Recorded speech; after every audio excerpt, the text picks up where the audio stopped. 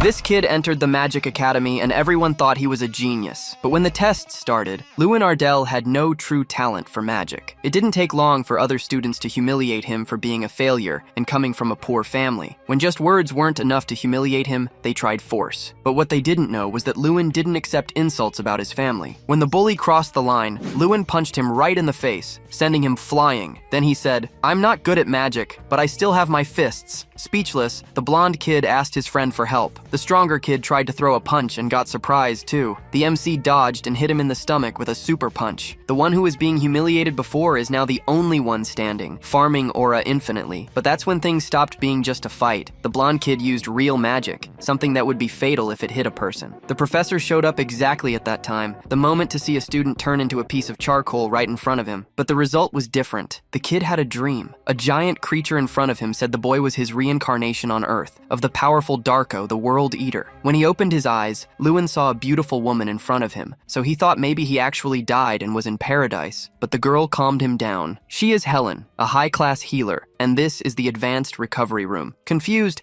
the kid says he remembers nothing but a weird dream. The blonde girl warns him that he slept for a whole day, so he must be dizzy. Something even more surprising is that Lewin's body has no injuries. That is a miracle. Being hit by electric attack magic is highly dangerous. Not even the protagonist knows what happened in that moment. Then the professor from before came to the room to question the kid. He revealed that the two students were expelled from the academy for using combat magic outside the field, and because of bullying. Hearing this, Lewin admits he also beat up the boys, and is partly to blame. So the professor gives him 1 month of volunteer service as punishment. Combat Professor Heidel wasn't there to give info, but to ask something. If Lewin has the artifact, obviously the protagonist didn't know what that artifact was and didn't have one. But the professor didn't give up, because he saw a red energy protect Lewin's whole body during the attack. That is something only a legendary artifact could do. But since the kid really seemed to have no idea what an artifact was, the professor gave up on the idea. The protagonist remembered the weird dream from before. The creature said something about a status window. When he repeated those words, magically the blue window shined in front of him. At the same moment, the beautiful healer returned to the room. The MC got totally scared and asked if she was seeing it too. The girl just said that if he is having hallucinations, that's a problem. In that case, Lewin admitted it was just a joke, and he wasn't seeing any shiny blue window. So the blonde mage authorized him to go back to the dorm since he is fine. Later that day, Lewin went to the training field during the night. Standing on the training grounds, the status window appeared, now with an addition. A simple quest, categorized as repeatable, popped up with its details explained. Rolling up his sleeves, Lewin questioned what physical training would do for a mage. Taking a deep breath, he chose to ignore his doubts and decided to try. He threw a punch into the air to test his strength, then another as the quest counter climbed. Smiling with satisfaction, he watched the numbers rise. Lewin threw another punch into the air, but this time, he seemed to miss the execution. He realized that even the slightest error wouldn't count towards the objective. Under the moonlight and the night breeze, panting, breathing heavily, and drenched in sweat, he persisted. After a considerable amount of time, the young man finally succeeded, lifting his head with a small, satisfied, and victorious smile. As he cleaned himself after training, the status window popped up to inform him about the reward. Before he could truly grasp what it was, something inside him seemed to shift. He stared at his arm, feeling something new begin to course through his veins. Even without understanding what it was, he now had an undeniable certainty. Lewin was stronger. Letting curiosity get the better of him, the young man decided to test this reward. He threw a punch into the air with even more power than before. Strength, speed, even air resistance. A smile spread across his face as he saw everything had improved. Satisfied, Lewin grew even more eager to discover what these unlocked abilities were. He summoned the status window to learn more. His first unlocked ability was called Circle of Strength. The protagonist's expression was ambiguous at first, but he soon seemed to grasp its implications. Practitioners of magic arts create mana circles around their heart, based on depth and control. Lewin had been born with 4 more circles than others his age, but his condition made them effectively useless. But now, with the ability he'd gained, his mana circles had vanished, replaced by something different, something else spinning in their place. The sensation, so utterly different, was enough to leave him stunned. However, his mind quickly turned to what this change made him. He grew disheartened by the possibility that this might mean the end of his future as a mage. Yet he quickly convinced himself it was too soon to think such things, evoking the very magic that had always been his greatest failure, a fireball. He was impressed by the speed of its conjuration, and of course the much more powerful sensation it conveyed. In that empty training yard, Lewin had finally understood the potential and power of an artifact. By the very nature of magic, evocation usually took at least 10 seconds, but in that moment, he had bypassed that requirement to create the fireball. Dismissing the magic and clenching his fist, Lewin was still awestruck by the artifact's power. While he was distracted, the system window popped up, explaining another one of his abilities, Madness Mage. It explained that by imbuing his own body parts with magic, he could overcome the same problem he'd suffered from. With an impressed look, the young man wondered how anyone could even conceive of such a thing. But Lewin had no time for admiration. The system quickly presented another quest. It was simple, just test his new abilities against a physical target. Narrowing his eyes in thought, the young man steeled his resolve. He braced himself and swiftly punched one of the straw targets nearby. As he attacked, he conjured a fireball, imbuing his strike with it. A satisfied smile spread across his face as he saw the technique work firsthand. And once again, for a completed quest, he was rewarded. Afterward, he collapsed, tired and utterly drained, lying on the ground after all those events. His face showed not satisfaction, but deep contemplation. Finally able to unleash magic, he grew curious about what kind of person Draca truly was, but exhaustion won out, and before he knew it, he'd fallen asleep. He was woken by the worried voices of his classmates. Lewin slowly opened his eyes and stood up, unfazed by the scare he'd given the others. He brushed off having fallen asleep in the middle of the training yard. One student even questioned if he'd been drinking or something. But all the protagonist replied was that he'd slept purely out of exhaustion, then left without another word, leaving behind the distinct feeling that this wasn't the Lewin they knew. Looking back, one of them noticed something. One of the straw dummies was utterly destroyed, surrounded by ashes. Still early in the day, our hero returned to his dorm room, only to run into Jason brushing his teeth. Jason asked if he'd spent the night out or something, his tone slightly concerned yet curious. After all, it was rare for the guy to leave the academy. Assuming the protagonist might have been with a girl, Lewin, ignoring his friend's teasing, tossed his jacket at him and headed for a shower. Finally, he washed away all the fatigue from his training session. Taking advantage of his moment of rest, Lewin checked the new quest that had arrived. It was the repeatable quest, with a doubled goal, but the same reward. Seeing that things wouldn't be easy, the boy sank deeper into the tub, shrugging off the challenges because this was what it meant to become a mage. With that in mind, a month passed, with him completing quests daily. He discovered things like his progress resetting if he missed even a single day, which forced him to train daily without fail, even if it meant skipping leg day. Even though it was a tough daily routine to maintain, luckily the system didn't exceed 3,000 repetitions per training session. Adjusting his posture and preparing to finish, his dedication had kept him at this relentless pace for the past month, and of course with some new rewards along the way. He was now armed with the new Body Arts ability. Time continued to tick by, seemingly without much change. Perhaps for Lewin, but his classmates whispered about how strange he'd been acting, while he simply slept peacefully through class. He moved from the classroom to the academy's massive library. Alongside his training, our hero searched for clues about Draca. However, it was a fruitless quest, yielding no information about the World Destroyer, his status window, or his player title. The young man found himself at a dead end. Not even the system panel offered any hint about the entity that granted him such power. But Lewin's thoughts were soon interrupted by someone calling his name. Jason asked if he'd heard the news, and was visibly disappointed when it became clear our protagonist was still in the dark. In response,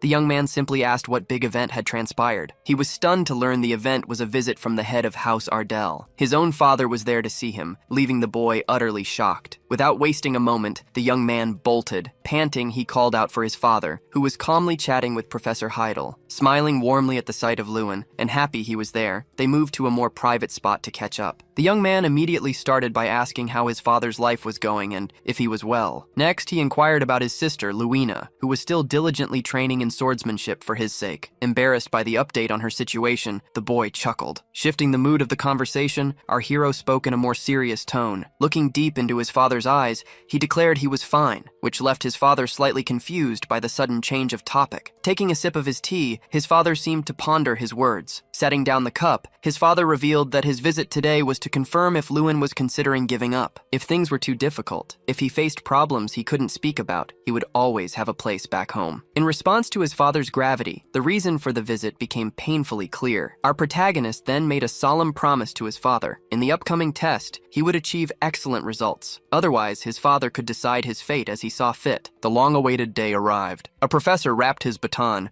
demanding everyone's attention. He stressed that on the day of the magic introduction exam, anyone caught cheating would face instant failure. Nervous, our protagonist, Lewin, began his exam, split into written and practical sections. The practical exam was segmented into target practice, magic power measurement, live combat, and one-on-one duels. Due to his summoning disorder, Mikkel Garyhill always achieved the best results in the practical exam, but Lewin was convinced things would be different this time, confident he would claim first place. Days after the theoretical exams, the practicals finally began. Lewin, lost in thought, was called by Jason. His friend remarked that he was acting strange and asked if he had a plan for today's exam. Lewin replied that he would try a different method, prompting Jason to question him further. But their conversation is cut short by someone else, who demands to know what Lewin is doing there. It's Mikkel, and with a sneer, he asks if the kid is actually taking the exam. Lewin fires back, stating it's obvious he is, which makes Mikkel laugh. Placing a hand on Lewin's shoulder, he offers some advice for someone who's failed the exam 6 times, just like him. Instead of humiliating himself further, he should just give up now. With a sarcastic grin, Lewin replies that the advice doesn't sound very helpful, but Mikkel insists, saying someone with that disorder shouldn't even bother trying. Then, gritting his teeth, he vows to crush Lewin in a one-on-one fight. Soon after, the first exam begins, multi-target shooting. This test measures how many targets a person can hit with a single spell. However, this year, the exam is tougher, with targets constantly moving. One by one, participants are called up and struggle to hit their marks. Because of this, the average scores are abysmal. Some students barely manage to hit 3 targets. The organizers lament the students' poor performance,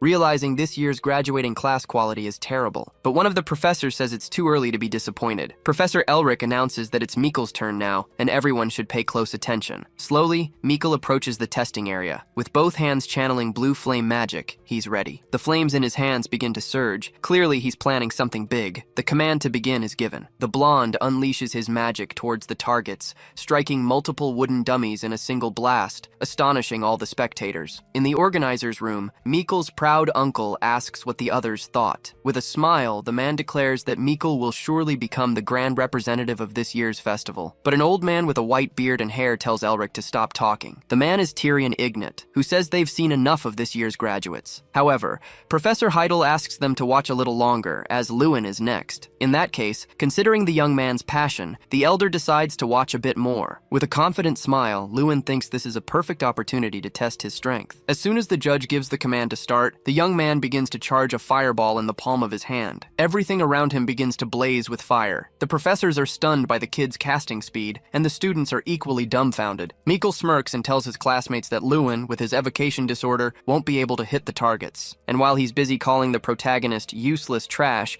incapable of doing anything, Lewin is already using his abilities to manipulate time and boost his speed to absurd levels. This is his temporal refraction ability, which allows him to move at incredible speeds for 30 seconds, reaching any location. In other words, Lewin is now truly an overwhelming typhoon of fire. The entire area is engulfed in flames and sparks. From above, the professors and organizers watch everything intently, and the students look utterly shocked too, because, with sheer confidence and explosive effort, Lewin pulled it off. The wooden targets are shattered to pieces. A surprise judge announces that Lewin hit 27 targets. Whispers spread among the students, who can barely believe their eyes. Applause echoes from the organizer's room. Even Mr. Ignat stands to praise the protagonist, and some students begin to celebrate his impressive performance. Mikkel, seething with rage, wonders how Lewin pulled off such a feat. Lewin now receives cheers and recognition from everyone, something he never had in the past 6 years. On the other hand, Lewin feels a warm satisfaction, something he'd always yearned for. Professor Elric is incredulous,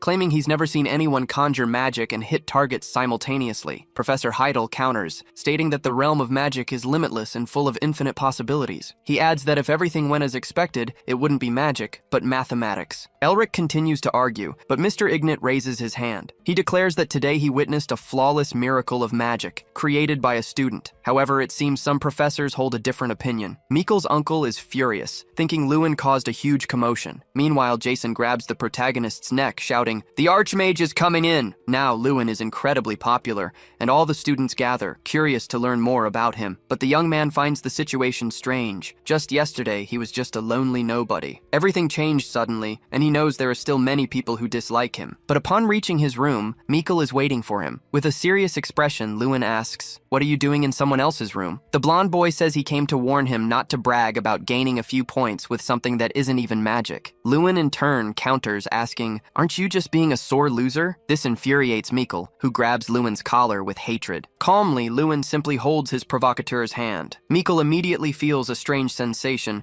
and looks at his hand, startled. Not quite understanding where such strength came from, the blonde boy wonders how this could be happening. Stepping closer to Mikkel, Lewin says, "We can fight one-on-one." With a tug, Mikkel manages to free his hand from Lewin's. He asks, "Do you really think you're qualified to fight me, considering you've only gotten low scores these past few years?" With a serious gaze, Lewin replies, "You'll just have to wait and see if I am or not." As he leaves the room, Mikkel orders, "Don't fail the next exam, Lewin." He exits, his heart heavy with resentment, convinced Lewin will definitely fail today's practical exam. Then, Mikkel feels the pain of the squeeze on the hand in his pocket. Looking at it again, he wonders if Lewin truly is a mage. The day is sunny with few clouds in the sky. The boys comment on the stone statue, and it's time for the second practical exam, Magic Power Measurement. Kingram's statue is the test object. Students must conjure magic on it to receive a score. Lewin confirms with his friend if all they need to do is hit the statue with the magic they trust most. But the ogre statue is famous for yielding low scores. A participant unleashes a lightning storm spell on the statue. A sinister voice echoes from it, declaring the mage only earned 1 point. To make matters worse, the voice humiliates him further, telling the kid to just give up on magic. Next up is a girl with a ponytail and a confident smile. She slowly raises her hand, asking everyone to watch closely. Immediately after, she unleashes an ice spell towards the statue. The ogre's voice says it will definitely remember her, because that was truly impressive, and then completes its thought by calling her a truly irredeemable piece of trash. The girl only gets 2 points and bursts into tears. Other participants continue, earning deplorable scores and a barrage of gratuitous humiliations. Jason starts to pick a fight with the statue, and the judge orders him back to his spot. Then it's Mikkel Garyhill's turn. With a focused gaze, Mikkel unleashes his magic with both hands towards the statue. The attack strikes multiple parts of the ogre statue's body. The statue declares it's quite disappointed and asks, "Are you, by any chance, Josh Garyhill's son?" Smiling, Mikkel proudly states, "I am Josh's proud third son." Kingram retorts, "Your father was an idiot who cried and begged for more points. And you, Blondie, are even less talented than him. You'll get 27 points. The judge tells Mikkel to calm down and announces, "Next up is Lewin Ardell." With a scowl, Lewin thinks to himself, "Why am I so nervous?" Clenching his fist and charging his fire magic, he tries to focus. Before unleashing his attack, he introduces himself to the statue. Kingram replies, "It's the first time I've seen that face, but it doesn't matter. Just continue the exam, kid." The spectators notice Lewin is charging a flame mana burst. "That's a 4th class spell!" Even Kingram is surprised, analyzing Lewin's stance. Then, Lewin leaps to gain momentum. He lands right next to the statue, preparing his firepower. Focused, he strikes the ogre first with his foot. The judge gapes, seeing Lewin transfer the magic from his fist to his foot and unleash it in an instant. And the spectators realize they were wrong. That's at least a 5th class spell. Finally, Lewin lands on the ground, perfectly balanced. Everyone starts to wonder if Lewin might be a much stronger mage than they ever imagined. But Kingram's reaction is a bit strange, and Lewin wonders what's going on. The ogre simply asks, "Who is that kid?" Lewin tries to say he already introduced himself, but the statue cuts him off, asking, "Are you Draka?" Because Kingram has been waiting for Draka. The student spectators start to whisper, "Who is Draka?" The person Kingram mentioned? The protagonist has researched countless books in recent months and found nothing about him, yet Kingram seems to know him well. So, the boy asks, "Are you familiar with this individual?" And the statue replies, "Yes." Sweating, the young man asks, "Can you tell me more about Draka?" The ogre finds the situation quite intriguing, as it never expected to find Draka's incarnation in this academy. It asks the boy's name again, then confirms, "I will remember that name, Lewin Ardell." The statue was already retreating when Lewin asked if it could tell him his previous score, but Kingram replied that the evaluation was over, as that magic was beyond his judgment. The judge tried to argue, stating it was a school contract that had to be upheld, but it wasn't enough. This only angered the ogre, who claimed he'd evaluated kids who didn't even look like mages for years. He declared that Ignite could go to hell, but since it was a contract, he would assign a score. To the protagonist's surprise,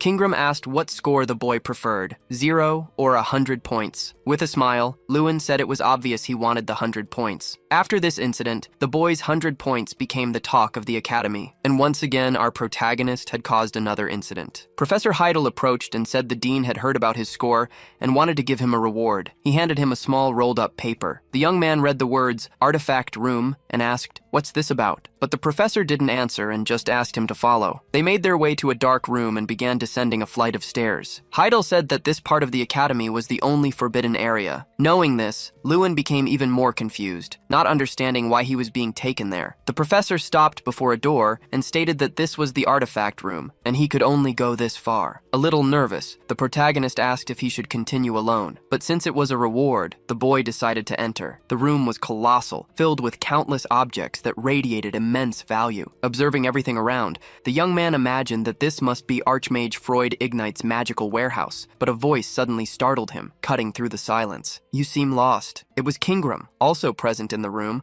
who remarked that the boy didn't seem to know his own worth. However, this time, the ogre was no longer a stone statue. The ogre explained that this place was the only one where he was allowed to use his original body. Lewin asked what the monster meant by not knowing his own worth. Kingram replied that it was precisely that. The young man had no clue. He was using the same artifact as Draca, the player, a rare artifact unlike anything else in the world. Then the ogre asked how he got it and what his relationship with Draca was. Lewin replied that he was also very curious about it and asked, "Who the hell is Draca?" The ogre's red eyes gleamed, fixing on the protagonist's face. He explained that Draca was a being who wanted to become a god. One day, Draca came to visit the Sky Peak tribe, of which Kingram was a part. His power was immense, growing stronger with each passing day, making him impossible for the tribe to defeat. The ogres respected him, so Draca lived among the monsters as a member of the tribe. And he also taught Kingram, who was the tribe's chief, his language and magic for almost 100 years. This left Lewin utterly stunned. A human living for 100 years? That was unheard of. Smiling, the ogre replied that the being was not human. His true identity was the black dragon Dracagonia. Utterly incredulous, the protagonist stammered, struggling to grasp that dragons were real. The young man had heard of dragons as the origin of magic, but believed it was all just legend. Kingram then revealed that Draca couldn't use magic, so he developed a fighting style similar to Lewin's, channeling magic through his hands and feet. Lewin finally understood, realizing Draca was likely treated just like him in the past, but Draca forged a unique ability, a singular way to wield magic that only he could master. With this power, he became stronger than anyone else in the world. Yet still unsatisfied, he kept pushing his power, ultimately destroying everything, and himself. Fear gripped Lewin as he connected the dots, finally grasping why Draca was known as the World Destroyer. His status screen flashed, granting him new abilities, the power to communicate with ogres and an enhancement skill. Now, clutching a glowing orb named Strang, the very embodiment of power, he wondered what it was. Kingram explained it was a quest reward and asked to examine the orb. After a careful look, the ogre confirmed, "It's Strang. It's not an item, it's an incarnation." Lewin held the object tightly, still not quite understanding its purpose. The ogre added that, given its current state, Draca must have sealed it within this spirit stone when he died. This being, a spirit with a disgusting personality, promised infinite power if Lewin satisfied its desires. In short, an incarnation would be born from that orb. Suddenly, the stone began to crack and glow, then shattered. It transformed into a tiny creature, small enough to fit in his palm, a tiny brown bear cub. Rubbing its eyes, the little creature began to complain. "That brat called me a bear." Lewin couldn't fathom how a bear could speak his language. Pointing its cute little paw at him, the furious creature ordered, "Stop treating me like a bear!" Lewin was stunned, unable to respond to the little bear's complaints. With its paws on its hips, the creature declared,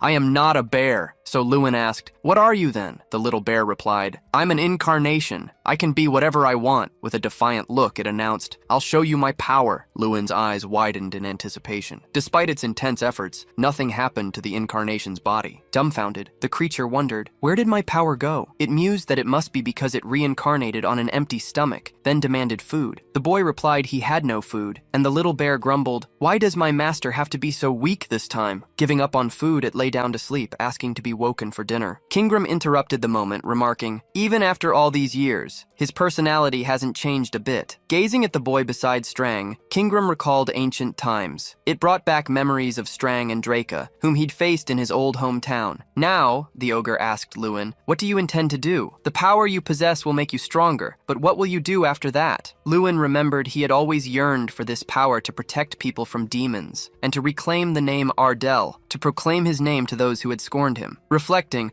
the boy understood he had too much to protect to give up this chance. He replied, "I will live by my own determination for my people, my family, and for myself." Kingram responded, "That's not bad at all. I look forward to the future you'll bring." After that revealing encounter, something significant changed in the boy's routine. He now had Strang's company. The moment Strang heard the word food, he'd start salivating, his eyes gleaming. Feeding the little bear was a daily task. The boy would charge his fire magic as the little bear opened its maw wide, and it always devoured massive amounts. After eating, it would rub its paw across its neck, utterly satisfied. The food Lewin devoured was the raw power he earned from his missions. Strang's unique ability supercharged the hero's growth, proving incredibly useful. As the little bear evolved, the bonus power Lewin received skyrocketed. Once it hit 31 stars, Lewin would wield a staggering 3,100 strength. Even with less than 1,000, he already felt an immense surge of power. Driven to evolve faster, Lewin pressed Strang, asking how Draka had achieved such immense strength. Strang, ever the provocateur, smirked. "If you want to know the secret, hero, fetch me a glass of water." Lewin's gaze turned chilling. "You don't have to tell me, bear," he growled, "if you're keen on starving." There were countless paths to power, tackling tougher missions, forging strength-boosting items, or unearthing ancient artifacts. Even boiling an ogre's tendon could create a potent elixir, but these methods were far beyond his current reach, demanding at least 1,000 strength. So despite his newfound power, Lewin realized he was still just scratching the surface. Lewin trained relentlessly, day after day, until his strength hit 930. That's when the third Royal Combat exam kicked off. He had been eagerly anticipating this day. This exam primarily tested a mage's risk management skills. Jason began his turn, unleashing a blazing fireball, but a moment of carelessness nearly incinerated his knight allies. And just like that, he was disqualified. Foldrin Knights participated, ensuring student safety and testing synergy. The exam spanned 10 grueling days, pitting participants against various monsters based on their scores. Days bled into weeks, and on the final day, anticipation crackled. Everyone wondered what monstrous challenge awaited them. A thunderous roar ripped through the air. A hulking orc burst forth, bellowing, its powerful muscles rippling. These aggressive beasts, larger than humans and with comparable intelligence,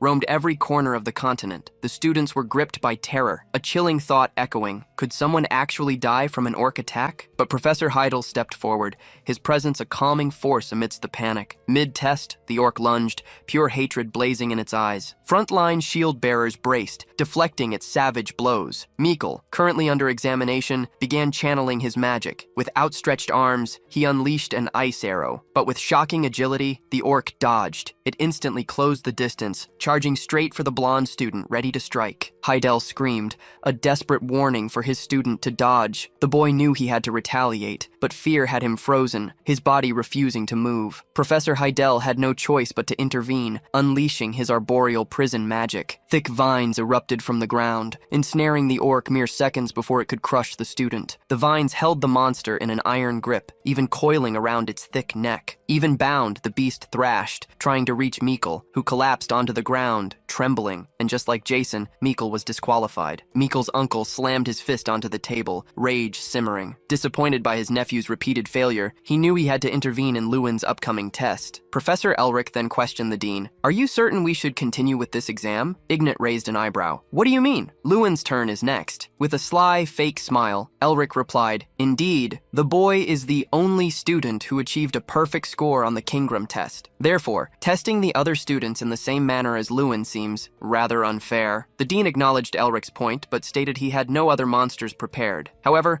Elric simply smiled. "I do." When the Foldrin Knights brought the orcs, they also captured a powerful ogre. Using an ogre in an exam would be incredibly dangerous, but with Professor Heidel and the knights present, it would be quite a spectacle. And then, they would truly see what Lewin was capable of. The academy corridors were eerily silent. Heidel leaned against the wall, waiting as Lewin approached. The young man seemed surprised to find his professor there. Heidel explained that today, Lewin would face a test far tougher than anyone else's. The academy had sky-high expectations for him, and some felt it was unfair to test him like the others. Lewin pressed for more details about this difficulty. Heidel then dropped the bomb. The monster wouldn't be an orc, but an ogre. The revelation visibly shocked the boy. The monster's massive hand was bound by thick looping chains. It roared, struggling violently to break free. The knights, too, were preparing, gripping their weapons tightly. Even the captain didn't agree that an ogre should be used in a student test. An ogre could crush a human skull or rip out a spine with a single blow. Lewin turned to his professor, asking, "Are you sure about this?" Heidel replied, "These are the dean's orders." Disagreeing, the captain muttered that people were risking their lives for tests like this. Lewin was acutely aware that he was, indeed, putting his life on the line.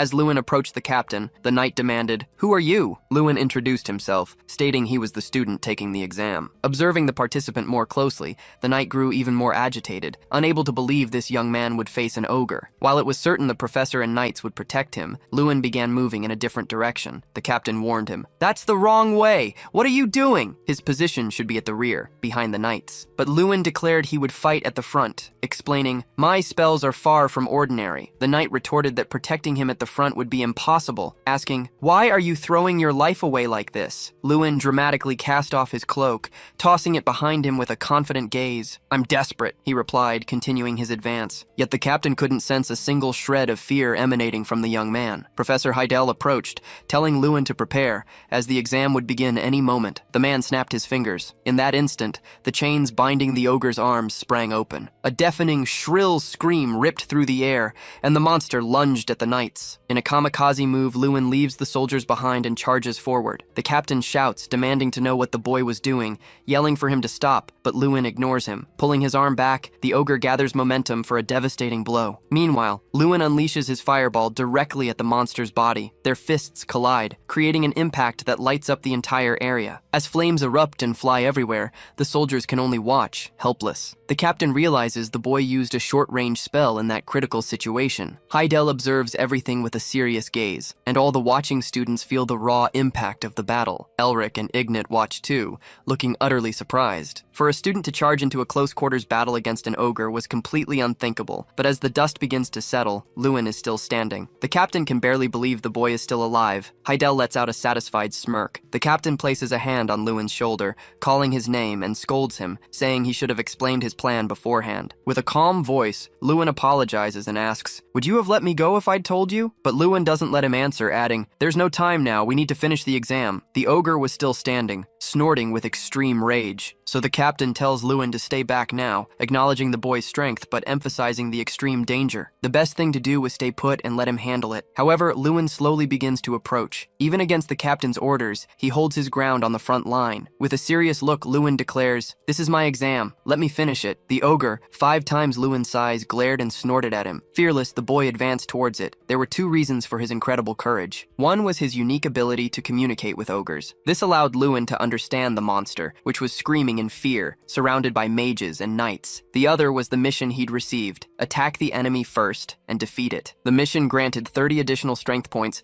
and Lewin knew that repeating it daily would be a massive benefit. Knowing this, the boy had no reason to hesitate. After the previous clash of their fists, which had illuminated the entire area, the ogre felt the full force of its opponent. The room was now engulfed in flames and intense heat. Lewin's first objective, to strike first, was accomplished, but it wasn't over yet. Lewin heard the ogre roar a promise to kill him. With a leap, the monster gained momentum and charged straight for the boy. Lewin was ahead of the soldier, who could do little to defend him. The ogre roared, threatening to crush the boy's head. As it struck, its blow slammed into the ground, Lewin having been quick enough to dodge. Dodging, the hero knew he had to find his opponent's weak points. So, he decided to use his temporal refraction ability. The captain was stunned to see the boy move with such speed. Lewin knew he had to get close, fast. Charging from a perfect angle, he spotted an opening, a chance to land a blow directly on the ogre's weak spot. Meanwhile, the knights watched the battle, all of them astonished by the boy's courage. The students watched too, sensing something different about him. Despite Lewin's efforts, the ogre fought back. The colossal monster wound up, unleashing a punch with its massive hand, striking with all its might. But Lewin managed to defend himself, deflecting the enemy's punch with a knee strike. Even so, the ogre grabbed Lewin's other leg, effortlessly flinging him away. As he flew through the air, the boy tried to regain his balance, using a nearby wall to brace himself mid-throw. But something caught him off guard the moment he landed. The ogre didn't wait, immediately launching another punch that shattered the wall behind Lewin. Agile as ever, Lewin dodged, reappearing behind his foe. With hatred in its voice, the ogre snarled, "You cursed little rat!" Without hesitation, Lewin launched a new assault, shifting his stance and landing a precise blow directly to the monster's face. It crashed to the ground with a thunderous impact. Lewin then leaped onto his enemy, standing standing triumphantly on its chest. Boosting his strength with an ability, the boy declared, "It's time to end this!" Startled, the ogre questioned if the protagonist was truly human. Lewin surprised it in return, asking if the monster expected an answer. They could communicate perfectly, but instead of chatting with his opponent, the boy unleashed his flame mana explosion attack, and due to the accumulated effect of ogre fury, his condition shifted to enraged. This triggered a colossal explosion of flames from the ogre's body, generating immense heat throughout the area. The opponent's eyes seemed lifeless. Staring intently at his foe, Lewin wondered if it was truly over. Strang, who had been watching the fight, concluded that the boy was far better than he'd anticipated. Whispers rippled through the crowd, voices questioning if Lewin had truly defeated the ogre. Then, all the students erupted in euphoria, cheering wildly for Lewin. Elric, on the other hand, was utterly stunned and frustrated. Ignite cracked a small smile, watching the scene unfold. Our hero had single-handedly defeated a fearsome ogre. The captain approached, demanding to know who taught him that spell and physical skill. He couldn't believe the young man learned it all on his own, but with a firm gaze, the young man insisted he had indeed learned it himself. Professor Heidel stepped closer, and Lewin seized the chance to ask about his exam results. The master remained silent, deep in thought. He confessed that, honestly, he hadn't believed the young man capable of such a feat. But as always, he had shattered all expectations. And just like that, our hero learned he had passed the test. A confident smile spread across Lewin's face after hearing the news. With his test and mission complete, the protagonist unlocked a new skill, Player's Eye. Strang explained that the young man was truly becoming a real player. He recognized the skill, something only a true player could possess. Now he could see people even if they were using stealth or invisibility. What's more, the minimap also unlocked. Lewin could now see within a 500-meter radius around him. He could also view a target's status, and the surprises just kept coming. Strang told Lewin to look at the ogre and activate the skill. Lewin did as he was told, and a status window popped up. Now he could see all the target's crucial information. Lewin then tried to read Professor Heidel's information, but he couldn't. This was because the information was limited. He couldn't see data for targets significantly higher level than himself. As he grew stronger, the available information would also increase. Lewin cracked a smile,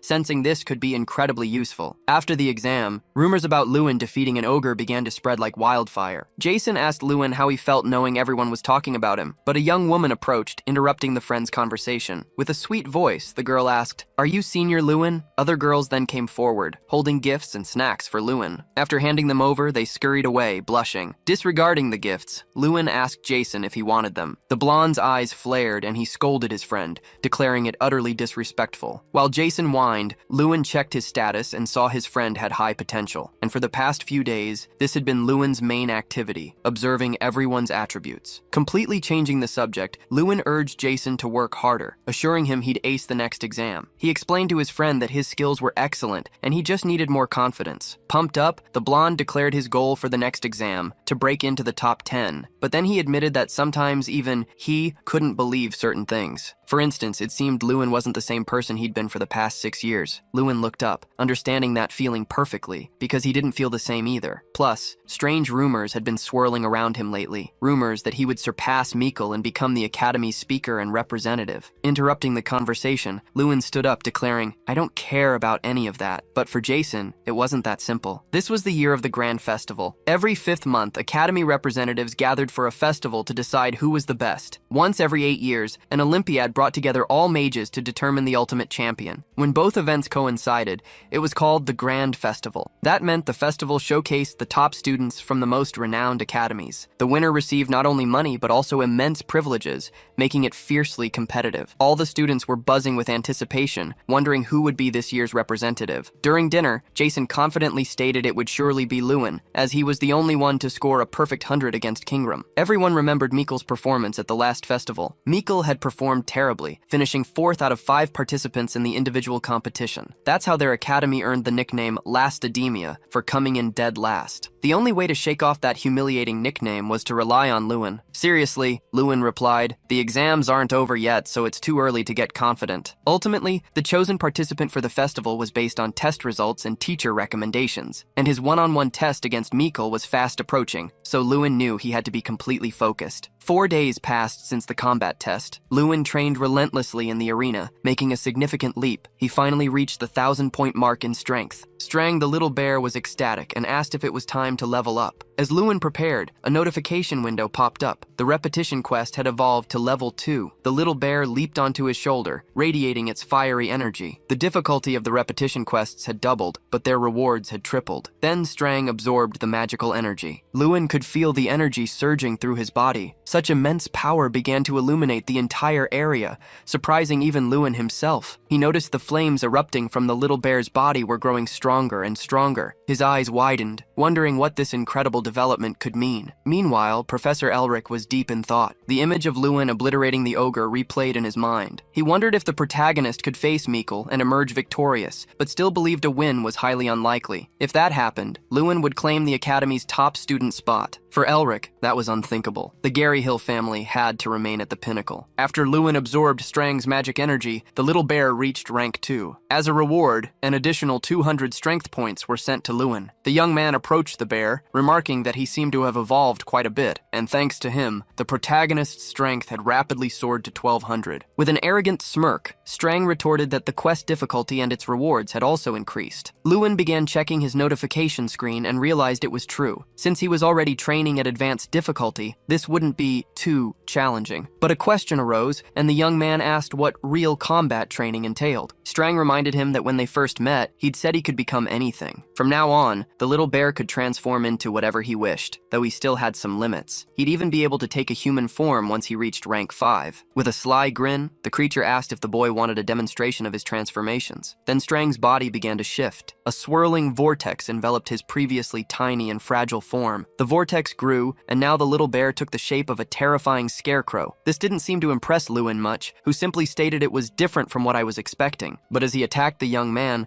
the scarecrow warned that it wasn't smart to underestimate him, adding that he'd been very useful when Draco was training. This meant Strang would now be the training dummy for quests. So, the two would have to train combat every single day. Since he wasn't very evolved yet, Strang was equivalent to a third-class mage. But once he recovered his full power, anything would be possible. If Lewin wished it, he could even transform into a dragon or a demon. Lewin requested they start training immediately, with Strang in his mage form. The little bear's eyes gleamed, and he let out a chuckle, accepting. In his paw, a ball of energy appeared, and swiftly morphed into a magic staff. Even if his magic struck the protagonist, it would only cause a push, not damage, and Strang himself wouldn't be affected either. Truly, Strang had become the perfect training partner. Focus energy began to flow from the staff, and the little bear warned, "I'm starting now!" The training began with a spell unleashed by Strang. Lewin dodged swiftly. He mused that just as he was training now, Mikkel was probably doing the same, so he could barely wait for the test day. Mikkel told his uncle he was growing furious with Lewin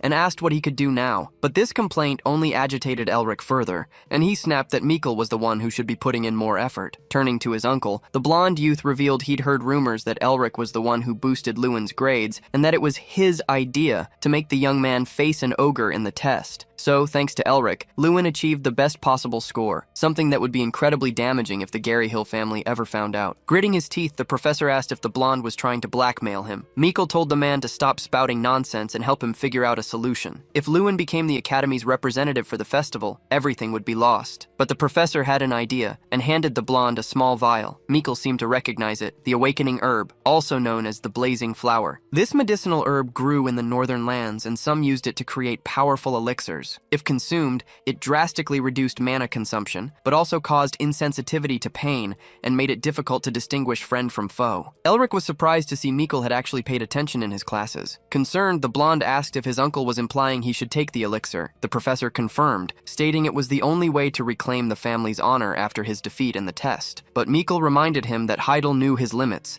and might notice any drastic changes. Smiling, Elric revealed that all anti-doping exams were under his responsibility. Then, he also handed him a potion that could mask any evidence the blonde had taken anything. Mikkel was to take that vial after using the blazing flower, and he shouldn't fear, for they were both Gary Hills. This was their way to progress. With a persuasive voice, his uncle asked his nephew again if he would accept the plan. The day of the one-on-one combat test finally arrived, and everyone headed to the Mana Barrier Room. As every year, the venue was packed with spectators. The highly anticipated final battle between Mikkel and Lewin was about to begin. The two adversaries approached. A little anxious, Lewin thought the decisive moment had arrived. Strang commented that the opponent probably knew Lewin would focus on close-quarters combat and might have prepared for it, but if Lewin succeeded in getting close, just one punch would be enough. To simulate a real fight as much as possible, some geographical features had been arranged in the arena. A professor stood in the arena with both of them and asked if they were ready. Lewin stared firmly at his opponent and, analyzing coldly, noticed something. Mikkel wasn't in his normal state. Besides not being arrogant as usual, something felt very strange. Lewin decided to check his status. So the young man activated his player's gaze ability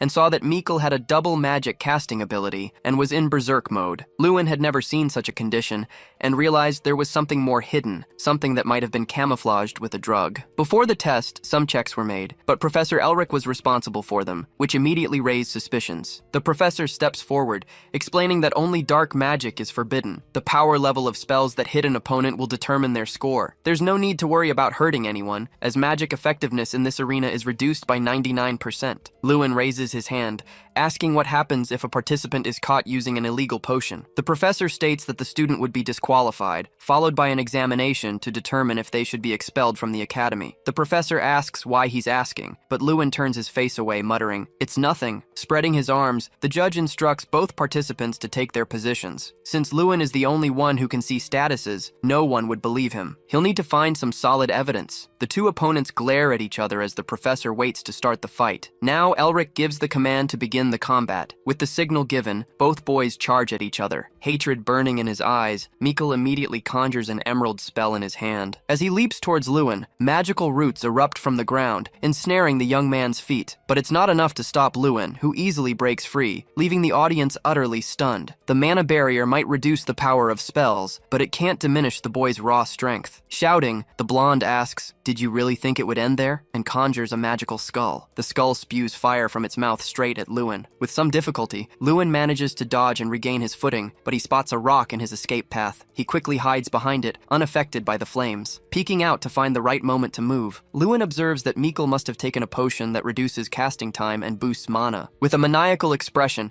the blonde screams for Lewin to come out of his hiding spot. Seeing how agitated the boy is, Lewin gets an idea of which potion he took. Without a doubt, it was the awakening herb, flaming flower. All the symptoms his opponent is showing match it perfectly. The only thing left to confirm is pain suppression. Now, Lewin steps out from behind the rock and declares that he understands why the boy is so confident. He states loudly and clearly, "It's because of the flaming flower, but it doesn't matter because I don't need that kind of thing to defeat you." Then, striking a battle pose, he adds, "I'm going all out." Charging towards Mikkel, the young man unleashes his time refraction ability. Despite trying to charge his ice magic, Lewin's movements are far too fast to follow. The blonde attempts to erect an ice barrier between himself and Lewin, but it's useless and not enough to stop him. Delivering an incandescent kick, Lewin smashes the blow straight into the barrier. The watching professors are left utterly impressed by what they witness. In a desperate move, Mikkel summons a gigantic fire-breathing lizard and unleashes it on the boy. But Lewin counters with his earthquake ability, charging it into his fist. He slams the ground so hard it causes a seismic shock, instantly obliterating the fire lizard. The students watching are left stunned, witnessing Lewin use an earth spell to completely counter a fire element attack. Terrified, Mikkel screams, utterly lost on what to do,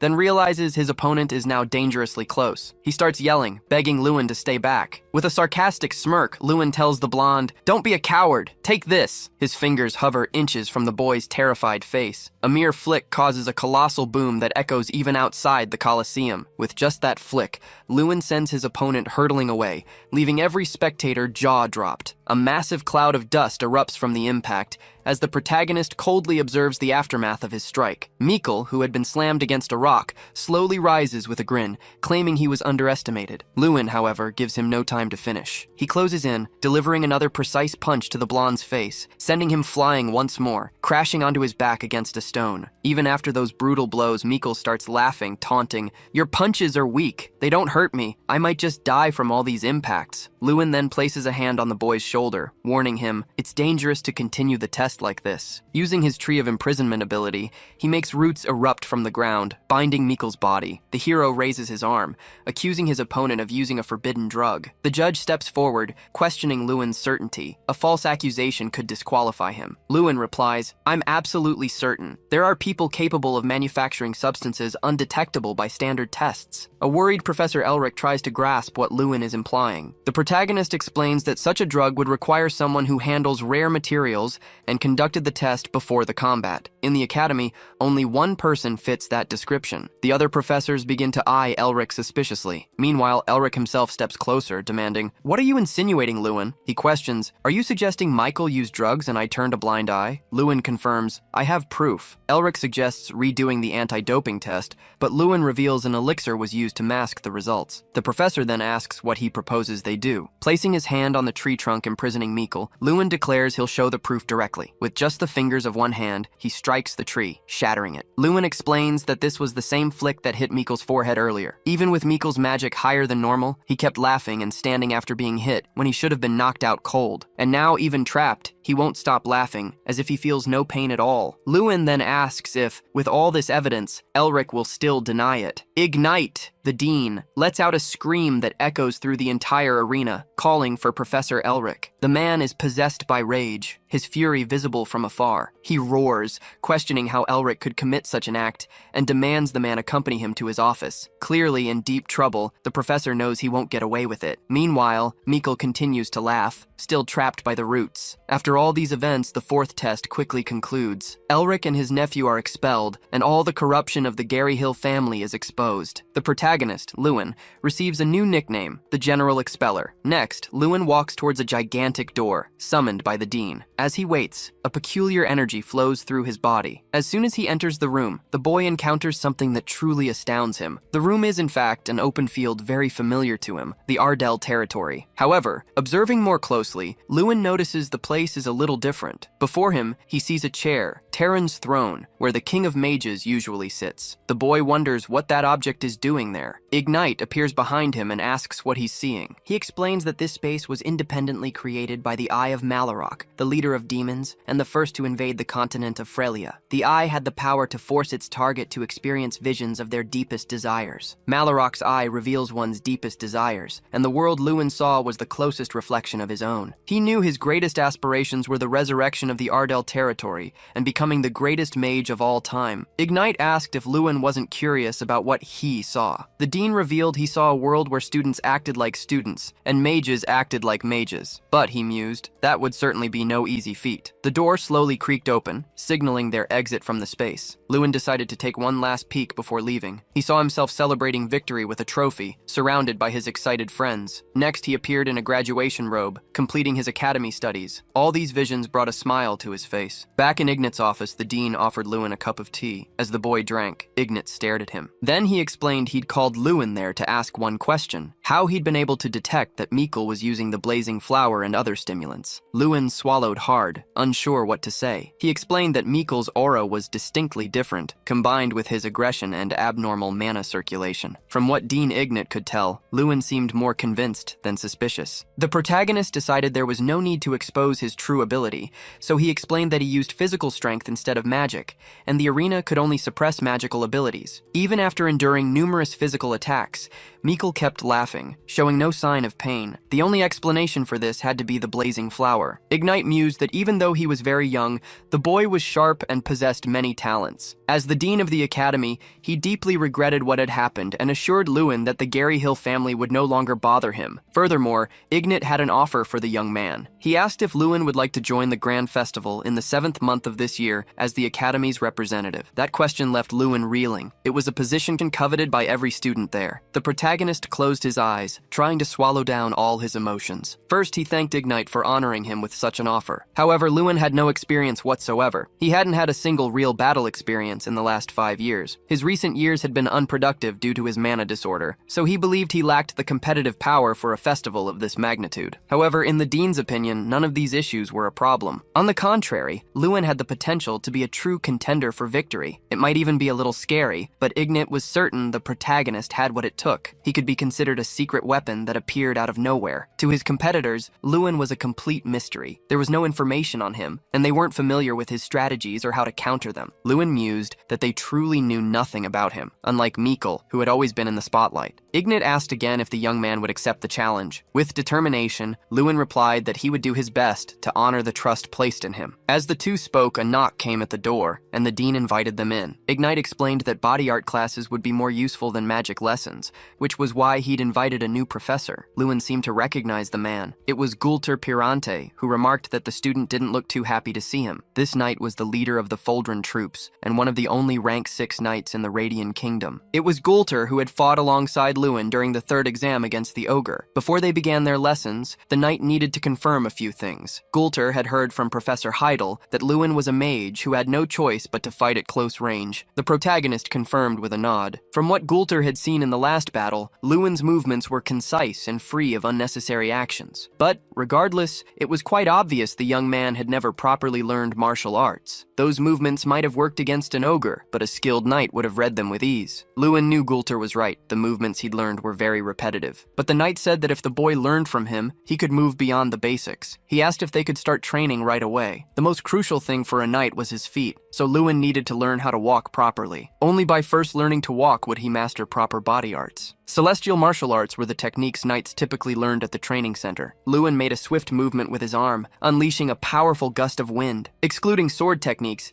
celestial martial arts consisted of a total of 36 movements. Lewin gathered momentum and lunged forward to test a new strike. He unleashed a flurry of punches and kicks as he advanced. His master, Gulter, merely watched with crossed arms, a smile playing on his lips, which made Lewin wonder why. The protagonist questioned Gulter's motive for teaching him, as he wouldn't gain any personal benefit. But Gulter replied that it was an investment. Meeting someone with the potential to be a great mage and helping him on that journey seemed like an excellent investment, in his opinion. Grateful, Lewin bowed, assuring his teacher he'd rely on his guidance. But the soldier found such formality tiresome. "Just call me Hyung," he insisted. Lewin pushed through his training, his body a blur of motion as he threw countless punches into the air, honing his strikes. Hyung watched, impressed by the young man's progress and sheer courage. He recalled examining the ogre's corpse, its jaw shattered. Lewin was truly fascinating. A close-range mage, stronger than an ogre. 3 weeks flew by. Lewin's stats skyrocketed, and alongside him, Strang evolved, reaching rank 3. Lewin's strength now stood at an incredible 2,130 points. Even Strang, the little bear, marveled at his rapid growth. "Draca took a year and a half just to hit 2,000 strength points," he commented. Suddenly, a voice shattered their conversation, calling Lewin's name. Jason sprinted towards them, breathless. "What happened?" Lewin asked. "Have you seen it yet?" Jason gasped, barely able to speak. "The Grand Festival participant list. It just went up at the Academy entrance." Lewin remembered the entrance ceremony, where he'd represented the new students. It had made him a target of envious, doubtful stares. For the past 5 years, his performances had been nothing short of pathetic. He'd only watched from the sidelines as Mikkel snatched every good result. But now, everything was different. Lewin sprinted to the Academy entrance, where a throng of students had gathered. The moment his eyes landed on the announcement, his heart pounded. Lewin Ardell had truly become the Academy's representative. Every student there turned,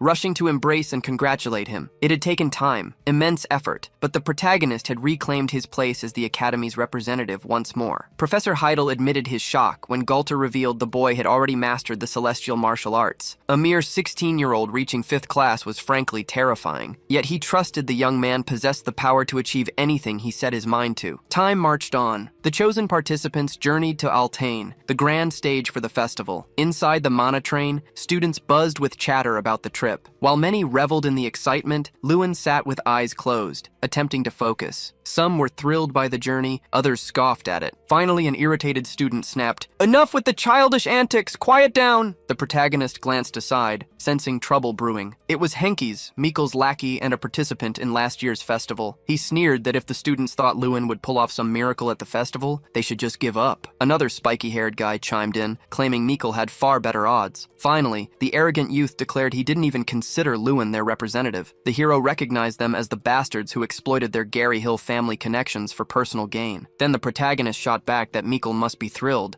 Seeing his little lapdogs were so loyal, they stuck around even after their master was expelled. The tension in the air immediately ratcheted up. Henkes felt provoked, but Lewin didn't back down from his words. Fuming, the lackey retorted that this was all because the young man was their representative. But the protagonist cut him off, stating this festival would be unlike any other. Good results here meant opportunities they'd never get through the Gary Hill family. Henkes looked far from confident that their academy academy would perform well. The protagonist stepped closer to the pessimistic student and affirmed, yes, it's possible. He reminded them that the festival was all about collaboration, so he couldn't allow any elements that would interfere with teamwork. Angrily, the other guy demanded, are you planning to compete without us, Lewin? The protagonist urged the boys to think long and hard on their way there, because no Gary Hill would be left to recognize their loyalty. Hankies roared that he wouldn't take orders from the young man. The students' train finally pulled away, hurtling towards its destination. All the students were stunned by the train's incredible speed. Strang began to laugh, remarking on how much the world had changed since he'd last been in it. Suddenly, the cabin door where Jason and the protagonist sat burst open. A voice sneered, I can practically smell the losers in here. A trio of guys started taunting,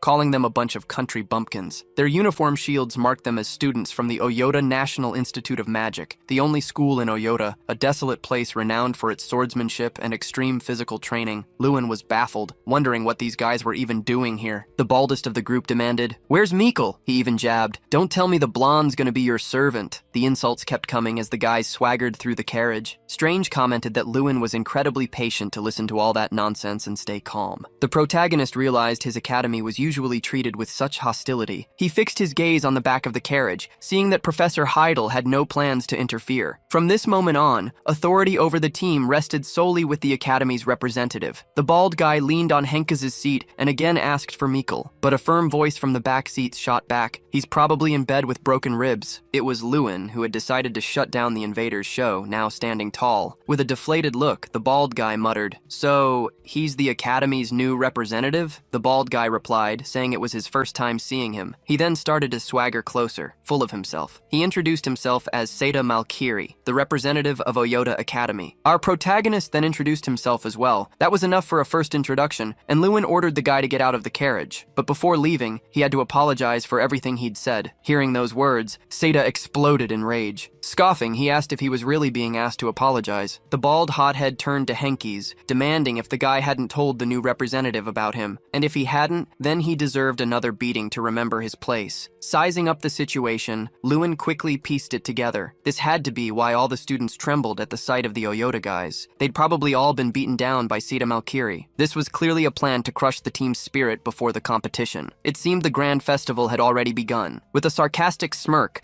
the protagonist challenged, "Wanna throw down, hothead?" The irritable Seda's fury intensified, and he began winding up a punch to strike Lewin. But before he could do anything, a cloaked figure appeared, ordering the guy to stop. Seda instantly calmed down, calling the man Professor. The professor reprimanded the boy. Looking at Heidel, he apologized for the incident, and shoving Seda ordered the boy back to his seat. The bald guy stormed off, vowing to face Lewin again. Our protagonist stood his ground, realizing that being a representative wouldn't be an easy task. Back in the Oyota carriage, Seda demanded why the professor had interrupted them, especially since he was the one who suggested this method. Shaking his head, the professor asked if the boy couldn't see that he was actually smiling. Professor Heidel had been smiling as he watched the bald guy, as if he'd been expecting that exact situation. It was hard to tell if it was confidence or something else entirely, but that Lewin definitely held secrets, and he was nothing like the Meekle they'd faced last time. Seda fell silent, pondering his professor's words. After the Oyota group passed through the carriage, the atmosphere completely shifted. Students gathered around Lewin, chattering about their first group competition without a representative. Even Henkes was pumped, vowing to give his all, and these students, who were once consumed by envy and ego, now began to unite as one. Many students were nervous, knowing the Oyota students had grown up fighting their entire lives. Lewin cut in, asking if they weren't angry. Those bastards had disrespected all of them. If he hadn't done anything, those idiots would have been even more emboldened to mock them. They'd all be confirmed Acadamongols, just like those guys called them. Lewin challenged, "Do you want to be disrespected forever? You let those bastards beat you down, and because of it, you've been disrespected for the past 5 years. This isn't the time for you to fight amongst yourselves over ego." The spiky-haired kid approached with Henkes and said he'd thought about making him the goalie for the arrow ball match. It seemed Meekle's cronies had finally decided to side with Lewin. Next stop, the Duchy of Altaine. Everyone, grab your luggage. The Duchy of Altaine is one of the states belonging to the Imperial Federation of Raynak, and it's the only neutral state in the entire empire. If If any violence breaks out within Altain, the continent's ruling empire steps in and judges the crimes. Because of this, Altain hosts massive international magic and fencing tournaments, including the Festival of Magic and the Grand Sword Prix. The Academy students are absolutely stunned by the place,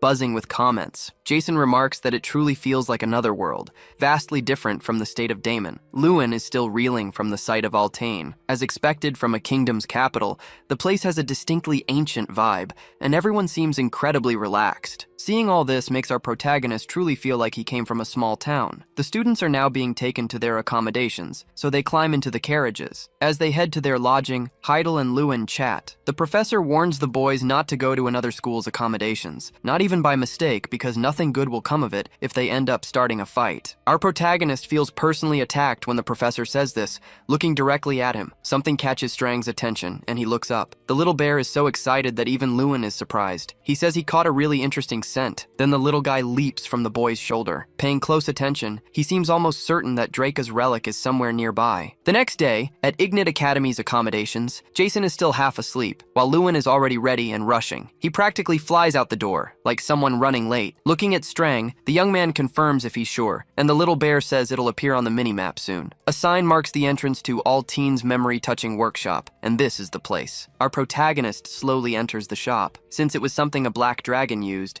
the little bear thought it would be in a unique location, despite the place being quite ordinary. Lewin had imagined it would be in a black market or a rich noble's vault. Then he activates his Gamer's Eye ability and spots an unusual glow coming from within. The artifact emanates a fabulous energy that illuminates the entire place. This ring was Draca's first artifact, but also his first failure, as it's not very useful. Disappointed, the hero crosses his arms while Strang laughs, saying, "It's unique." The ring doesn't just make the user resist attacks, but also the touch of friends, or even a girlfriend's hug. It might be truly useless and have some trivial function, but it's worth collecting. Despite everything, the ring grants an extra 200 strength points, so that alone makes it worthwhile. It fits him perfectly, as if the ring was made just for Lewin. So the boy asks the shop owner about the price. The old man says he won't charge anything, as the ring has been sitting there for ages. Not wanting to take advantage of the old man's kindness, Lewin decides to buy something else. In moments like these, his Gamer's Eye skill is incredibly convenient, allowing him to analyze the rarity of every item. But as he scanned the shelves, something caught his eye, a high-rarity book on the quantum mechanics of magic and swordsmanship. Just as he reached for it, a white-haired girl also approached. Looking at her, Lewin could see her name and status. It was Irene Prius from Seiki Women's University, a 5th-class mage with incredibly high potential. The King of Mages,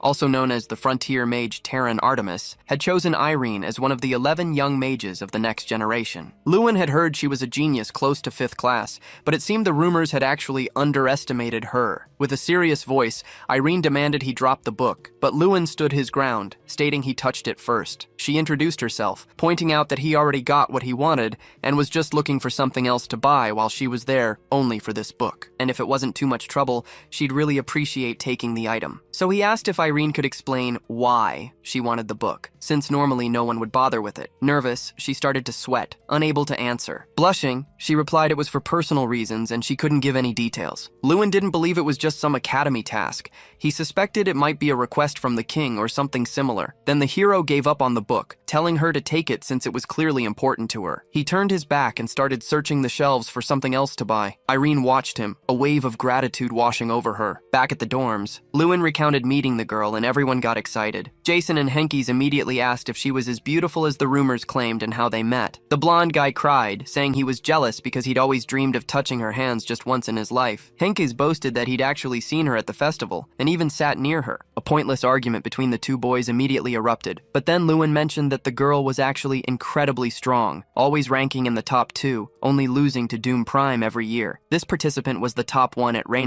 School of Magic and Soldier Training, the most recognized mage of his age on the entire continent. He was also the wielder of the Sword of Radiance. This information finally makes Lewin understand why Irene desperately needs that book, to defeat her opponent. But being a magic swordsman isn't all it's cracked up to be. Swords don't channel as much magic as other weapons, and mastering knightly skills is no easy feat. However, Doom Prime is different.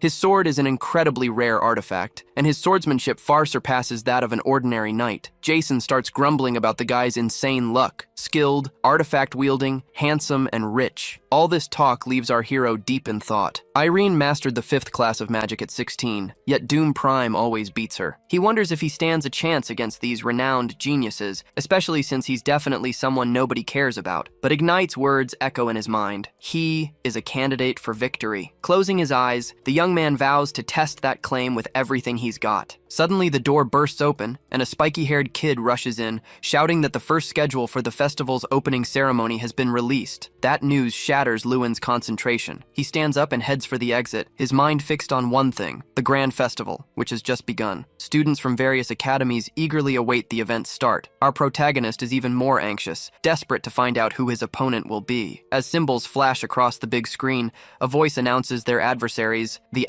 Mongols. Lewin glances back as the person continues to boast it'll be an easy victory. Seda remarks that facing Ignite first is great luck. They'll get to have some fun. Lewin, however, thinks the Oyota Academy is the worst possible opponent. They're notorious for playing dirty, and many students have been scarred by their tactics. Seda keeps mocking them, claiming their opponents are so weak they're not even good enough for a warm-up. The insults keep coming, sparking laughter among the Oyota students present. Smiling, Lewin decides to use this situation as a chance to prove that Ignite Academy isn't the same anymore. He walks up to Seda and tells him he's been waiting for him. He noticed many Oyota students would be participating in the grand festival, so he decided to introduce himself. With a firm voice, the young man introduces himself, saying, "It's a pleasure to meet you all." He adds that he won't say much, but he has one request. Never call us Mongols again. I find it incredibly rude. This attitude completely stuns Seda, the arrogant bald guy. Lewin has been stuck in last place for too long, and he's sick of it. So now, he's going to fight for the top spot. The Oyota students, in turn, rallied their spirits, declaring they wouldn't stop calling them that. Seda scoffed at Lewin's words,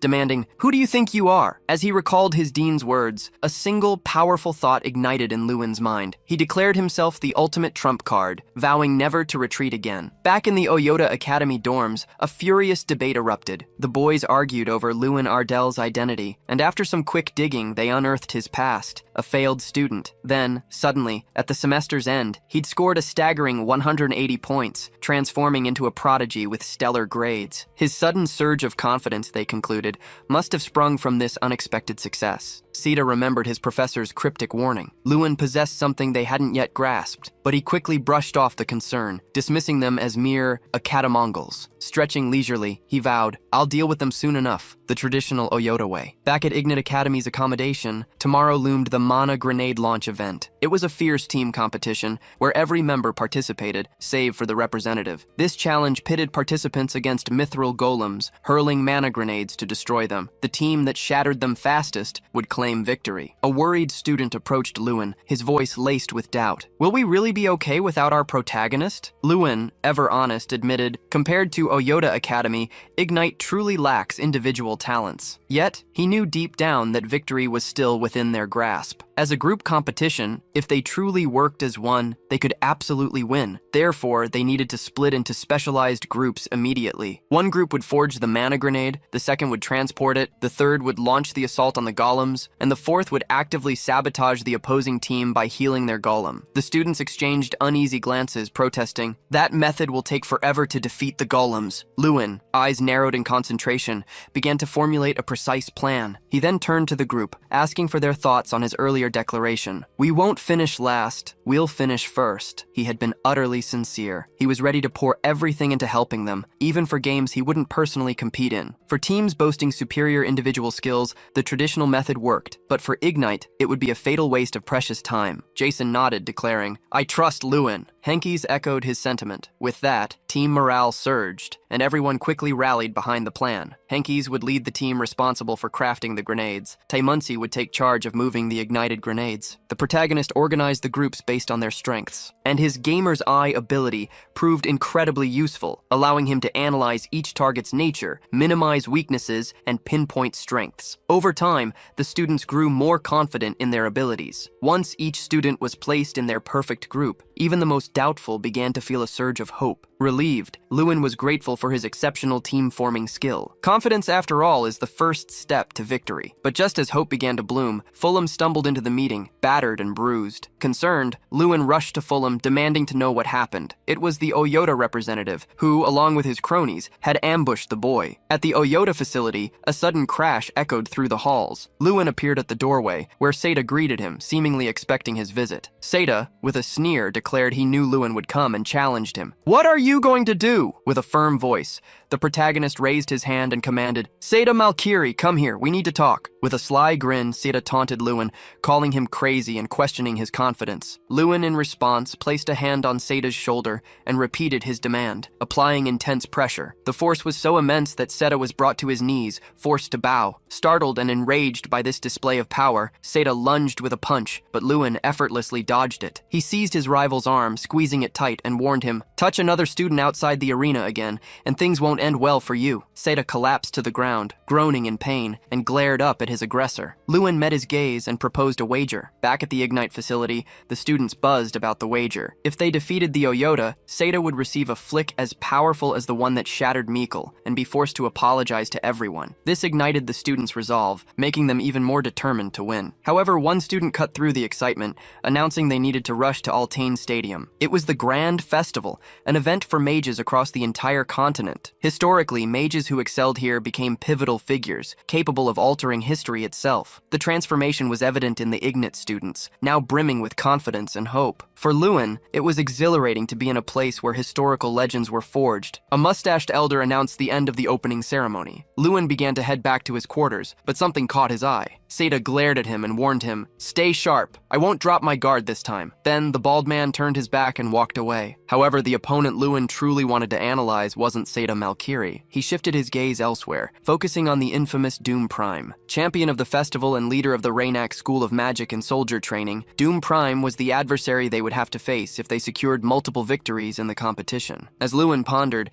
a voice cut through his thoughts, suggesting he was the kind of person who just attracted trouble. Irene stood behind him, approaching with a smile. She remarked that she'd seen him just yesterday, causing chaos and even stirring up trouble at the Oyota dorms. Altane was a small place, and Irene figured everyone must already know what happened. Embarrassed, Lewin explained he hadn't meant to cause trouble, just talk. But since he'd been kind enough to give up the book for her, Irene offered him a piece of advice. It was better not to stand out. Lewin shot back, asking if he should act like her, hiding his true power. Then, he declared he had to rush off, as the competitors for the first event were gathering. That jab left Irene feeling a little uneasy. In just a few minutes, the grenade event was about to kick off. The Ignite students gathered, readying themselves. An excited James declared that today, they would prove they were no longer the Acadamongols. The boys headed to the event grounds, and soon, the festival's first challenge began. People were a bit confused. Until now, competitors won based on individual talent, and group separation was unusual. The crowd buzzed about the team formations, but most believed the Oyota would win for sure. Lewin couldn't ignore the spectators' negative comments about his school. Irene, right behind him, watched the protagonist's reaction, but somehow she couldn't quite believe what was happening. The Ignite Academy's golem had already lost an arm, but the students were determined and pushed themselves. Lewin, though not actively participating, shouted out numerous pieces of advice from the audience,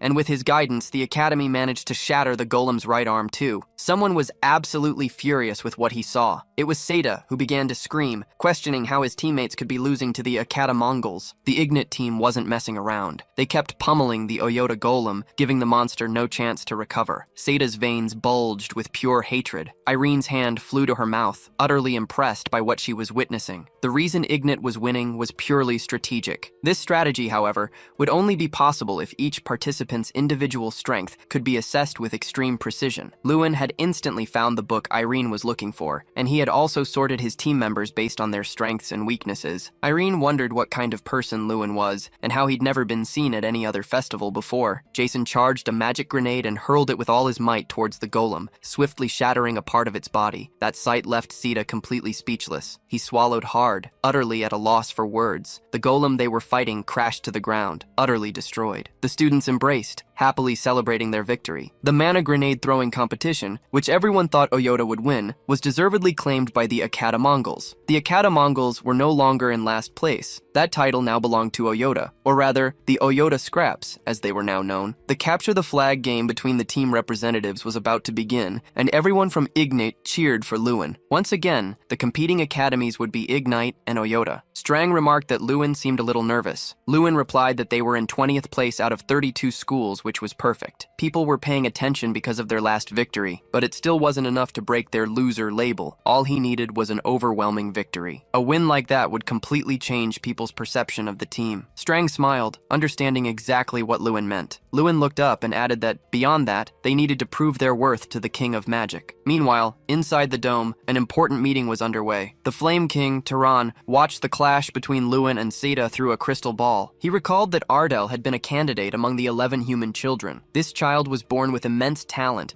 and could instinctively use mana at a young age, which made the fact that the youth had a magic evocation disorder even more disappointing. An Ignite representative retorted, asking if it wasn't Tehran himself who had treated the child as useless. That question made Tehran, the man with long white hair, let out a small chuckle. He believed Ignite's choice for a representative was terrible, and there seemed to be no special plan behind it. The Ignite representative simply closed his eyes, confident, and asked Tehran to just watch with his own eyes. Strang pressed Lewin about his strategy, knowing he needed to close the distance against Seta. Lewin simply stated he'd fight his own way, head held high, and give everything he had. The referee was moments away from signaling the match's start. The instant it began, Lewin lunged at his opponent. Seta, mana surging in his hands, snarled that Lewin would pay for his dorm antics, then summoned a battle guardian. This armored behemoth blocked Lewin's path, but Lewin unleashed his time refraction ability, effortlessly sidestepping the knight's charge. In a flash, he was behind Seta, his speed leaving Seta utterly bewildered. Seta threw up an arm to defend, but Lewin effortlessly caught his punch. Grinning, Lewin tightened his grip, saying, "I figured as much." Shaking with fury, Seta snarled, "Aren't you going to let go?" Lewin simply replied, "You might not want to say that right now. Your summoned guardian is charging straight at you, spear aimed." Sweat beaded on Seta's brow as he frantically commanded, "Stop! Immediately!" The spear tip was inches from his face, and to his horror, Lewin's iron grip kept him utterly paralyzed. Flashbacks of his earlier humiliation in the dorms flooded Seta's mind. The sheer power radiating from Lewin was undeniable. Resigned, Seta simply closed his eyes, knowing he had lost. He braced for the inevitable, but nothing came. Cautiously, he peeked open an eye. Lewin had just unleashed a blazing punch, shattering the guardian. Seta stared, utterly dumbfounded. Lewin had punched an iron guardian with his bare hands. Severely damaged,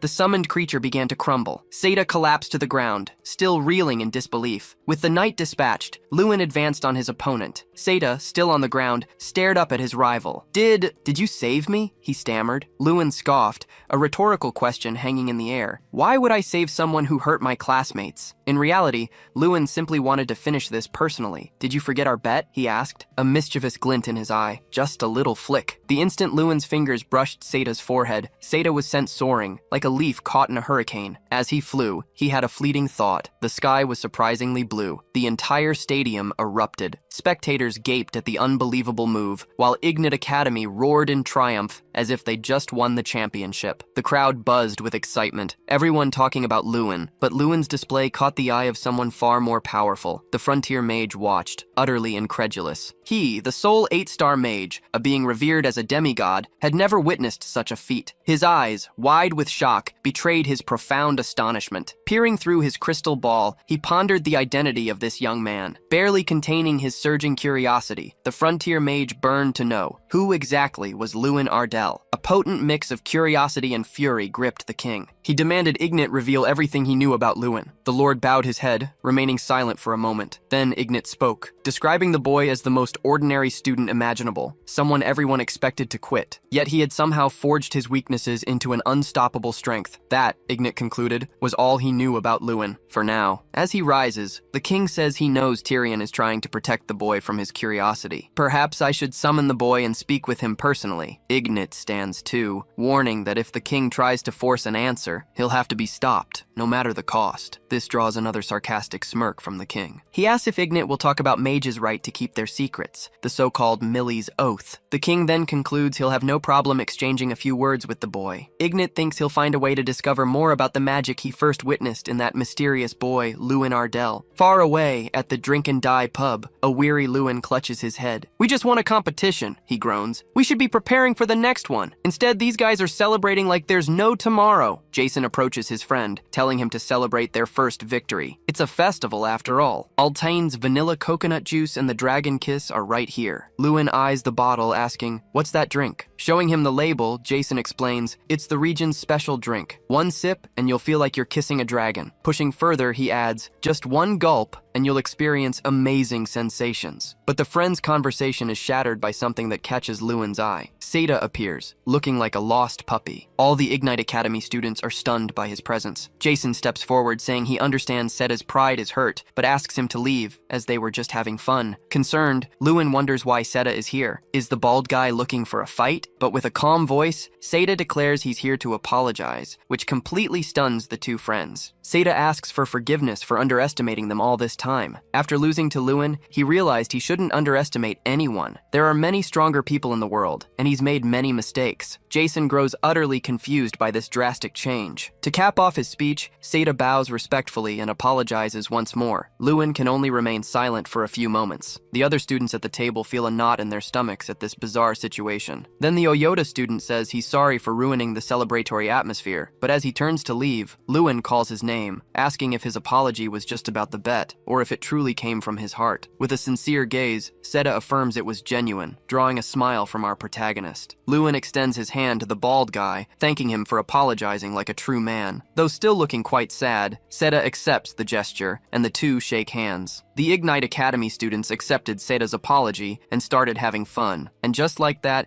everyone laughed, hugged, and got drunk in the festive mood. But then that one word echoes in Lewin's head. Atmosphere. His friends approach, asking if he's okay. It's the next day, and our protagonist wakes up to his first ever hangover. Now his classmates start laughing, asking if he got amnesia from enjoying the dragon kiss that much. At one point last night, Lewin was crying and thanking his classmates for believing in him. To think that the ever-perfect Lewin had a dark side too. Mortified, he retreats from the room. This drink causes emotional breakdowns, so Lewin decides he'll avoid it at all costs. As he walks, our hero hears his name called. Seda appears, all smiles, asking if he slept well last night. Flashes of yesterday flood Lewin's memory, and he's surprised to see that unlike him, the bald guy isn't embarrassed at all. Quickening his pace through the corridors, Lewin just wants the whole ordeal to end. Suddenly, our protagonist runs into Professor Heidel. The master comments that trouble and incidents always follow him, so Lewin asks if the professor knows something, but the professor denies it, saying someone wants to have a word with him. Because of this, the dean is quite worried, calling the person dangerous and cunningly masked. This person is the Blazing King Terran, who wishes to speak with our protagonist. Professor Heidel urges Lewin to be careful, for Terran is a very mysterious man. People who hide many secrets tend to be dangerous. Apologizing, Heidel says that's all he can reveal. After today's competition, the master will talk to the boy about this meeting. Lewin's teammates are hyped about the king's sudden interest in him. The young man declares they have another reason to win and unveils his plan. The plan? Operation Defend What You Can, with Lewin himself tasked with sprinting straight for the goal. In the arrow ball match, arrows move on their own, soaring across the arena. 9 academy members are split into attackers, defenders, and a goalie. The team that lands the most arrows in the opponent's goal wins. But despite simple rules, this match demands high-level strategy and tactics,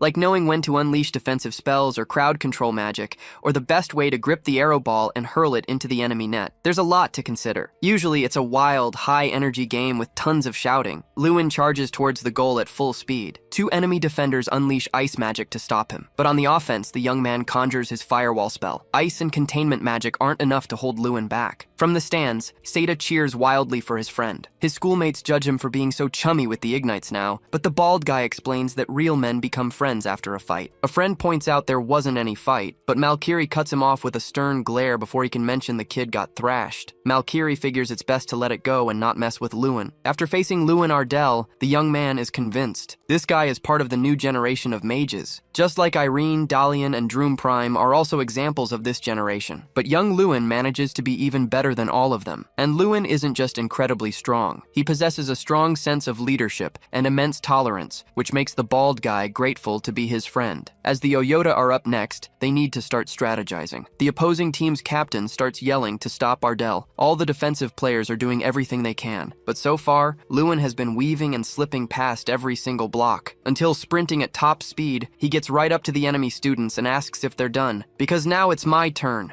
Suddenly, a giant wall of ice erupts between him and the other players. Gritting his teeth, Lewin winds up a powerful punch to shatter the barrier, tearing a hole right through the ice. This sends shards of ice flying towards the defensive players, who dive to the ground to dodge the projectiles. James asks if the other guys don't matter, as long as they get Lewin, and manages to grab the arrow. The enemy team's students worry about this move. With a powerful thrust, the blonde player sends the arrow soaring towards the goal. And the scoreboard, which was 1 Neo, now shows another point for the Ignites. Even 2 points down, the opposing team relentlessly marked Lewin. Jason and the other players exploited these openings, as the enemy team failed to block the other members. Their defensive barrier was instantly shattered. In the stands, the audience could barely believe their eyes. The opposing team was cornered and throwing in the towel, because in these games, 3 to 4 goals per match are usually expected. But Ignite Academy had already scored 11 goals to 0 when the surrender happened. Lewin's school won with an overwhelming victory. The losing students left disappointed, convinced that Lewin wasn't bluffing about being the champion. Ignite Academy's morale soared even higher after another win. Interrupting the celebration,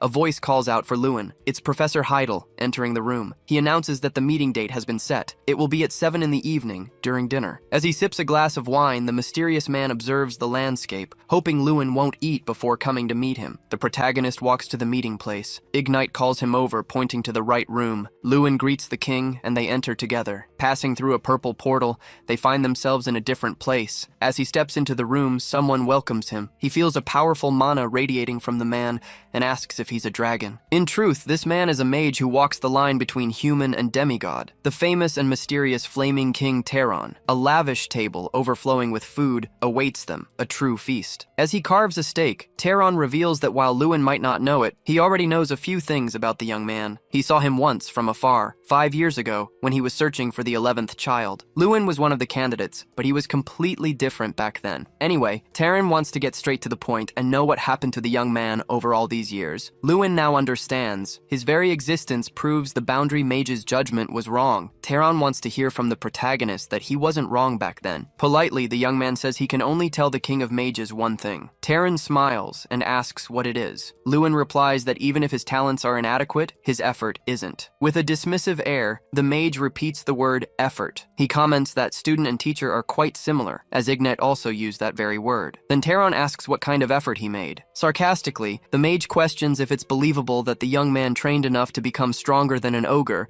and cast magic without incantation time, or if it's something more tangible, like an artifact, though he's never heard of one that does that. But Ignite interrupts the conversation, suggesting it's better to stop there. Terran agrees, saying there will still be many competitions in the future. He'll be watching the young man's every move to see if his efforts work against his own children. Smiling, Lewin asks him to keep watching. As he stands, the young man says he's also curious about one thing: how different the children chosen by the King of Mages are from him. Terran's gaze instantly shifts, as if that sounded like a challenge. Meanwhile, the stadium is already packed. People gather and start cheering. Ignite comments that the King of Mages was very polite and thanks him for it. Terran jokes, asking if Ignite thought he was going to devour the student or something. He says there was no need to worry, as he always likes to treat talented mages well. He was just curious. Ignite asks if the king's curiosity was satisfied. Terran replies that the boy didn't reveal his secrets, so there was no way to satisfy anything. However, another kind of curiosity had bloomed. That audacious rascal subtly warned him of something. Ignite asks Terran to go easy on the young man, as he's still just a youth. The young man didn't even seem scared in front of the King of Mages, while other men would beg and grovel. That makes him a truly fascinating person, and it makes Terran wish the child he's raising would become a little more interesting too. The stands erupt, and many shouts can be heard. Most people are cheering for Doom, but the young man looks grim, thinking this kind of cheering is insignificant to him. Suddenly, a young man appears, running to say something. He whispers something into Doom's ear, making him ask if he's sure about what he just said. The boy confirms. He saw Ardell go to the magic tower with his own eyes. Doom looks troubled by that information and clenches his fists. Because the Flaming King had a private meeting with someone who wasn't him, Doom watched some of Lewin's matches and heard he's a tough opponent due to his unique form of magic. But he didn't pay much attention, as he never considered him a worthy opponent. However, Terran shouldn't just be curious because the boy is unique. The image of the King of Mages chatting amicably with Lewin flashes in Doom's mind. Suddenly, a loud noise echoes in the corridor. Doom punches the wall, consumed by rage. rage. He decides he won't forgive Ardell, as he's the only one who should have Tehran's approval. The doors to Tehran's room burst open, and our protagonist steps out, a look of shock on his face. He'd just stumbled upon a legendary figure, Doom Prime, who glared back with an unfriendly expression. Without hesitation, Lewin demanded to know what kind of conversation Doom had just had with the king. Stunned, Lewin asked if that was why Doom was waiting for him, but Doom ignored him, insisting Lewin answer his question first. Seriously, Lewin questioned if there was any reason he should tell him anything. As Doom slowly drew his sword from its sheath, he declared there was no reason, but he insisted on knowing. Disbelief etched on his face. Lewin wondered if Doom was really looking for a fight right here, right now. He then asked Doom if he expected them to brawl right there, far from the stadium. Doom, utterly unfazed, replied that if that's what it came to, he was more than ready. The two young men locked eyes. The heavy tension was palpable, the very air in the corridor growing thick with it. Prime was undeniably powerful. Lewin couldn't spot a single weakness, but it was almost unbelievable that Doom dared to draw his sword so far from the stadium. The blade was barely out of its sheath when, suddenly, a voice commanded them to stop. It was Irene Prouse, standing in the corridor, breaking up the impending fight. The young woman remarked that it looked like some kind of meeting had been arranged, seeing as everyone was present. Lewin mused that there wouldn't be any meeting, though he had been planning to create a welcoming space for a reception. The scowling young man simply ignored them both, turned his back, and walked away. Lewin then asked if Doom was always so sensitive. Irene explained that normally Doom was so quiet you barely heard his voice, but today was definitely an exception. Doom Prime's sensitive side flared up whenever King Tehran was involved,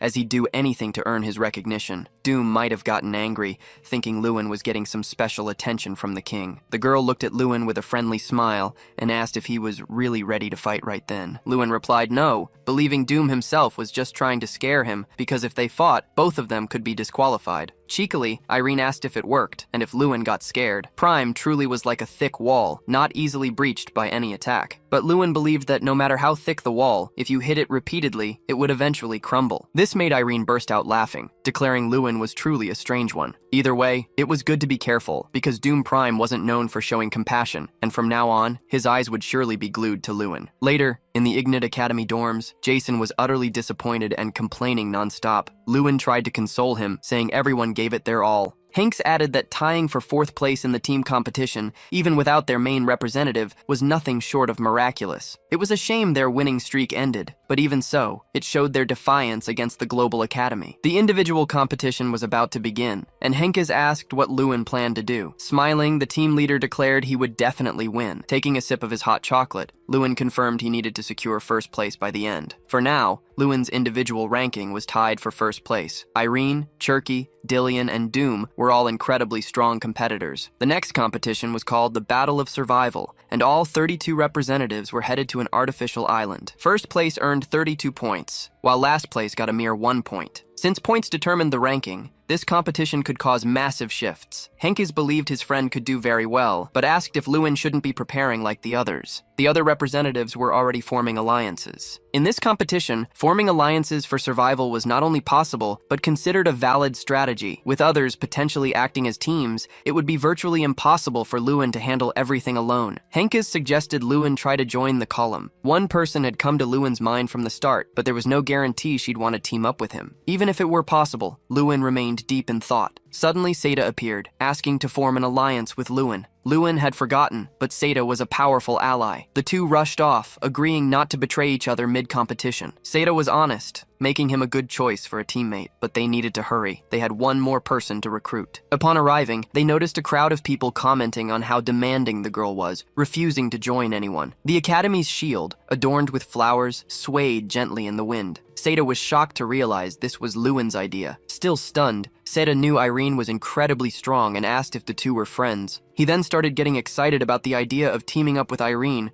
but Lewin urged him to calm down, as he hadn't even asked yet. Apparently, everyone who'd come to ask her had been rejected. It almost felt like a love confession. But as the door opened, Irene told them to cut the chatter. She was already there, watching them, and with a smile asked if they should arrange a meeting to discuss strategies. The 3 new teammates began planning their strategies. Lewin confirmed the largest group would consist of 14 people. This group would be led by Dalian Malkin, considered a genius who always ranked among the top 5. This guy primarily used light magic and divine magic. Seda commented that Dalian would likely be the toughest person to deal with in the entire group, but our protagonist revealed there was someone else equally difficult to handle, Doom Prime, who now harbored a personal vendetta against him. The tournament's content, after all, varied based on each person's performance. Far away, a flying boat soared through the skies. A man asked if everyone was wearing their armor. Once an armor's durability ran out, competitors would be automatically teleported out and eliminated. The transport was already approaching the island where the tournament would take place. All competitors disembarked in a line. Seda trembled, visibly nervous, even before the start. All they had to do was survive on that island for 72 hours. Tension mounted around Doom Prime. All participants feared being near him. As expected, he preferred to work alone, but he was not to be underestimated. From there, the students just need to take a boat to the main island. Inside the small vessel, the guys pass through a blue portal and are transported to another environment. A barrier begins to shrink over time, defining the safe zone. The team needs to hurry to find a safe place before it's too late. The island boasts dense vegetation with countless trees. After exploring for a bit, one of the boys already feels hungry. Without intending to rebel against the leader,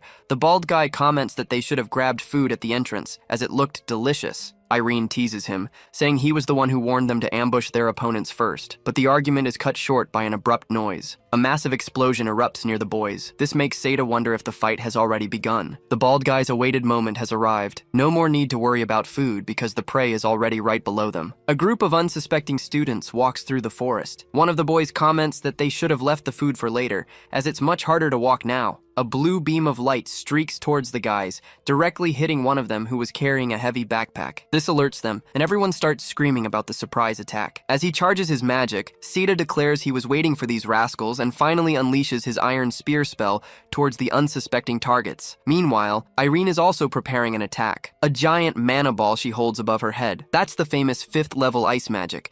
A freezing, powerful blizzard flies towards their adversaries. As expected from Irene Prouse, she conjures such a powerful spell without even changing her facial expression. But while attacking, Seda notices a blow heading his way. The students realize the surprise attack is coming from 3 people, Irene among them. They decide to push forward, blocking as much as they can. The opponents they've encountered are powerful mages. After all, let's not forget they're also representatives. Faced with this, the protagonist decides to jump into action as well. The sound of the protagonist dropping from the tree catches the attention of some of the boys. One of them glances at a bush and hurls a spell in that direction, shouting, "The enemy is there!" However, our hero narrowly dodges the blow and activates his time refraction ability, allowing him to swiftly weave through all the adversaries and even prepare a counterattack, landing a kick to one of the boys' stomachs. Another guy casts a binding spell. Lewin responds by hurling a gigantic fireball their way. The boys realize it's a mana explosion and decide to run for cover. One of them flees desperately, but the path begins to crumble. Seda signals for the protagonist to catch up. Our hero appears behind one of the fleeing boys with his energy ball. The impact is so powerful it can be seen from afar. Because of this, the poor boy who suffered the attack collapses unconscious to the ground. Soon, the area around him begins to change strangely, and his body starts to vanish, being transported to another location. His partners approach, witnessing the chaos. Now it's just 4 against 3. Fear gripping him, the remaining boy gives up and accepts defeat. This means our trio of mages now has plenty of food. Besides plenty of fruits, there was also meat for the feast. With the amount of food the students gathered, the heroes would have enough for 3 days. Another explosion was heard nearby, startling Seda. That was the location Dalian's group was heading towards. Starting a battle against a group of over 10 people was something to behold. This was what they called a bottleneck,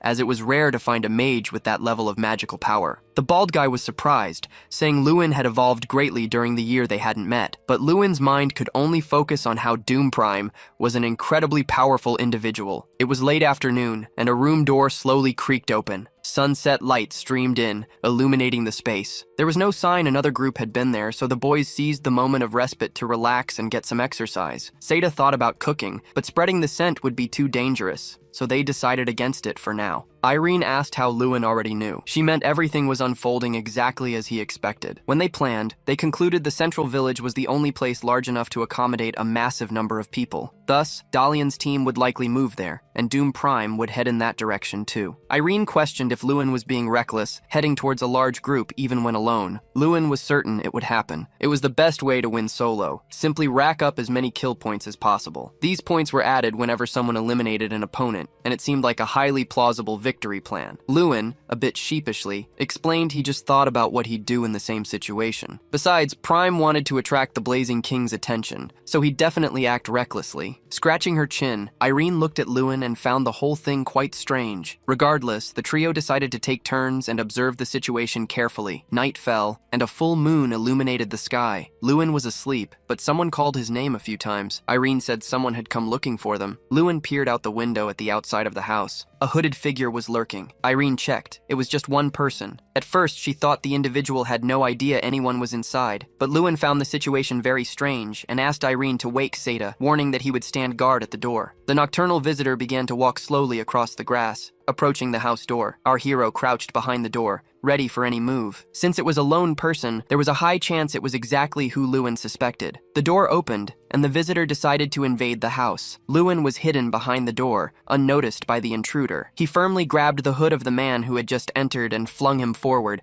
making him lose balance and fall. Then, he rushed over and clamped a hand over his mouth to prevent any noise. Irene seized the opportunity and illuminated the area with her light spell. Seda managed to identify the intruder. It was another representative named Calm Callis. The young man apologized for invading, claiming he had no idea the place was already occupied. To be sure, Lewin asked if the boy was alone, and he confirmed. Then Lewin asked what had happened to the other 6 members of his team. Only one word escaped the boy's lips, but it was enough to understand everything. Doom Prime. The boys had walked right into a trap. Their large group moved with calculated precision, planning to ambush Malkin's squad for easy kill points. But then Doom Prime burst onto the scene, instantly turning them into the hunted. Hearing the blast, Dalian led his entire team in a brutal assault. Calm Callis fought back fiercely, but only he and one other managed to slip away. But the nightmare wasn't over. The 2 wounded survivors limped onward. Suddenly, Doom Prime reappeared. He hadn't been part of the initial fight. Instead, he'd been lurking, waiting for the battle to end, then tracking the injured escapees. He'd masterfully exploited the chaos to gain a decisive advantage. Despite the audacity, Calm Callis brazenly asked if he could join their team. Seda stroked his chin, admitting, that guy had a pretty good strategy. But Lewin shot him down instantly, no questions asked. How did you escape that battle, Callis? He demanded. If you faced Doom Prime, especially wounded,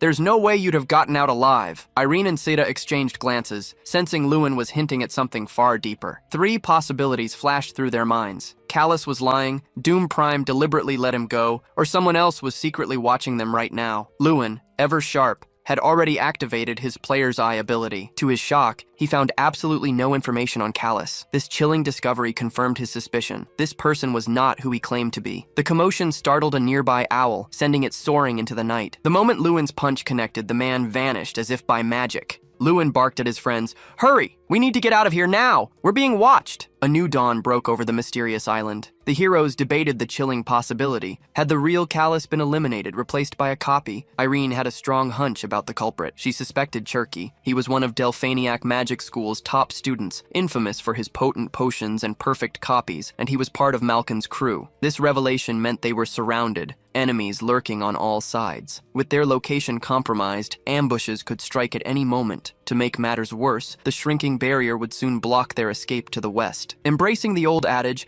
set a thief to catch a thief, the heroes devised a daring plan. Turn their enemies against each other. Meanwhile, in a hidden location, a voice cut through the air, asking Cherky if he'd pinpointed their adversaries. Cherky chuckled darkly. "They're scurrying like rats in the west," he reported. "I almost had them fooled, but they sniffed me out in the end." Dalian pressed him. "How was your copy discovered?" Cherky shrugged, unable to explain. Lewin just acted with too much confidence. He landed a sudden punch, and that was it. "So, what's the next move?" Cherky asked. "Those 3 powerful mages are no joke." Dalian's eyes gleamed. "The plan is simple. Capture them. We'll unleash our full firepower." In the dense forest, the adventurer mages begin their trek. Walking in a line, they're ready for battle. Dalian glances back, saying they'll soon reach the western base. But a gigantic beam of light blindsides them just ahead. A noisy battle seems to have erupted, and Ardell must be involved. This is their chance to push forward. As they draw closer, they spot 3 silhouettes. One of them screams, "Watch your backs! It's an ambush!" The blonde mage draws his bow and fires a divine arrow. But he quickly realizes that silhouette isn't Lewin Ardell. A golden explosion erupts, bathing the entire forest in light. In reality, our 3 heroes wait high in a tree, everything going according to plan. Their adversaries came rushing as soon as they heard the fireworks. Seda starts laughing and Irene asks, "What do we do now?" The protagonist replies, "Time to go collect our kill points." Dalian and his partners are caught off guard by the ambush. Lewin dives from the trees wreathed in fire magic. The blonde mage is frozen, unable to react to the assault. One of his teammates is down, engulfed in flames. Irene watches Dalian's group, noticing their numbers have dwindled. They must have truly battled Doom Prime. Looking back, the guys spot some terrified mages. Perhaps a temporary alliance would be worth it in this situation. One of the adversaries charges forward, yelling,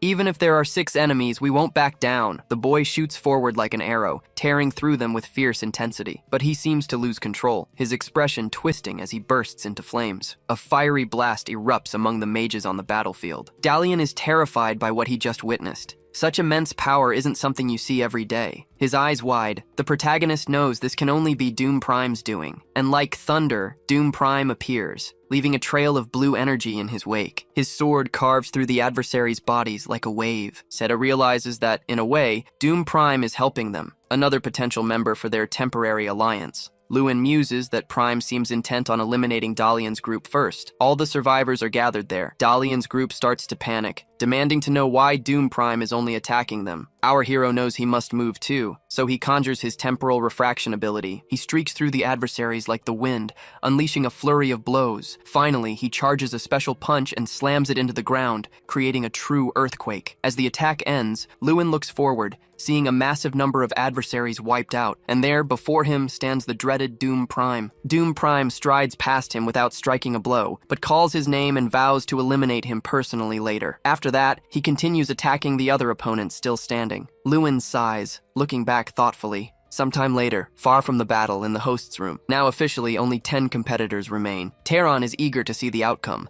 as Ardal claimed he'd prove himself better than the 11 kids. With a sly grin, Teron watches. He wonders if the protagonist will be able to defeat that punk. Sometime after the tense battle, our hero trains outside a small, cozy house. The group has settled into Base B, located near the island's center. As a result of that battle, only Dalian and Cherky remained. The group of survivors they fought vanished along with Doom Prime. A notification window flashes, and after ages, he finally completes his repeat mission. The house door creaks open, and out steps Irene, an early riser herself. She asks if Lewin was exercising, and he explains, "My body started to itch from all the inactivity." Seta had already prepared their meal so they could finally eat. Irene takes a small bite of the meat, and her eyes widen. The steak is absolutely delicious. Seta is truly a culinary genius, always outdoing himself. Irene apologizes for crashing without a word the previous day, explaining she was just too exhausted. Lewin pours some tea into his cup. Irene wants to bring up a topic with him, something she's always wondered. What are you planning to do after graduation, Lewin? She's curious about these things, especially with how close they've become. Once mages from this competition enter society, they automatically begin a symbiotic life. They can join a night order to protect territory, or become members of a magic tower. There's also the option to join a special group for profit. These are the usual paths, but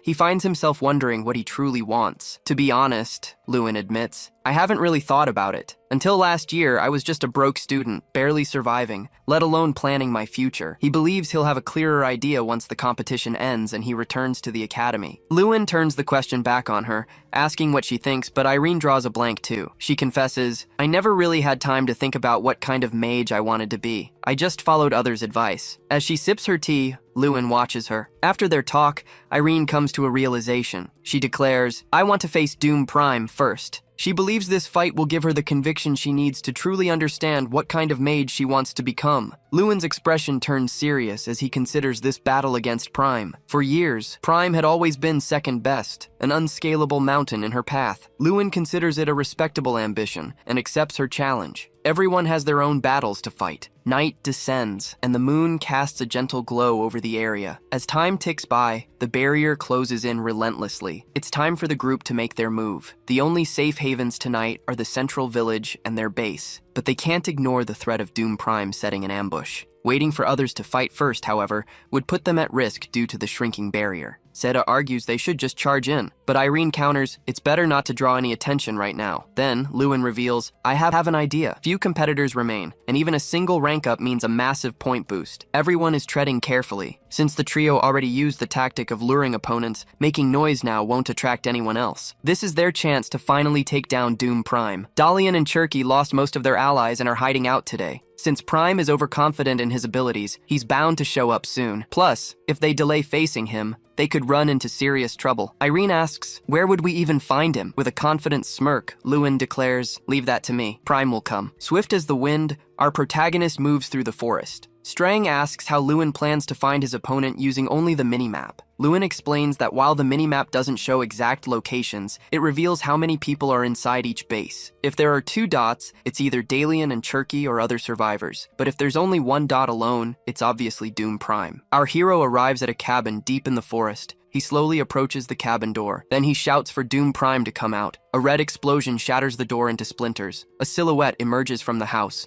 With eyes blazing red with hatred, the man glares at Lewin. Lewin asks, "Did you sleep well, Doom Prime? We need to go somewhere now." Seda waits, barely containing his nervousness. Seeing his friend arrive with the target, Seda asks if Lewin was captured by Doom Prime, but our hero says he merely brought him here. The bald man asks if Lewin wasn't going to ambush him, but Lewin explains, "I never intended to." Turning to Prime, Lewin begins to speak. He declares that Prime's opponent won't be Lewin, but Irene Prius. Completely bewildered, Seda just watches. Doom sighs before responding to the challenge. With arms crossed, Doom Prime states, "The girl is no match for me. Besides, if she's eliminated now, it'll disappoint the Flame King, so she should survive longer and raise her rank." But with a firm voice, the young woman says, "That's not my goal in this competition. My main objective right now is to defeat my primary rival." Henke's memories of Irene surface, revealing how nervous she gets about losing to Doom Prime every year. There seems to be something related to her family too, but Irene prefers not to answer many questions. This way, she must have found a way to handle the pressure,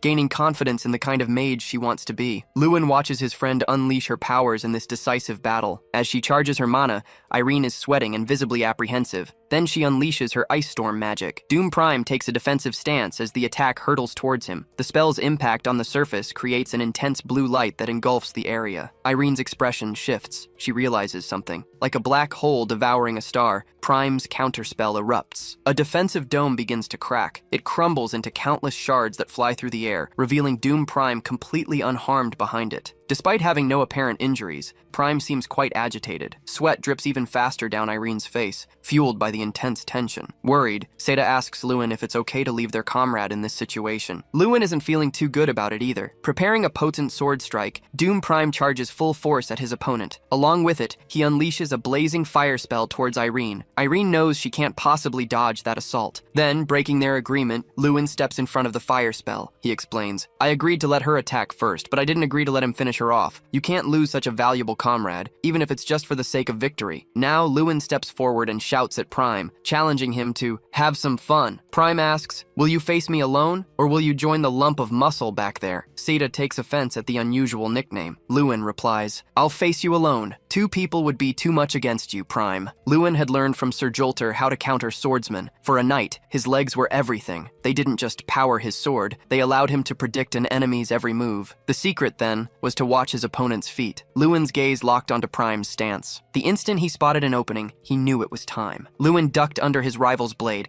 dodging the strike. A brilliant, perfectly executed maneuver. But then, something completely blindsided him. Prime's sword unleashed a wide, scarlet spell, inevitably striking Lewin. Doom Prime reminded Lewin he wasn't just a knight, he was a mage. People claimed magic swordsmen didn't exist, but that was only because they hadn't met him yet. Without a moment's pause, Prime pressed his relentless assault on Lewin. Lewin dodged blow after blow as the swordsman taunted him, demanding he defend himself. This was uncharted territory for Lewin. He'd never faced an opponent like this. Until now, dealing with mages meant closing the distance and exploiting their usual weakness, casting time. But this foe compensated for that gap by weaponizing his sword. Lewin planted his feet after countless dodges, only then realizing he'd been wounded in the leg without even noticing. Doom Prime called this ability Radiant Impact. This wound would relentlessly drain Lewin's movements until he was utterly immobilized, just like Irene. After his chilling explanation, Prime decided it was time to end this. A colossal beam of violet light erupted from the ground. The surrounding earth pulsed with intricate magical patterns. A pair of black wings burst from Prime's back as he conjured a truly spectacular spell. Irene and Seda gasped in despair, their faces etched with terror for Lewin. Lewin knew this was a 5-star spell, the dreaded, devastating Wings of the Demon. The spell's impact was so immense, it felt like a hurricane had ripped through.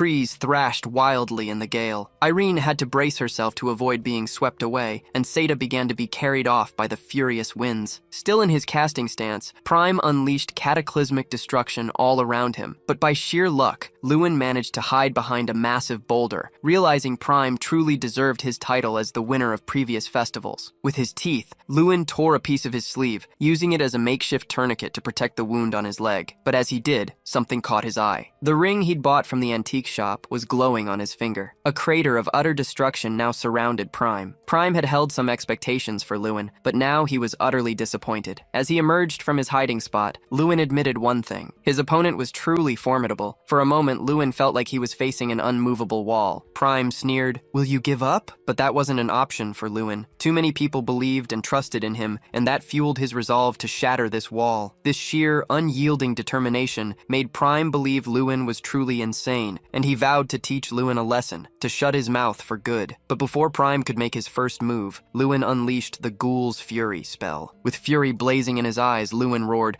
"Doom Prime, watch your words!" and charged his opponent like a lightning bolt striking the earth. Prime knew that if Lewin couldn't dodge this strike, he would die. But nothing would stop Lewin's iron determination. The two forces collided. Both gave their absolute all to win the duel. And Lewin's weapon was none other than his ring, for there was a chance it would activate and resist physical damage. Defying all odds, the ring flared to life, shattering Prime's sword in half. Shards of the sword exploded into the air, and a nasty wound ripped open on Doom's shoulder. His expression was pure shock and disbelief as Lewin surged past him. Doom's face, once stunned, now twisted into a scream of pure rage. But the protagonist seized the chance to finish his combo, sweeping the young man's legs and slamming him to the ground. The hero pinned him down, leaning in to deliver an important message. He declared, "Doom, you're no match for me. All you have is arrogance and the belief that you're the best." Then, Lewin charged a devastating punch, leaving Doom no time to react. Like a lightning bolt, the strike slammed into his opponent's face. His body began to shimmer, then vanished, teleported out of the arena. Seda breathes a sigh of relief, admitting he was worried. If his friend had lost, he'd have been next. Lewin glances at Irene, seeing her head bowed, a cloud of sadness and dissatisfaction shadowing her face. He steps closer, apologizing for interfering in her battle. She replies that she should be apologizing. Her own greed nearly doomed their entire team. Regardless, Irene failed her objective in the competition. She tells Lewin not to worry because that objective is gone. Her new target isn't Doom Prime anymore. It's Lewin himself. Smiling, he says, "That won't be easy." Irene smiles back. "I know," she affirms, "but you better prepare. One day, I will surpass you." Including the trio, 5 competitors remained. Dalian and Cherky fought fiercely, but they were no match for the 3 heroes. The intense battle illuminated the entire forest night, unleashing a storm of spells and blows that filled the air with smoke. In the end, both opponents fell. Dalian's body shimmered, then vanished, transported out of the arena. The 3 warriors surveyed their victory. They were the sole survivors of the competition, and Seda never imagined it would come to this. Lewin then asks if they want a final showdown now. Irene, however, says she prefers to forfeit. She's not at her peak and would rather try another time. Lewin understands she must be utterly exhausted and agrees they'll fight another day. Seda declares, "It's my turn. I might be the team leader, but that means nothing now. I'll unleash my true power." Lewin braces himself, ready to strike. And before he could even blink, Seda was already soaring through the air. And so, Lewin, the Ignite Academy's representative, claimed first place. All the students gathered around a lavish feast, celebrating his victory. A familiar voice chimed in, saying they knew he'd be here once they noticed his absence from the dorms. It was Irene and Seda, here to visit their friend. She said she desperately wanted to congratulate him, and Seda practically begged to tag along. It seemed her sharp tongue wasn't just for the game. After the brutal survival battle, Lewin stood alone at the top. Doom Prime racked up plenty of kill points, but since he didn't survive to the end, his rank plummeted. Dalian and Irene also landed below Doom. Jason is on cloud 9, realizing he's at the same table as his muse, Irene Prouse. He thinks if things keep going this way, the dream of being close to her might not be so far off. So, he declares, everyone would be drinking with the goddess this time. The girl can't help but burst out laughing. Seeing everyone happy and having fun warms Lewin's heart. The group drinks and celebrates until sunset. Some students start whispering about Lewin being the champion, and someone else shushes them, warning them not to let Doom hear. Doom Prime is shattered by his loss, unable to believe it. The swordsman had dropped his guard, never imagining his opponent would aim for his sword, not him. He realized it in that instant, but still swung his sword, desperately hoping for victory. Losing with the king watching is simply unacceptable. He asks his colleague if the king hasn't sought him out yet today,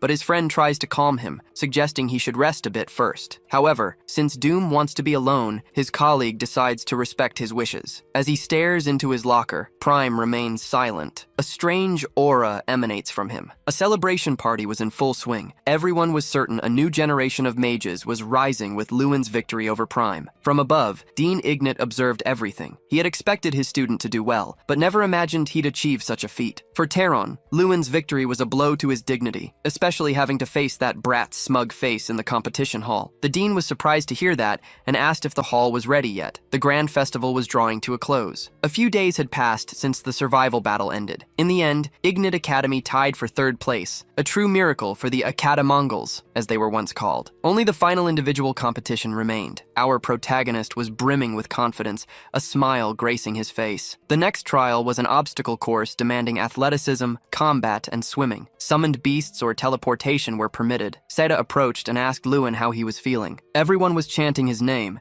as if he were the main character of the entire competition. The boy looked back, admitting he wasn't sure what to make of it. Honestly, Lewin would have loved to savor the moment, but he couldn't. Not yet. There was no celebrating until the victor was confirmed. The sun blazed over the city, warming the day. It was the day of the individual competition. Seda, the bald man, declared he wouldn't go easy on his friend. Pointing his weapon skyward, the judge roared for everyone to prepare. The top competitors were all intensely focused. The starting pistol cracked, and they were off. While some surged forward on foot, others summoned their guardians, and some even used teleportation spells. The crowd in the stands roared with all their might. A mustached man noticed something unusual and pointed. Lewin Ardell wasn't running with the other competitors. He was waiting, leaning back, a highly suspicious smile plastered across his face. Dust kicked up by the leading competitors began to rise. It was a fierce battle, everyone giving their all to get ahead. Malkin commented that Irene must be exhausted by now. He asked if she'd like to form a temporary alliance, something he seemed quite fond of doing. The thundering gallop of an approaching horse echoed from behind. It was Doom Prime, with his new sword, closing in fast. Wielding a spell with his weapon, he incinerated the enemies blocking the path ahead. The blonde man had known Doom for 6 years, but had never managed to befriend him. The swordsman never accepted alliances. Reflected in his horse's eyes, the warrior's fierce combat was visible. Goblins and monsters were effortlessly decimated, but the young man's mind was elsewhere, wondering why a certain person still hadn't appeared. Or perhaps he was already ahead, though Prime couldn't believe that was possible. Prime had been leading from the start, and he'd only seen 2 other competitors near him, so it was almost certain this person was still behind. The boy couldn't contain his curiosity,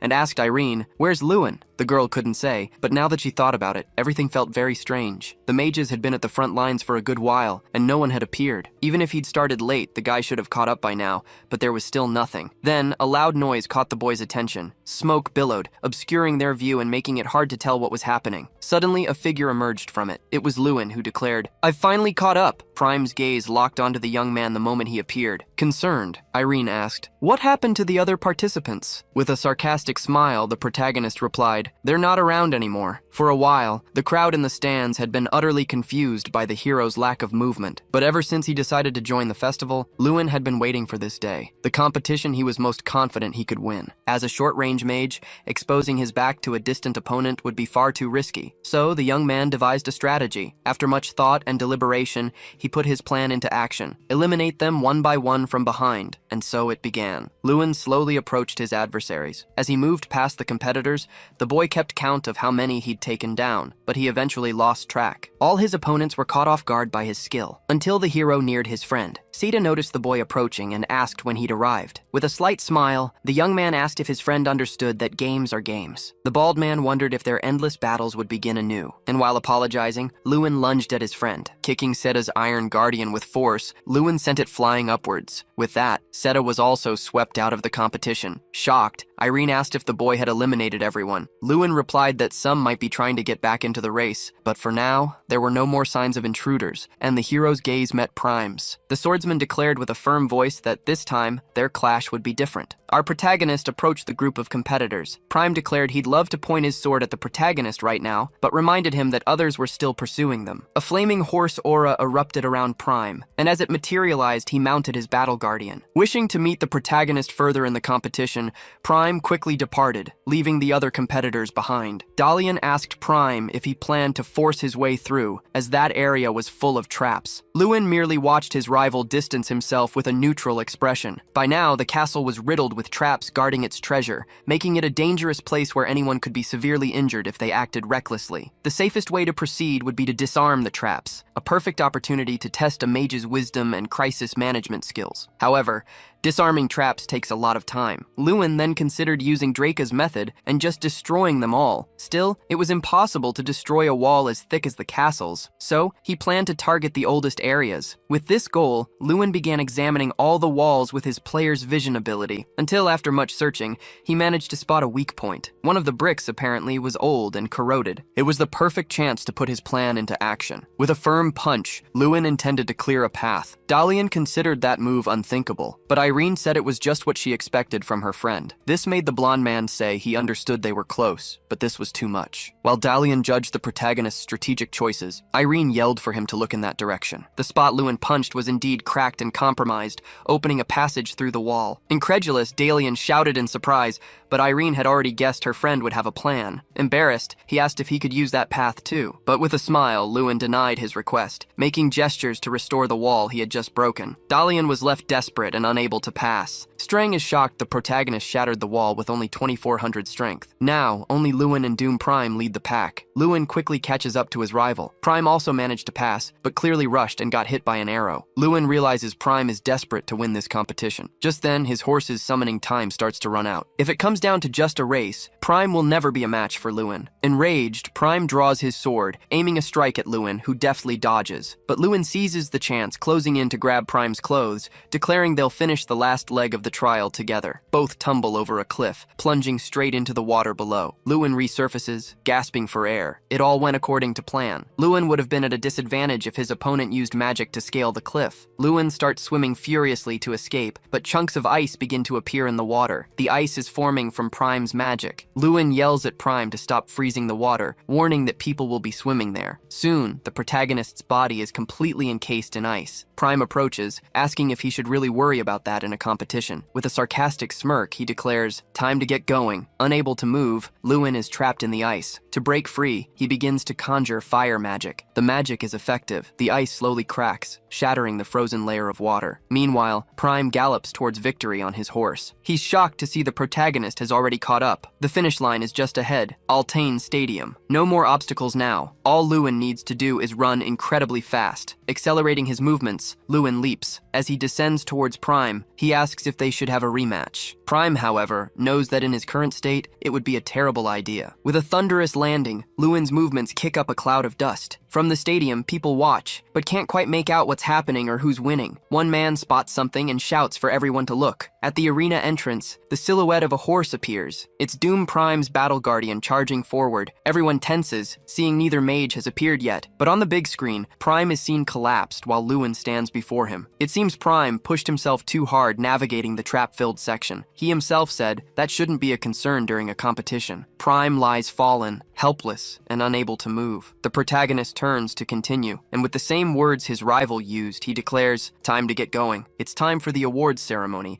and everyone gathers in the stadium. Our hero claimed 2 awards, the survival battle and the triathlon, securing victory in the individual competitions and first place in the overall score. The grand festival concluded. Crowds chanted his name. The young man, once seen as a failed student, was now hailed as the mage of the new generation. Those voices touched his heart, bringing the overwhelming feeling that all the suffering of the past 6 years, the loneliness of being trapped in a dark cave, his relentless hard work, it had all been worth it. Seeing that cheering crowd was the reward for years of effort. From atop the podium, the protagonist raised his arms, thanking them from the bottom of his heart, wishing he would never lose the support of that crowd again. Carriages appeared as night fell, all carrying selected nobles, for only the wealthiest families had been invited. They were there solely to see Lewin, the hero, but it was also boring for him. He just wanted to get back to the academy. A voice broke his thoughts, remarking on how strange the situation was. It was Irene, elegantly dressed in a beautiful white gown. She found it odd that no one was striking up a conversation with him. He believed it was his arrogant demeanor, especially since he'd shown up to the banquet in such uninspired attire. She agreed that might be part of it, but from what she'd heard, it wasn't the only reason. Most nobles were there to make connections with him, so it was incredibly strange that no one had approached. She'd heard someone had claimed him, a man powerful enough to keep any noble away from the hero. Intrigued, Lewin asked who it could be, but before Irene could answer, an elder shouted that the banquet was about to begin, and the 32 representatives should follow him. The table was laden with delicious food. This dinner with the blazing king was a lavish feast, prepared fit for an emperor, but the banquet was merely a disguise for a general student evaluation, a true guillotine for those with poor performance. Speaking of which, Lewin noticed some empty seats at the dinner. He thought only the king would attend, but there were 2 seats of honor. Soon, the organizer appeared and announced they were arriving. As a sign of respect, everyone rose. When Taron arrived, people bowed and called him Lord King of Flames, a title that disgusted Lewin. However,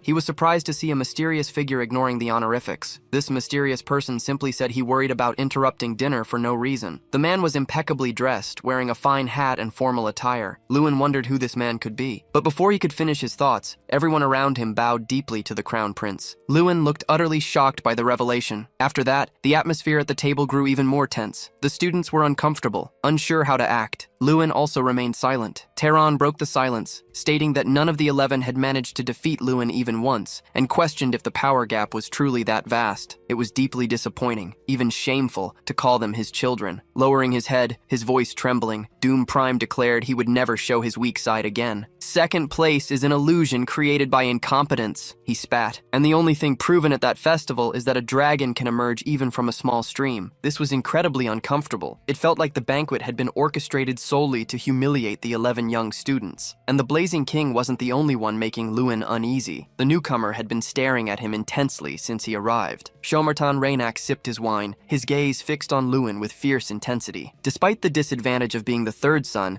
the man had used his brilliant mind and exceptional political cunning as weapons, surpassing his brothers. He was a person of supreme literary and martial arts skill, practically a perfectionist. Irene's words echoed in Lewin's mind, and he realized this prince might be the powerful person she'd mentioned. Taron asked how Lewin felt about being the festival's victor. Lewin knew it was a loaded question and swallowed hard before answering. He then stated he felt uncomfortable, which clearly surprised the king. Lewin explained that while he was happy with his performance, he was upset about being used to diminish the other students and their efforts. Lewin's words sent a ripple through the room. The atmosphere at the table shifted dramatically. Taron's gaze transformed as well. The king responded that this sense of inferiority was, in a way, fuel for growth. But to Lewin, it seemed the king was merely trying to incite hostility among the other participants, a stark contrast to what he'd just said. Furthermore, Lewin hadn't come from some small stream. His hometown was Ardell, a beautiful place, and the academy he represented shouldn't be diminished and called a stream either. The hero's defiant stance seemed to ignite something within the king. An uncomfortable silence hung heavy over the dinner table. The prince let out a mischievous smirk, but quickly couldn't hold back and burst into loud laughter, causing tension for Lewin. Then Lewin remarked that the prince seemed like a real handful, and Taron confirmed he'd warned him just how interesting that boy was. The situation was so amusing that the prince's stomach ached from laughter,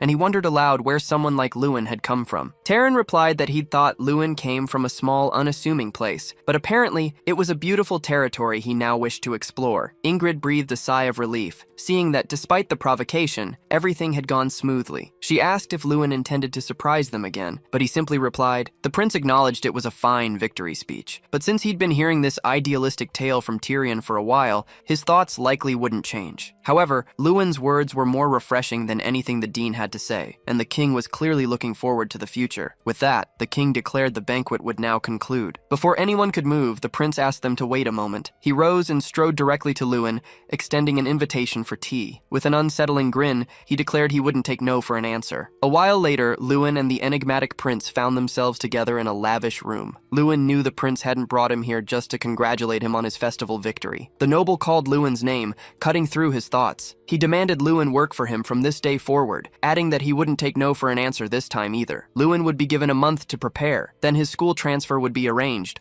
along with a place for him to stay. And of course, Lewin would also have to consider naturalization, as there was no reason for the crown prince's closest associate to remain a foreigner. Lewin questioned the prince's reasoning, asking if the empire didn't already boast excellent mages, like Doom Prime. But the prince sharply reminded him that Lewin had lost in the end, then scoffed, "How dare you ask me to choose a loser?" Furthermore, when speaking with him, Lewin needs to keep two things in mind. First, the prince prefers a simple yes over questions. That statement sent a shiver down Lewin's spine. But regardless, the prince will answer his question. The first reason for calling him was that his godfather personally recommended him. The prince also admired the young man's sheer guts, the bravery to act so cocky in front of him, while everyone else desperately tried to impress those in power. Beyond that, the grit to confront his godfather and voice his opinions. And finally, the audacity to keep questioning the prince even after being warned. When you're involved in politics, there are times you need someone interesting by your side. The prince wants Lewin to protect him from his damned brothers, who can't stomach the fact that their youngest sibling became the crown prince. Lewin swallowed hard, a lump forming in his throat at the request. Then the prince asked if Lewin wouldn't be willing to accept, and he replied, and that's precisely why the prince had warned him beforehand that he wouldn't take no for an answer. The empire's highest authority was offering Lewin the chance to become his closest associate, the opportunity of a lifetime. In truth, most mages eventually align themselves with powerful figures, and if Lewin let this opportunity slip, he might regret it. Regardless, Lewin wasn't willing to become anyone's mage. He still had too many things he wanted to do. Rainak thought Lewin was a realist, but he was proving to be a true idealist. It was an incredibly rare opportunity, yet Lewin had the nerve to refuse. He replied, "Perhaps." Then, as the protagonist stood up, the prince told him to pretend this conversation never happened. He remarked that people were calling him the brightest jewel at this festival. The prince's hobby was collecting jewels, and so far, there wasn't a single one he didn't possess, because the prince simply shattered any he couldn't acquire. Paying little mind to what he'd heard, Lewin began to withdraw, turning his back on one of the empire's most important figures. Sometime later, Lewin leaned against a pillar, lost in thought. The prince's last words were definitely a threat, and Lewin wondered if he'd made the right decision. Just then, two of his friends appeared and greeted him. Jason asked why Lewin had vanished, wondering if he was on some secret date. In a luxurious room, the prince mused that he was curious about Lewin, the young man his godfather had recommended. Ultimately, their conversation hadn't been productive. Even a threat proved useless. Tehran asked if the prince would give up, but he declared he absolutely would not. His godfather should know he possessed a great desire to collect. And in the end, Lewin Ardell would still be his, for the prince had already made his decision. The sun was already setting, and our hero continued his training routine. With sheer determination, he managed to complete today's mission as well. Lying on the grass, exhausted but happy, Strang commented that the young man's body was getting better every day. But Lewin retorted that he didn't want to hear that coming from a man. The little bear shot back,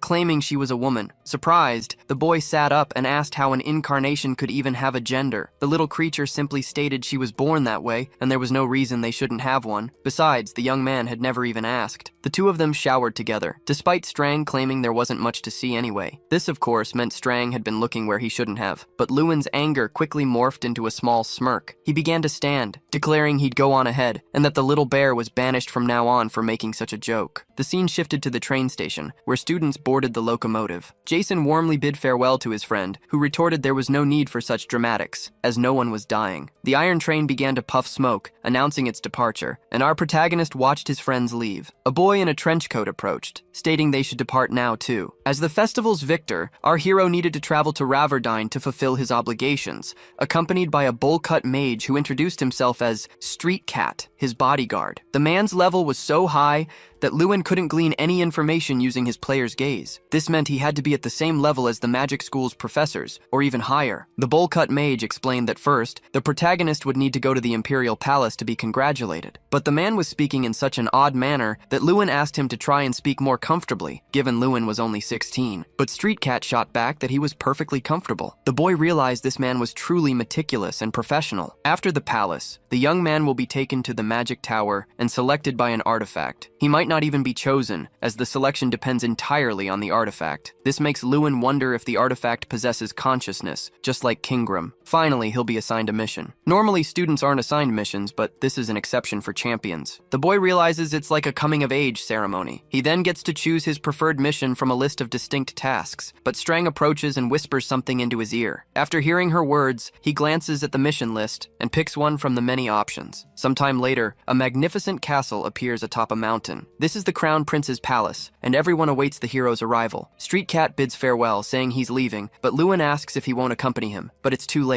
The palace's colossal doors begin to swing open. The ambitious prince is already there, waiting for the protagonist. Hands on his hips, the man welcomes him to his empire. Speechless, the young man simply watches. First, our hero receives 10,000 gold from the monarch. Rainak seems not to have given up on his offer to the boy, stating the palace doors will always be open. After this, the young man moves on to his next task. Walking through the palace's gigantic corridors is already exhausting, but Street Cat pays little attention to the boy's chatter, saying, "Lord Topju is waiting for you." This makes our young hero realize the palace staff truly have no sense of humor. The bowl-cut mage asks if the hero has truly decided on that mission. Fearless, Lewin replies, "I'm decided." The man realizes the boy chose the most difficult mission. The doors to the protagonist's next room swing open. A figure awaits him at the back of the room. It's Tehran, who welcomes him. After serving him some tea, Tehran asks if the young man chose the search mission, when the easiest would have been subjugation. All he'd have to do is join the Imperial Guards, annihilate some bandits, and be hailed as a hero. But Tehran can't grasp why the boy would want to go to that empty, lost place. Lewin remembers Strang's words. This mission would be the best choice because the location is Kingram's homeland. Plus, there's another crucial point. It's where Draca lived for 100 years. The Sky Mountain, a territory north of the Radian Kingdom, was once home to the ancient ogres. Today, however, with the exception of Kingram, all perished in the Great War, and no ogre lives there anymore. The exploration mission in this location is considered the most difficult of all, due to an insurmountable barrier. To this day, no mage or scholar has managed to discover how to cross it. Tehran, the Blazing King, was curious why Lewin was interested in this task. Perhaps Lewin was intrigued by the theory that the ogre god's fury had transformed the place into a sanctuary. He knew others wouldn't have a reason to visit the area,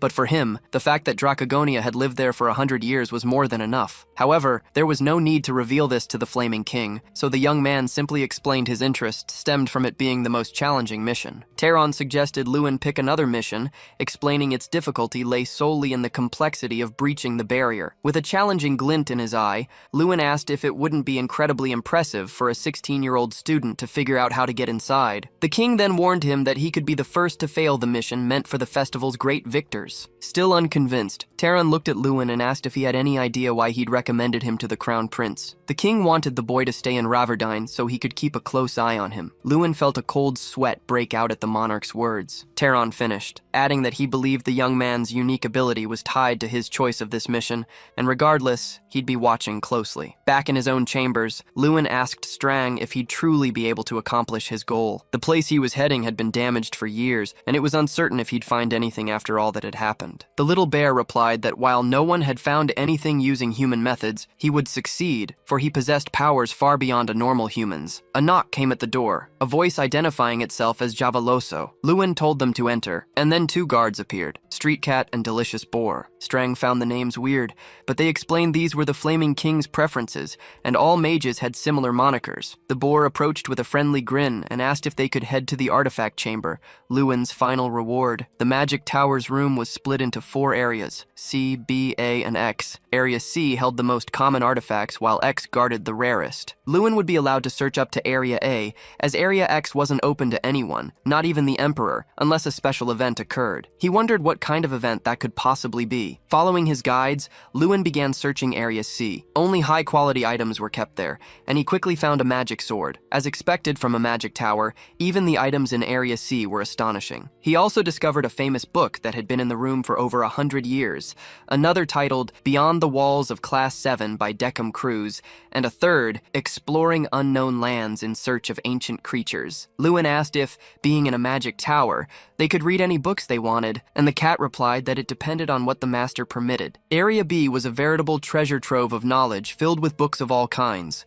However, upon reaching Area A, not a single artifact reacted to the young man. Curious, Lewin asked if it was common for someone not to be selected by any artifact, and the boar confirmed, stating it was incredibly rare. If a wizard was allowed into Area A, it meant he possessed the ability to attract an artifact's attention. Being rejected by all of them was, therefore, quite disheartening for Lewin. Strang, arms crossed, declared there was no reason to be upset, as everything there was just trash. While these might be precious treasures to humans, the most valuable item wasn't there. Instead, it was guarded behind that massive door the little bear pointed to, the famous, mysterious Area X, a place few could ever enter. Strang believed there had to be at least one dragon-made artifact, judging by the scent he detected. But even with such precious items, Lewin wasn't allowed inside, so he had to focus on what he could take from the current room. Suddenly, an intense green light erupted from Area X's door, engulfing the entire space. The two guards accompanying him visibly flinched, fear etched on their faces. The boar guard began to shout, "The special event is finally happening, for the first time in 56 years!" In Tehran's chamber, the king questioned if Kunkan's tooth had truly reacted to Lewin. Street Cat lowered his head and confirmed it. This meant the young man possessed enough talent to succeed to the throne. 3 items of unparalleled power were guarded within Area X: a staff, a suit of armor, and a tooth. All 3 shared a common trait. They allowed their owner to remain at the absolute pinnacle. The staff infinitely amplified its user's magical power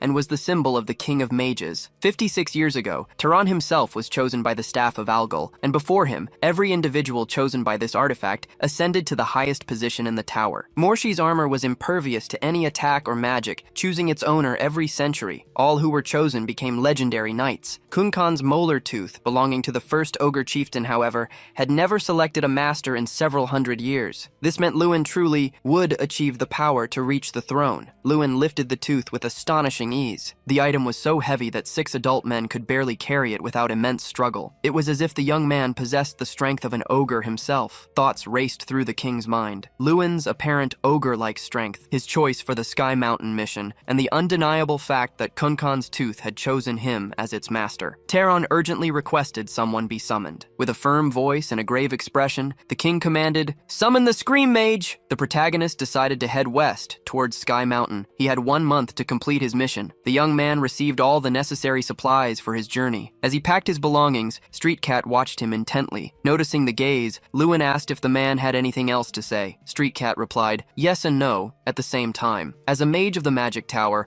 I'm not permitted to express personal opinions, so, in that sense, there's nothing more to add. However, as a veteran, I do have crucial advice. The Magic Tower is incredibly kind to the mages under its wing, but utterly ruthless to those not under its control. Therefore, you must be extremely cautious and doubt everything. Lewin listened carefully, taking the advice to heart. The scene then shifts to the ancient Tesharan Castle, located in the city closest to Sky Mountain. It was built to protect against ogre invasions. That's why its walls were taller than the capital's, and its military might was formidable, boasting soldiers in iron armor. That's what Lewin had read in books, but reality proved to be starkly different. The city is truly desolate, having lost its original purpose. Built to fend off ogre attacks, that threat had now vanished. The former soldiers are now nothing more than drunks getting wasted in broad daylight. A massive man approaches Lewin and demands he hand over everything he owns. Lewin simply places a hand on the man's shoulder. He disables him with a single touch and continues on his way, musing on how different this place is from what the books described. Further on, a man sleeps soundly, snoring loudly. Lewin approaches, looking at the individual with disdain. Then, he asks for permission and wakes the sleeping man. The man apologizes for falling asleep. Lewin says it's fine and asks where he can get a horse. Scratching his neck, the man ponders how to answer Lewin. Being honest, he says there aren't any horses here right now, and this is the only stable in all of Tesharan. Strang can't help but laugh, finding this place utterly pathetic. For a while, there were only flies around, but today, customers just haven't stopped showing up in droves. Lewin asks the man to wait a moment. The man just said the place was empty until today,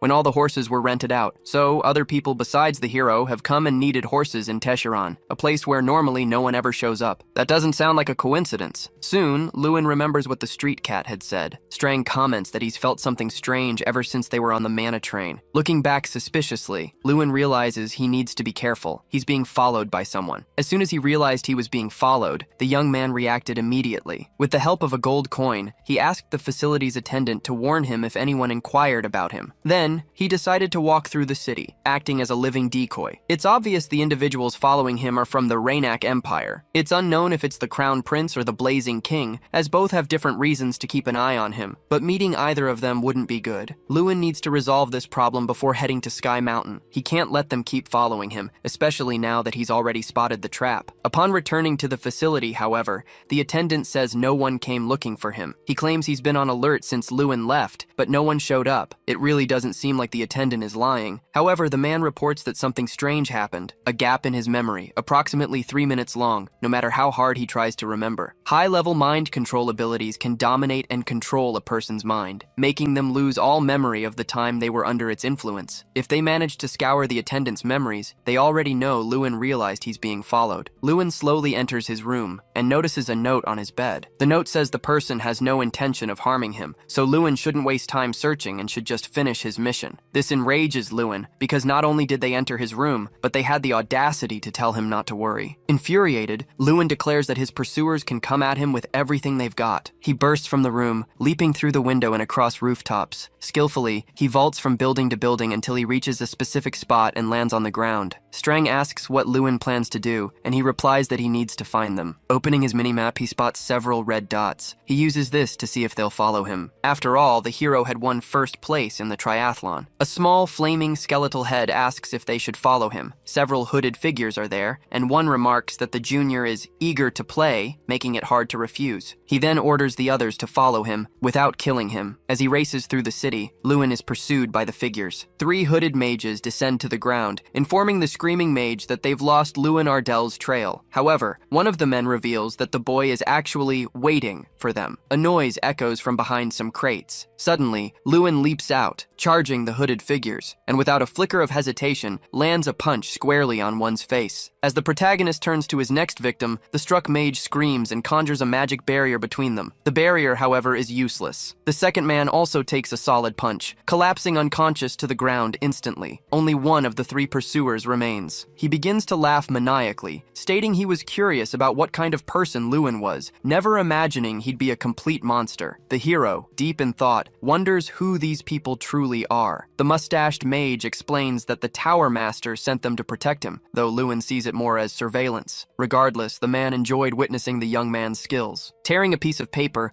the hooded figure vanishes. The skeleton tattoo on his neck reveals him to be an evil mage, part of a mysterious group known for doing dirty work. All that's known about this secret organization is their tattoo and their name. What they do, how strong they are, and who their leader is, all remain unknown. Strang asks Lewin how he feels after dealing with the mages. The young man replies that it was easy, and they seemed weaker than the festival's student representatives. However, one of their abilities remains a mystery. The man used a 6th class magic, so it's definitely not something to take lightly. He'd better stay alert. The bear asks what his partner plans to do. Lewin plans to make it appear before him. The next day, the protagonist immediately sets off for the Sky Mountain. The path is an arid land, devoid of all life, but Lewin can feel he's nearing his destination. He stops and realizes his power circle is trembling. Exhausted after such a long trek, the young man finally realizes he's arrived. The Sky Mountain is apparently encased in a strange barrier. This is where Draca used to reside, but the barrier doesn't even budge, and Lewin wonders how he'll get in. Strang had said before that the only way to pass through the barrier was to use non-human abilities, but the young man still hasn't understood what that means. If Strang were human, she would definitely try to break the barrier. But that's impossible, as it's a barrier that cannot be shattered by human means. The bear then asks if it would be possible to break it by ogre means. Lewin wonders if he should call the ogres inside to open it, like calling a friend. This way, the two are finally reaching a conclusion. But another question arises. It was said that all the ogres on the mountain were killed. However, that's also a very human opinion. A little suspicious,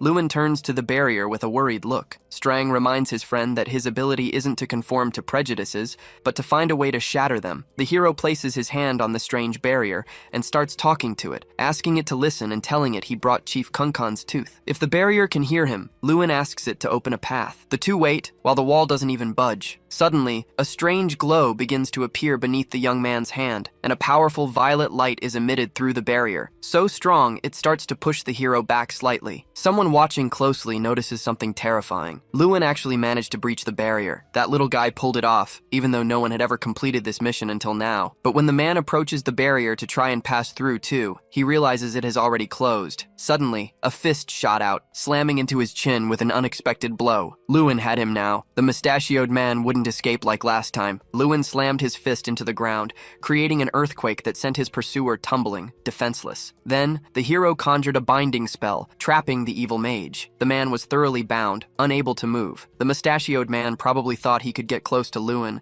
but he'd fallen right into a trap. This game of cat and mouse was finally over. But suddenly a silhouette soared over the protagonist's head. A powerful ogre appeared, flying straight for the trapped mage and mercilessly crushing him with its massive club. The scene shocked Lewin. The ogre looked back at the young man, demanding to know who he was. Strang warned Lewin not to forget that these creatures had the minds of beasts. The hero managed to enter Sky Mountain, but the moment he stepped foot there, he realized he'd arrived in a completely different world. Several ogres watched him, sniffing and commenting that the young man didn't smell like a human. Strang urged his master to stay on guard, as human morality meant nothing to these creatures. For now, the ogres hadn't done anything against the protagonist, likely because of Kunkan's tooth, but it was impossible to know what would happen next. Cautiously, the young man continued to approach. Lewin and Strang were now at the sky summit. The young man asked if there was still another mountain to climb. Suddenly, the gigantic mass in front of the boy began to move. It wasn't a mountain at all, but a colossal ogre. It was Chief Harkon, who had heard that the human possessed Kunkan's relic. The chief was many times larger than the other ogres present. Politely, Harkon said they would receive him as a guest, not throw him to the eagles. Our hero replied that he was chosen by Kunkan's tooth. The ogre couldn't believe it, as that wasn't an item humans could wield. Lewin, however, said he could show the chief so he could see with his own eyes. Harkon explained that the boy was a very interesting human. He had sensed his scent from afar, and also a great aura of strength. And that was correct, for the protagonist was indeed very strong. So, the ogre chief wanted to know exactly who this young man was. Before answering, Lewin looked at his bear companion. He started by asking if the chief knew Dracagonia, a dragon that lived on that mountain. This impressed Harkon, who asked how the young man knew that name. Lewin replied that he had heard it from Kingram. Jaw dropped, the great ogre asked if Kingram was still alive. Lewin explained that Kingram was alive in the form of an artifact at Ignite Academy and could be considered one of his teachers. The protagonist asked if the ogre was curious about who he was. He said he could be considered a friend of Kingram, who used to be the chief of Sky Mountain. Furthermore, he was chosen by Kunkan's tooth and the human who inherited the powers of Draka, the world destroyer. His name was Lewin Ardell. The protagonist stared down the great ogre. Then, the audacious boy asked if, even with all that information, Harkon still intended to throw him to the eagles. With a friendly smile, the ogre replied, no, assuring him they'd do their best to welcome the young man. This gentle response utterly stunned the hero. Harkon had promised a welcome, but ogres had a rite of passage even for visitors. If the protagonist wanted a proper welcome, he'd have to prove his worth. The little bear explained the challenge this time, an arm wrestling match. The ogre competing against Lewin was Omarush, son of Omeru-Khan. Believing there must be some mistake, the young man stared, utterly perplexed, at his challenger. The competition was about to begin, and the excited crowd roared, demanding Omarush crush the tiny human. Worried, the protagonist asked if losing meant he risked being thrown to the eagles. His partner wasn't certain. Then,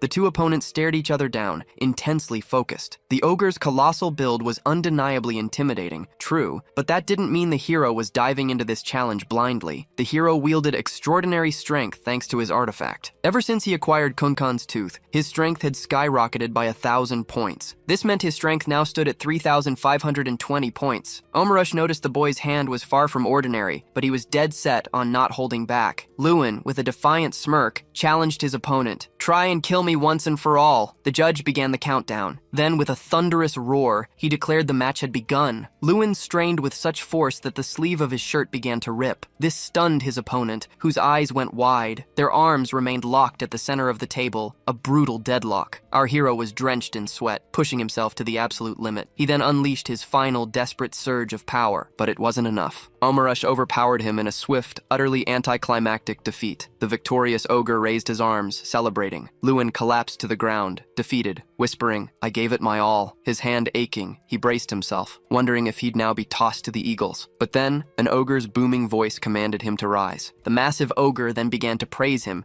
declaring he had endured incredibly, a truly astonishing human. By facing the challenge and battling the ogre, our hero had earned the profound respect of the Sky Mountain ogres. Strang personally congratulated him on this incredible feat. He discovered that Draca had taken 17 years to finally beat Omarush, and he immediately vowed to achieve it in just 1 month. The arm wrestling match concluded, and a grand feast immediately followed. Lewin discovered the ogres were surprisingly talented chefs. Watching them live so peacefully, he pondered why the ogres chose to remain confined within their sanctuary. But deep down, the young man had a strange premonition. He sensed he was about to embark on an experience far more crucial than his original mission here. Omarush slowly approached him. He asked what the young man intended to do with the tooth he'd acquired. If he wished, the ogre could forge a weapon perfectly suited for a human. The hero's mind reeled with possibilities, utterly astonished by the offer. Lewin's mind flashed back to standing before the door of Room X. Curiosity burning, he clutched Kunkan's tooth, pondering its true nature. Strang had revealed it was the primordial source of power, a symbol of immense raw strength. But Lewin wasn't concerned with its origins. He wanted to know how to wield it, unlike Algal's staff or Morshi's armor, which had clear functions. The tooth, for example, could be mounted on the tip of a mace. For now, simply carrying it was ideal, as the sheer boost to his strength was already a massive advantage. Back in the present, Omarush had just made an incredible offer, a weapon forged from the artifact itself. The young man had been carrying the item, but had no clue how to utilize its power. The tooth was incredibly hard and heavy, impossible for most to wield. But for Omarush, the iron handler, it was well within his capabilities. In human terms, he was essentially a master blacksmith. The ogre then asked if the young man had a specific weapon design in mind. Lewin grinned. "Can it be made exactly to my specifications?" he asked. Almost half a month had passed since the protagonist entered Sky Mountain. An ogre shouted, claiming the target had gone that way. During this time, he spent his days helping the ogres hunt or completing training he once couldn't manage. After sprinting up a mountain, the young man opened his status window. But one thing had consumed a significant part of his days: the outcome of his arm wrestling competition with Omarush. 15 matches, 15 crushing defeats, yet he relentlessly demanded rematches. His little bear companion urged her master not to give up, noting his slow but steady improvement. The ogre smiled, saying, "You're refining your strength, boy, no longer wasting it." Thanks to Omarush's guidance, the young man was learning to wield his power more effectively each day. Lewin made his goal clear. He would defeat the ogre in arm wrestling before he left. The two began to taunt each other,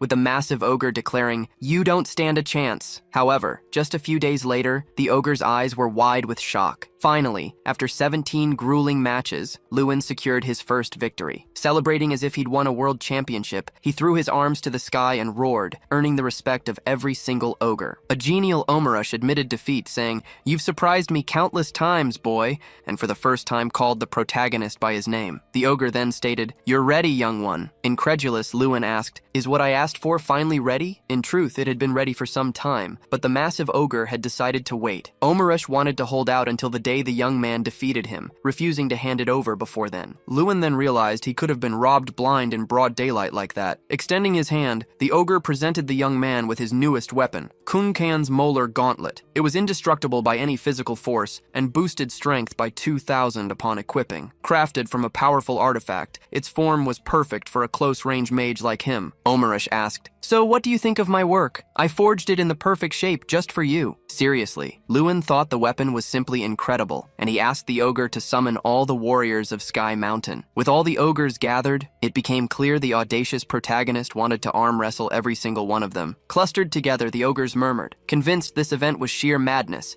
disbelieving the young man's strength. But regardless, such an event was undeniably fascinating. Ogres loved competition and revered strength, so they watched with keen interest. Even a baby ogre raised its arms, cheering for its father. Strang crossed her arms, remarking, "This reminds me of Draca." He was just like that, but Draca had only defeated 17 ogres at once after 30 years on the mountain. If it were the old Lewin, he would surely have deemed such a feat impossible. But after donning Kunkan's molar gauntlet, the hero felt he could never lose. The countdown for the opponent's preparation began, and finally, the competition commenced. Swiftly, the ogre's gigantic arm slammed onto the table. After the match, the ogres asked if Lewin was leaving already. All of them were smiling, saying he had gifted them with incredible memories. The protagonist returned their smiles, feeling a surge of gratitude. He extended his hand to them, making them wonder if he wanted yet another arm wrestling match, even after defeating 100 ogres. But that wasn't what the young man wanted. The gesture was called a handshake, a simple human custom, used to greet friends, express joy at seeing someone, or bid farewell. It was a silent promise, Until next time. Meanwhile, back at the castle, a voice demanded, "Any news?" A cloaked figure replied, "Nothing significant." Tehran, the king, was growing anxious. The Scream Mage had vanished without a trace, and the 2 survivors from the last mission had returned with fatal wounds. Even the subsequent search party reported no human presence on Sky Mountain. The Blazing King slammed his fist,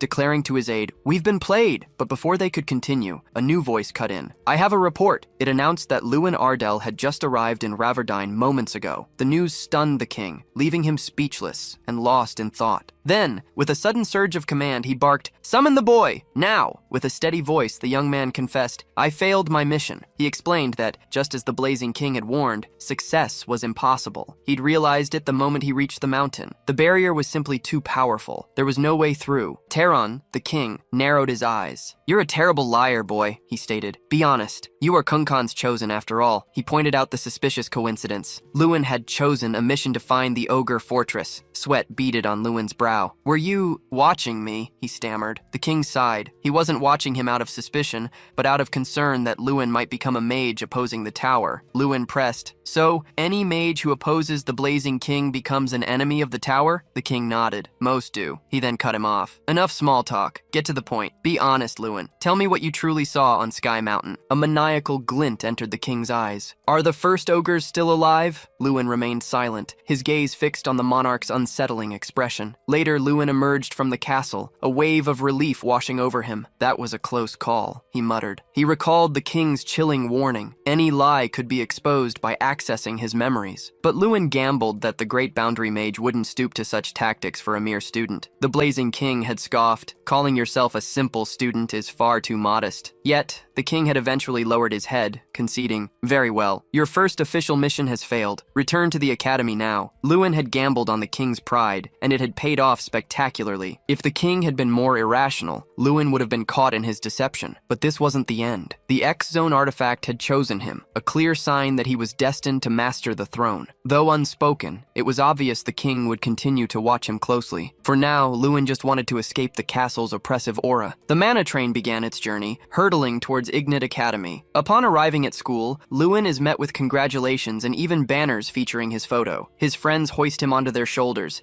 even though the competition happened 2 months ago. Back in his room, Jason brings in a heavy box and places it on the table. Inside, it's overflowing with letters for the young man, as expected for a grand festival winner. There are so many, and Jason only brought the most recent ones. The others that arrived earlier are stored in the closet, but when he opens the closet doors, the room is flooded with letters. Lewin is stunned, unable to believe the sight before him. Even letters from princesses arrived, calling him a genius and a true patriot of the kingdom. Refusing the crown prince's invitation made him a true patriot, but Lewin notices many letters address him as dear, even though they've never met him. Jason sighs and says, "That word isn't just for those close to you, but also for those who want to get close." Jason flops onto the bed and asks what his friend is planning for the holidays. Lewin just gives a small smile and says he's thinking of doing something different this year. Sometime later, Lewin is riding a horse. It's been 5 years since he last visited his hometown. He never left the dorms, not even during holidays. The young man lacked the courage to face the people of his town, mainly because he didn't have the confidence to answer questions about his school life. But now, Lewin can meet everyone with his head held high, so he'll finally see his family again. Upon arriving in town, however, everyone stares at him with expressions of shock. Scratching the back of his neck, Lewin smiles and asks, "How's everyone doing?" The people can barely believe it's truly the young master. Lewin apologizes for being away for so long. His sister, Luina, comes running and gives him a fierce hug. Angrily, Luina scolds him. "You didn't send a single letter all this time, but now you just show up out of nowhere." The young man approaches his sister and says, "You've grown so much I almost didn't recognize you, but you're still as cute as ever." He asks his father to gather all the family members,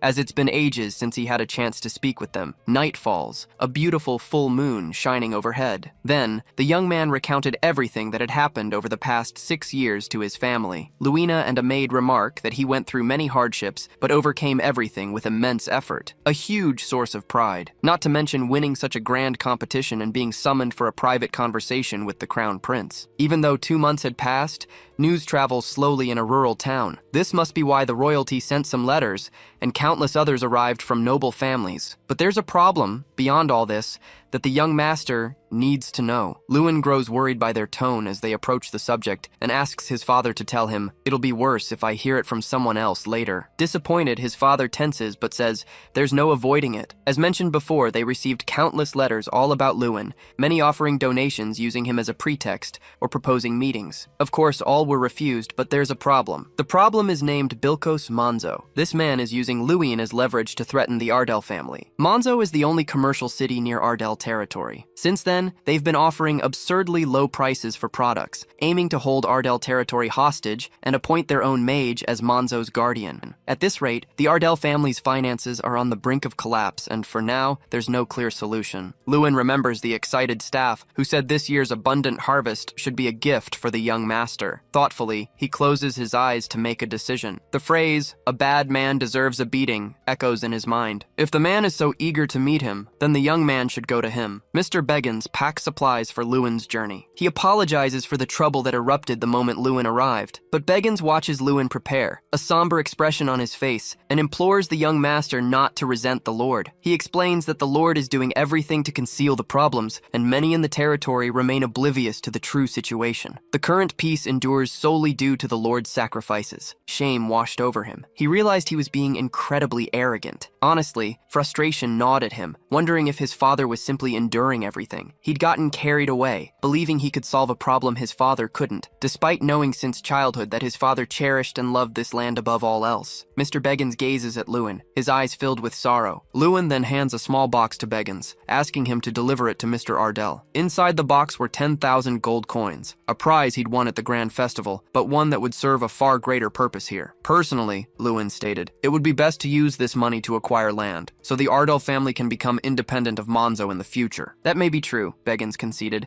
but I doubt anyone would sell land at this point. Lewin then posed a question, what if we take the land instead? Then we could initiate a thorough cleansing. They would reclaim the ancient Wolf Hill territories and the Chinhong Plains, currently overrun by mudmen. With these funds, it might be possible to hire mercenaries, purify the land, and cultivate it to lease to outsiders. If we can secure mercenaries at a fair price, it could prove to be a sound investment. With their plan set, Lewin departed for his mission, stating he'd leave the finer details to the administrator and his father. Our hero then embarks on his adventure towards Monzo. The trade city of Monzo, the largest territory, supplies all surrounding areas. Its lord is Bilkos Monzo, and whispers claim he bought his title through usury, or by leading the notorious Walpa gang. In other words, he needed to steal his resolve. The protagonist arrives at a lavish mansion, bristling with guards. He introduces himself as the second son of the Ardell family and inquires if the lord is within. The guard knights barely acknowledge him, scoffing, "Another Ardell, are we?" The three begin to murmur amongst themselves, commenting on how the Ardells act like children, stirring up trouble they can't possibly resolve, then burst into laughter, openly mocking the situation. His father had endured this very treatment every time he visited, yet he always insisted on coming to the city. The guards sneer, "Go on in and ask yourself, boy. If you're an Ardell, you'll probably just get tossed out anyway." But the soldiers suddenly notice Lewin's unwavering posture, and their tone shifts. "Things are a little different this time," one mutters. The protagonist isn't here as a mere student. He won't tolerate such insolence. He advances on the soldiers, his presence radiating power, declaring, "It seems these men are in dire need of some discipline." With barely a flick of his wrist, the mage blasts one of the soldiers sprawling. At that precise moment, a bearded lord approaches the gate. He recognizes Lewin as the hero who triumphed at the Grand Festival and a mage of the new generation. That lord is Bilkos Monzo, who says, with a hint of mockery, "The boy is so important, he shouldn't even be able to lift his head." But the protagonist retorts, "Then perhaps you shouldn't lift yours at all. If you're so ashamed after forcing me to come all this way, you should keep your head bowed." The man looked at the boy with a serious expression, but soon a sly smirk spread across his face. Just as he'd heard, the young man's personality was straightforward. Even if embarrassed, he'd hold his head high. The young man said it was fine, but he'd have to retrain his guards. They'd treated the Ardell family like a goblin tribe, so Lewin had given them a small warning.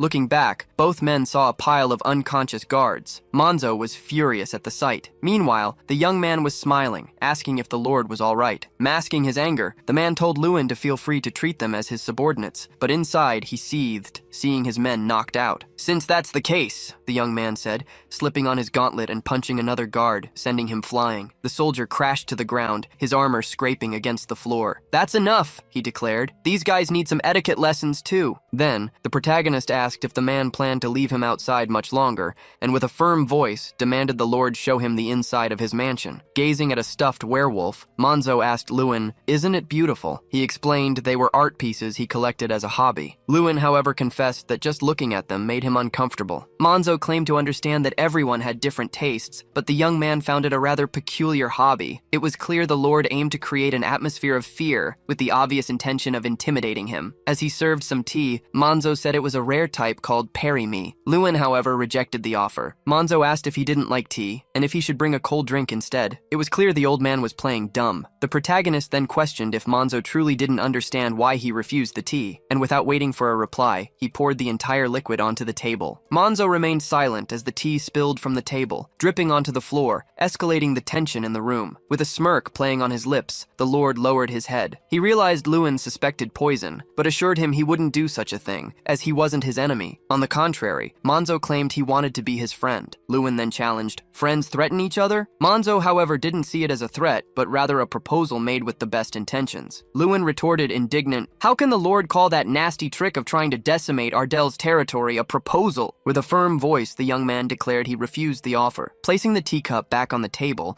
Manzo said it was a shame Lewin was denying his friendship. He warned that, because of this, the price of Ardel's products would remain the same, dirt cheap. Lewin countered that the best choice would be to revert to the original price. The two men glared at each other, and the atmosphere only grew heavier. Adopting a more aggressive stance, Manzo called Lewin a country bumpkin who knew nothing. He asked if the young man truly thought he could refuse a deal, and that he should be begging at his feet. At that moment, soldiers began to pour into the room. Lewin remembered that students from magic schools couldn't use their spells during holidays. With the room packed with soldiers, Manzo declared he'd teach Lewin some manners. Lewin, rising and donning his gauntlet, instantly realized the Lord never planned on letting him leave. Manzo then commanded his soldiers to kill the young man, stating he'd turn his corpse into a piece of art for his gallery. Fear gripped Lewin as he understood this madman wanted him as a trophy. He wasn't here for a reasonable conversation. He was here to deal with an arrogant pig trapped in a pit of southern wealth. To tackle the first soldier, Lewin prepared his famous flick. Getting right up to the man's forehead, he unleashed his strike, sending the soldier flying with absurd speed like a bowling ball hitting pins. In that instant, Lewin's gauntlet ability activated, and the first boss, Kunken, manifested, staying by his side until his strength was depleted. Manzo was stunned. This ability extended the attack range with Kunken's massive arm. A blazing aura erupted around Lewin, the flames molding into the colossal body of an ogre. After all, even on vacation, if his life was on the line, he could still tap into his magic for defense. Kunkan's sheer presence terrified some enemies, who, instead of attacking, began to flee in a panic. But Lewin warned them that running wouldn't save them now,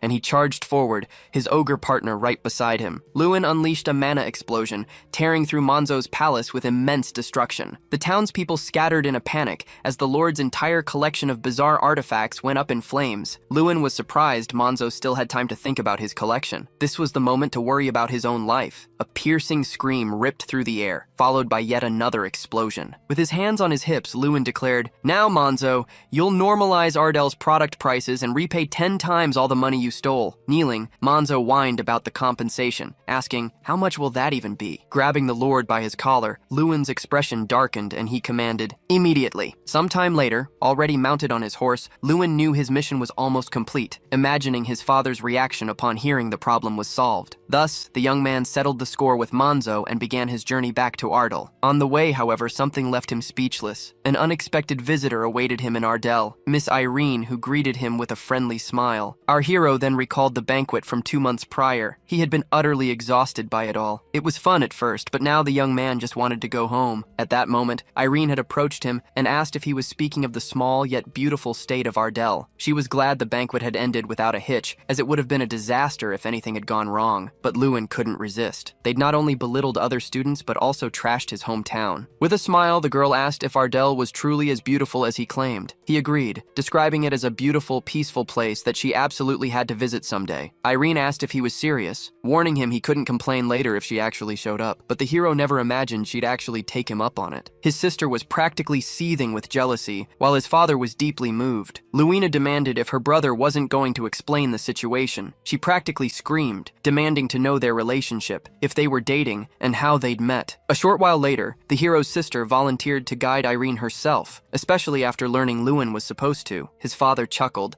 asking if it wasn't cute, his little sister not wanting to lose him, even after 6 years apart. But now that they were alone, his father pressed him, asking honestly if the girl truly wasn't his girlfriend. When he confirmed she wasn't, his father's face clearly fell, but they quickly decided to set that topic aside and discuss something else. Beggins was then called in to join them. He brought a box and placed it before Lewin. His father declared he couldn't accept the money. Surprised, the hero stared at the box. It was Lewin's personal fortune, not Ardel's, but he argued that he was still a member of the Ardel family. No one could deny the young man was the very heart of Ardel, but he still had many duties beyond their borders. Lewin fell silent, unable to argue. He knew his father was a man of unwavering integrity and morality, and he deeply respected it, but it pained him to know his father would discuss the state's problems without involving him. So, with a firm voice, he declared his wish to use his money for Ardel, just as his father had done in the past. Beggins looked a bit uncomfortable, and explained that he thought the young master should know how the Lord was managing Ardel with his own funds. Slightly disappointed, his father stated that, in the future, he'd prefer Beggins discuss such decisions with him first. Even with the best intentions,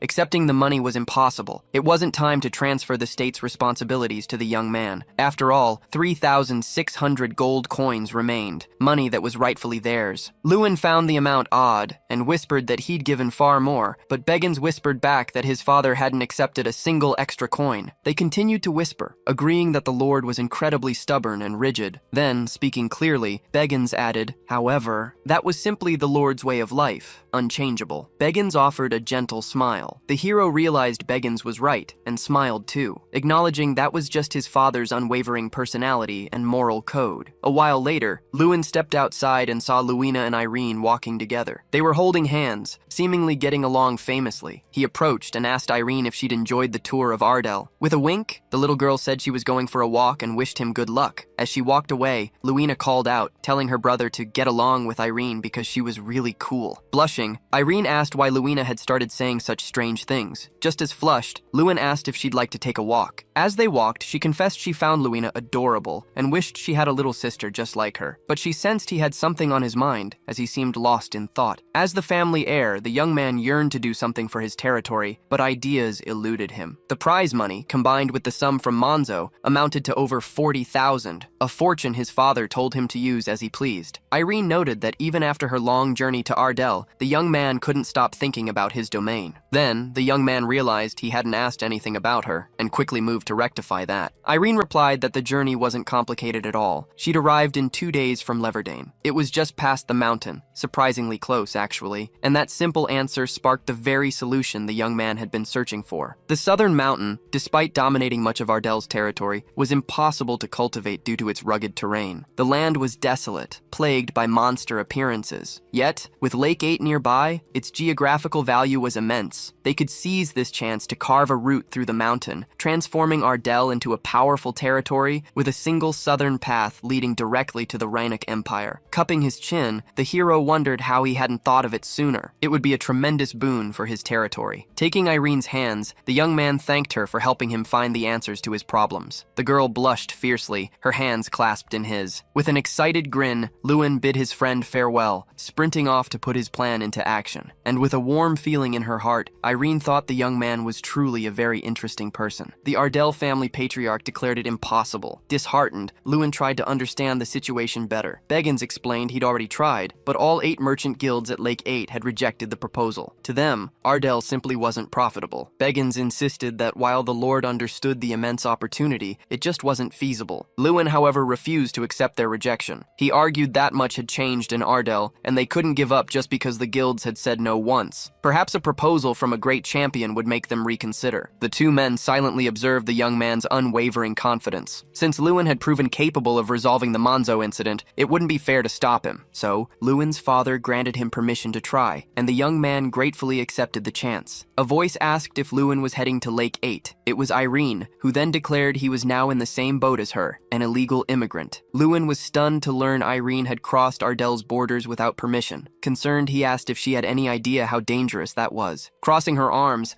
Irene retorted that it still didn't compare to what he had done. Lewin had invaded someone else's dorm and used an extraordinary method in the competition, completely disregarding the risks. And yet, he'd succeeded in everything. To keep up with someone like him, this was just a minor prank. Sighing, Lewin offered a friendly smile. Irene decides to follow him. She's already an illegal immigrant, so one more transgression won't make much difference. The two then headed straight for Lake 8, deciding to cross the southern mountain range to scout the path ahead. The terrain was so rugged that even with a compass, finding their way was a nightmare. So they resorted to a tracking spell. But of course, there was a strict rule against using magic outside of school during holidays. Irene had been using magic since she arrived in Ardell, so they both had to keep it a secret. However, the spell led them straight to humanoid monsters, a den of werewolves. Lewin had to unleash his skills to dispatch the enemies. He obliterated the monsters with his mana explosion spells. Exploiting the werewolves' weakness, their total reliance on a leader, they managed to escape, and they also received an unknown quest. Lewin was stunned to see a new quest pop up. Using the tracking spell once more, the two continued their journey toward their destination. Luckily, there were no more monster encounters, and they finally found the place. They arrived at a massive gate at Lake 8, a colossal city-state where 8 immense lakes converge and connect to the sea. Like Altain, it's also a neutral country under the Empire's control. Here, instead of a king, 8 merchants rule the land, holding titles as joint representatives. As a merchant state, it dominates continental trade, a place where money reigns supreme. Now that they'd reached their destination, the young duo needed to head to the Golden Hall. It was a grand mansion built amidst the 8 lakes, the meeting place for the representatives and the perfect spot to sway them. The young pair explained they didn't have an appointment, but Lewin asked the guard to send a message. He simply requested that the representatives be informed of the arrival of Lewin Ardell, accompanied by his friend, Irina Prouse. Instantly, the guard's eyes widened in disbelief, asking if the young man was truly the winner of the grand festival. He admitted he hadn't recognized him at first, but would report their arrival immediately. Luckily, the two were granted immediate entry. It was an incredibly luxurious mansion,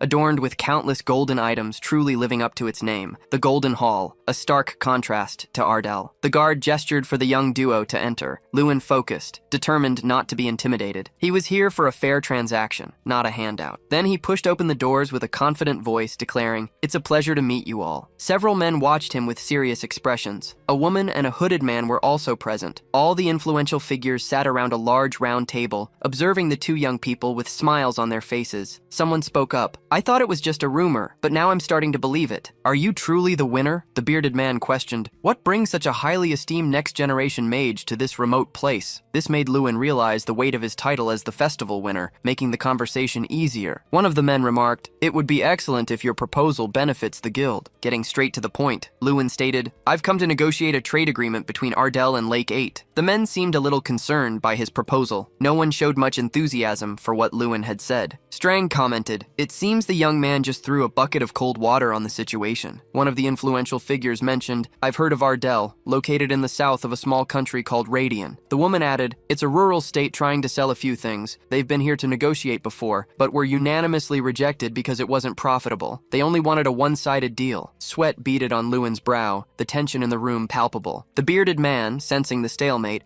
declared there was little left to discuss. These were merchants, after all. Their interest vanished the moment a deal didn't serve them. Despite being the next-generation mage and young master of Ardell, Lewin was being treated as nothing more than a poor, rural lordling trying to swindle them. With a chillingly clear, dualistic gaze, Lewin challenged them. "Will you stick to that decision this time?" He added, "It's a shame to see such a reaction when I haven't even begun to present my proposal." Then, Lewin slammed a pouch onto the table. 30,000 gold coins spilled out. Every eye in the room snapped to the glittering pile. With a sarcastic smirk, he asked, "Does this motivate you more for the deal?" 8 Lake was a sprawling city-state where 8 vast lakes converged and connected directly to the sea. It was governed not by a single king, but by a council of 8 powerful merchants. Our protagonist, Lewin, had journeyed here to forge a crucial trade agreement between 8 Lake and Ardell. He'd faced countless dangers on his journey, but he knew that success in this negotiation would make every risk worthwhile. After a brief, intense exchange, and having wielded his considerable influence, Lewin asked if the merchants were now ready to close the deal. He proposed buying 30,000 units of weapons. In return, they would open their markets to Ardell's goods. As expected,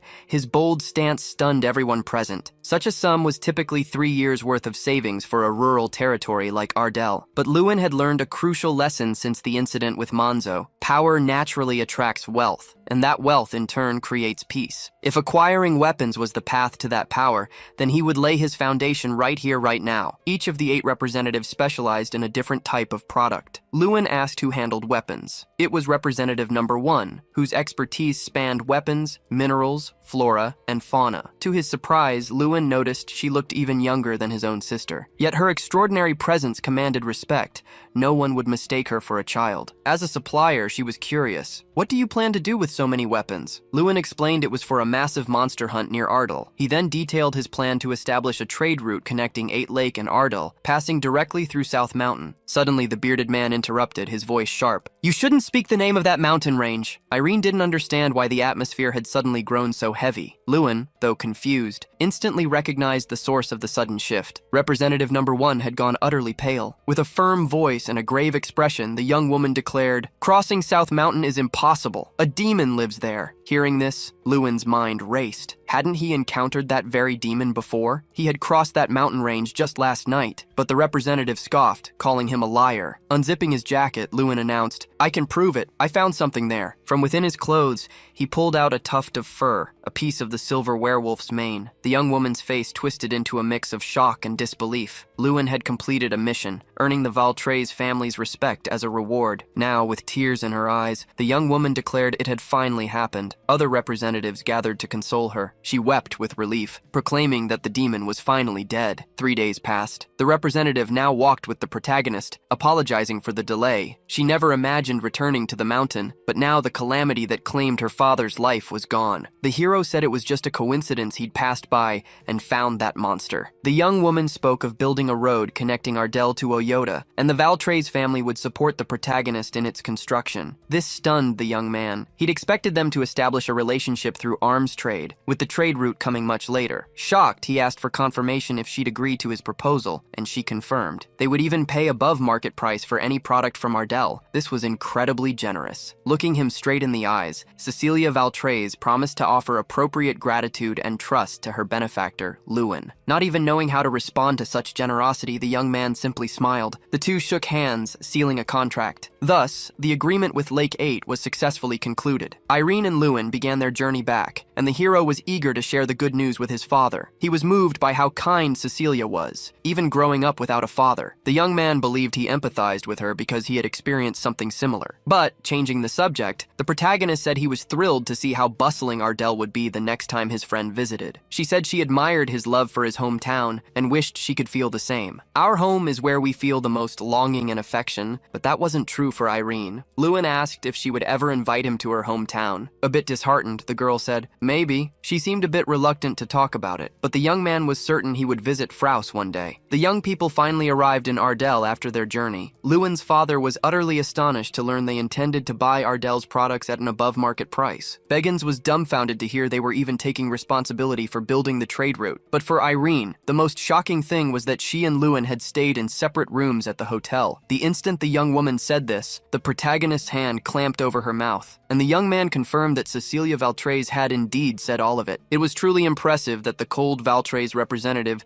had declared she would pay her debt, though it would take 3 months to prepare the weapons. However, road construction would begin that very month, and Ardell would finally prosper. Proudly, the young man's father said he had grown so much and achieved truly difficult things. Then, from the bottom of his heart, he thanked his son for growing into such a worthy man. Seizing the moment, the hero asked if his father would trust him to grant one more wish. He spoke of Ardell's lifeline, his people's deepest desire. And as he touched on this subject, the young man's expression shifted. It was vengeance for his beloved mother's soul. It would be the hunt in the Crimson Plains, a place teeming with dangerous monsters. The year Lewin turned 6 on his birthday, a day meant for happy memories, it twisted into his worst nightmare. Mud creatures from the Crimson Plains swarmed the village, slaughtering countless people. The most tragic blow for Lewin was that his mother was among the fallen. Today, if not for a single photograph, his mother's image would be nothing but a hazy memory. Even those who survived that day suffered grievous wounds. It was then that the young boy made his first vow to become stronger. As the young lord of Ardell, he would never allow such a nightmare to repeat itself in his town. Warriors are already training with their spears. After the attack, the villagers began daily training, determined to avenge their loved ones or prevent future disasters. Irene notices the changed atmosphere in the village,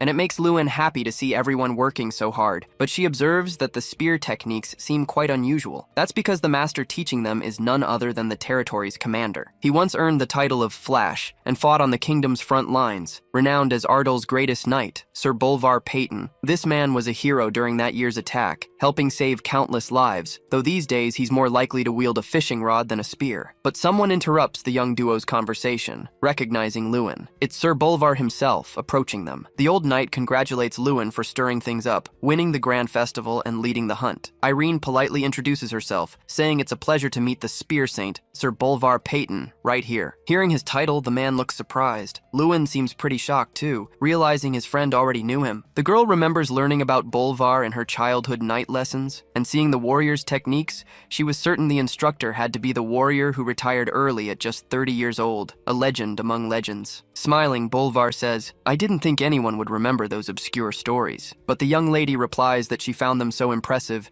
she read every last detail, like the tale of the man who cut down over 10 high-ranking mages in the Pernan Confederation, a truly legendary feat. Bolvar says he's honored she thinks so, but claims he's nothing but a crumbling old man now. Lewin asks why he hid all this from him, but the knight replies, "I never hid anything, you just never asked." Still, Lewin can't help but feel disappointed hearing all these stories from someone else. However, Bolvar argues that Lewin knows more about him than anyone else. He's someone who loves fishing and lives in a house on the hill. "I used to go on walks and play with you when you were younger, and now I'm proud to see how much you've grown." He finishes by asking if that isn't enough information about Bolvar for the young man. Smiling, Lewin realizes he actually has the upper hand in that regard. Changing the subject, Bolvar mentions he's helping the young lady with swordsmanship and asks if Lewin would like to join. But it wouldn't just be to watch. The knight wants him to participate in a duel with her. Ingrid is training with Master Bolvar, giving her absolute all. Lewin finds it impressive that Ingrid possesses such skill at only 12 years old. The little girl proves she has a solid foundation, but Sir Bolvar is only using his left hand against her. After finishing the training, the knight comments to Lewin that his sister is improving rapidly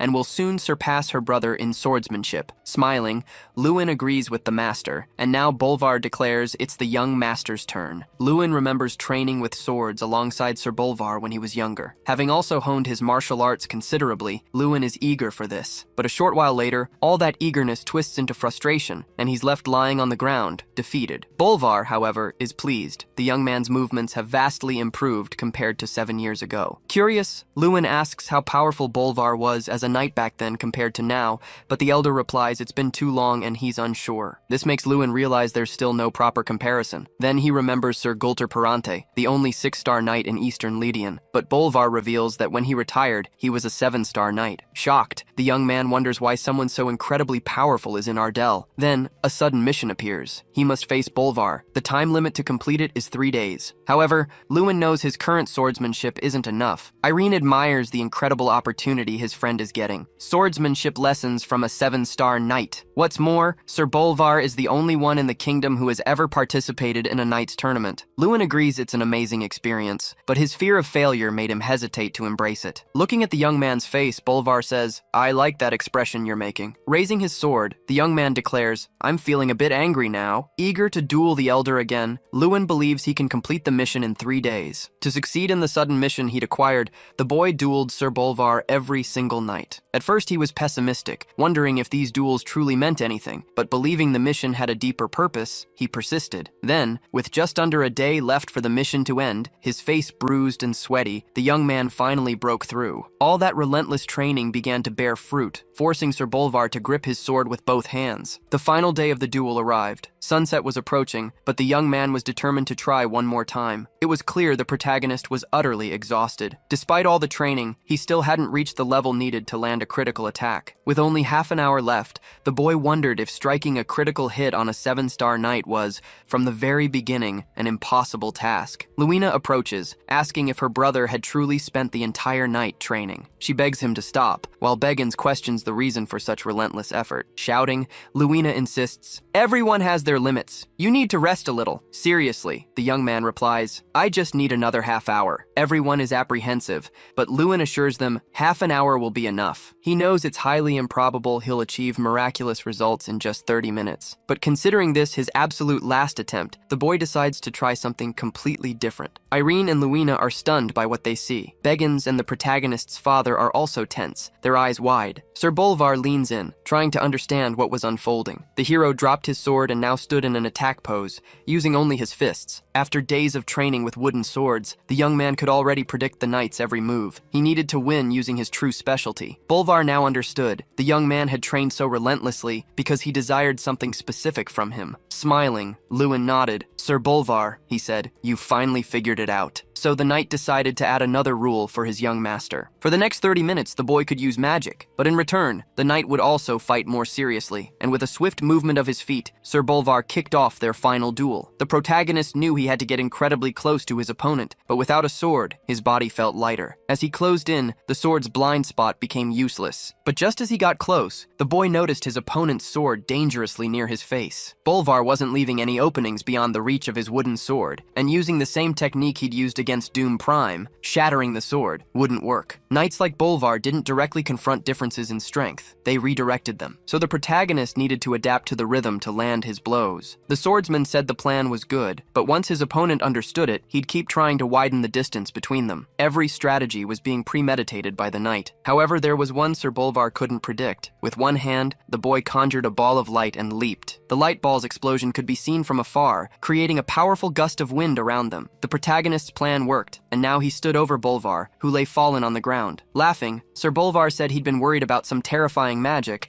but it was just light that blinded him, and then he admitted defeat. That was all Lewin could think of at the moment, and he apologized for knocking him down. Finally, the incredibly complicated mission was complete. The hero succeeded, and even received the Steelbreaker ability as a reward. But before he could savor his victory, a slap on the shoulder interrupted his thoughts. Luina was indignant at the boy's nerve for taking down Sir Bolvar like that. Our boy offered to help the knight up and apologized, but thanked him for all the lessons. Sir Bolvar was also happy, and said it had been an incredible experience. The young man's vacation was already over, and he'd have to leave soon. His long yet short vacation was coming to an end, and soon the protagonist would have to leave his hometown. He and his father watched the workers building the trade route. They were all sent by the Valtreys family, and there were many men. This route would transport weapons and also serve for trade, bringing great benefits to Ardell. And there was one more thing the boy wanted to tell his father. Handing him a box, the young man said it contained 12,000 gold to use in Ardell. His father didn't seem very comfortable accepting it, but the young man said he'd kept 400 for himself and asked him not to refuse. His father said he felt ashamed, as if he were creating a debt with his son. The two embraced, and father and son strengthened their bond even further. It had certainly been a very productive vacation. Irene and the protagonist walked the same path for a while, but as they were about to say goodbye, Lewin seemed shocked by something Irene said, but the girl confirmed he'd understood correctly. She wanted to help him exterminate monsters after graduation, and repeated that she would follow him until she could defeat him. The girl hadn't forgotten that promise, and so the two parted ways, promising to meet again. After traveling for almost a week from Ardell, the young man entered the eastern region, but upon arrival, a commotion was unfolding. A man was holding a kid by the collar, scolding him. Seeing this, the protagonist felt a surge of irritation, wondering what was going on. The beaten kid pleaded for his sister's release. He claimed to be a knight and swore he wouldn't stand by if his sister wasn't freed. The aggressor scoffed, asking what the kid thought he'd do. He explained this was all happening because the family hadn't paid their debt, and he'd collect, even if it meant selling the boy's sister. Disbelief widened the injured boy's eyes. He shot to his feet, drawing his sword and charging the aggressor. The man, utterly unfazed, found the act laughable. He landed a precise punch to the boy's face, asking, "Is this some kind of joke?" As he stomped on the poor kid, he sneered, "Is this the standard for Foldren's squire knights?" Grabbing the boy by his hair, he demanded he repeat what he'd just said. But fearless, the boy retorted, "If you try to sell my sister, you'll die." Strang appeared, looking utterly stunned by the daylight scene. The boy seemed to be a squire knight, but he was terribly weak. His gaze was anything but ordinary. It was the look of someone with something precious to protect. A hand touched the protagonist's shoulder, breaking his thoughts. It was a man advising him not to get involved in others' business, warning that these aggressors were incredibly cruel. Lewin knew this, but he questioned what everyone else was doing, standing by without trying to stop them or save the boy. That made them no better than the aggressors, and they should be ashamed. Suddenly, the hero grew curious about the boy's true worth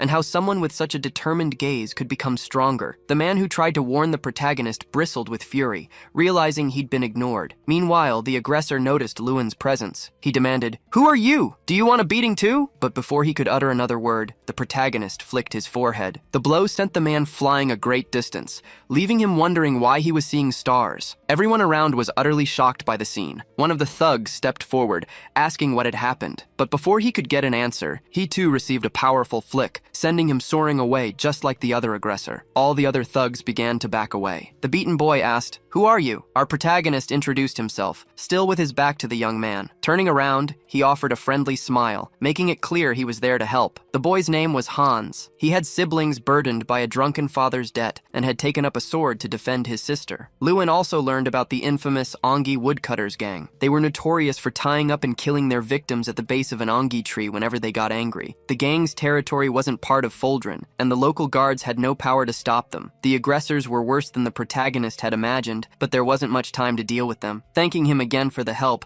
Hans admitted he'd already heard about the young man. He was known as the champion of the grand tournament. The protagonist confirmed it, then asked if Hans had heard it from Sir Gulter Pirante. Hans was surprised Lewin knew him. The boy explained he knew Gulter was part of the Foldren Knights. Apparently, the captain often spoke highly of the protagonist, calling him a powerful mage, though not as powerful as the captain himself. The boy wished to grow strong quickly, to be as splendid as the captain. In Lewin's opinion, having someone like Gulter as a goal was excellent, but Hans was still very weak, and it wasn't clear if the boy had even graduated from the academy. Then, Hans let slip that he was the weakest in the academy, and that everyone constantly told him he shouldn't even be there with his rotten skills. Everyone criticized him, but the captain was different. He said the boy possessed a talent others lacked. This kept him motivated to train hard every single day. This story sounded familiar, striking Lewin just as Professor Heidel and the Dean had once struck him. Sir Gulter believed in Hans, keeping him spirited and driven. The hero said hard work never disappoints. Even if Hans progressed slower, he could persist, and one day a miracle would find him. The moment the protagonist took a spoonful of food, he realized Hans's sister's cooking was truly unique, and not in a good way. But a loud crash and a scream shattered their dinner. The gang seemed to have arrived, seeking revenge for Lewin's earlier attacks. With a single kick, one of the men smashed open Hans's door, but he was surprised not to find the two young men there, only the protagonist, who was calmly donning his gauntlets. The aggressor demanded, "Who the hell are you?" He added that he'd been wondering what to do, but thanked him for showing up. Immediately, the man was sent flying out of the house like a comet. The other thugs stared, utterly shocked by the scene. As he stepped out, the hero told Hans to protect his sister, warning that the area was dangerous. The boy asked what Lewin would do, and the protagonist simply smiled. He said, "I need to earn the meal I just had." The invaders screamed that no matter how strong the kid was,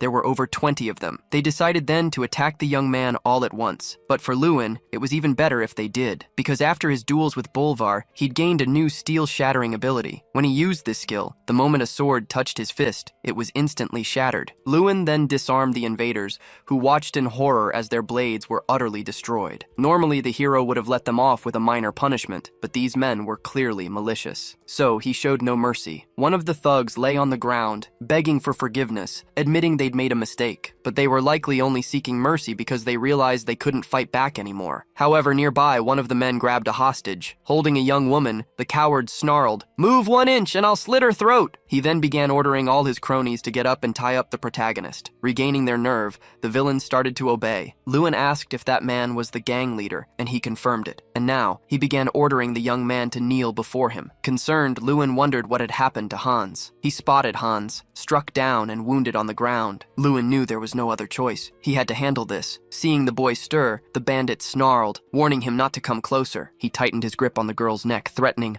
"I'll kill her!" Pressing the knife closer to her throat, the bandit declared, "Move 1 finger, Lewin, and she dies!" Tension gripping him, Lewin cursed the academy for never preparing him for a situation like this. There wasn't enough time for illusion magic, but as he stood, unsure what to do, a flash of light caught his eye. It was Hans's blade. The boy bravely rose and slashed the bandit's back. Despite the blow, the villain remained standing, turning to glare back. Hans's eyes glowed with an unfamiliar aura surging through his body. Then, in an instant, the kidnapper collapsed to the ground. Now the brave young man approached the remaining bandits, warning them, "If you don't want to end up like your boss, get out of here!" Fear gripped them, and the bandits scattered, fleeing in terror. Hans's sister rushed to his side, checking if he was all right. His voice trembling, Hans was distraught, unable to believe he had taken a life. But Lewin placed a hand on Hans's shoulder, reassuring him it was necessary. He even offered a gentle word of praise. That blue aura radiating from him, that's sword mastery. The boy had just reached rank 4. Reaching this level meant a warrior was considered high class among knights. Though he couldn't fully control the aura yet, it was a clear sign of his growth. Overjoyed, Hans thanked Lewin, crediting him for everything. He admitted that without Lewin's help, he never would have found that courage. And now, no one would dare bother his sister again. With Hans's incident resolved, Lewin finally set off for the academy. And at last, after a long journey, he was back. Before leaving Ardell, Lewin had wished his vacation would never end, but now he realized how much he'd missed this place. Inside the school, Lewin walked alongside his friend. Jason asked what Lewin had been up to during the break. Lewin wasn't sure how to answer. So much had happened. The Monzo incident, Ingrid's unexpected visit home, and even a dangerous battle against a werewolf. Things best left unsaid here. So Lewin decided it was best to simply say he'd been training. Jason scoffed. Someone as strong as you needs to train? Lewin replied he'd practiced swordsmanship,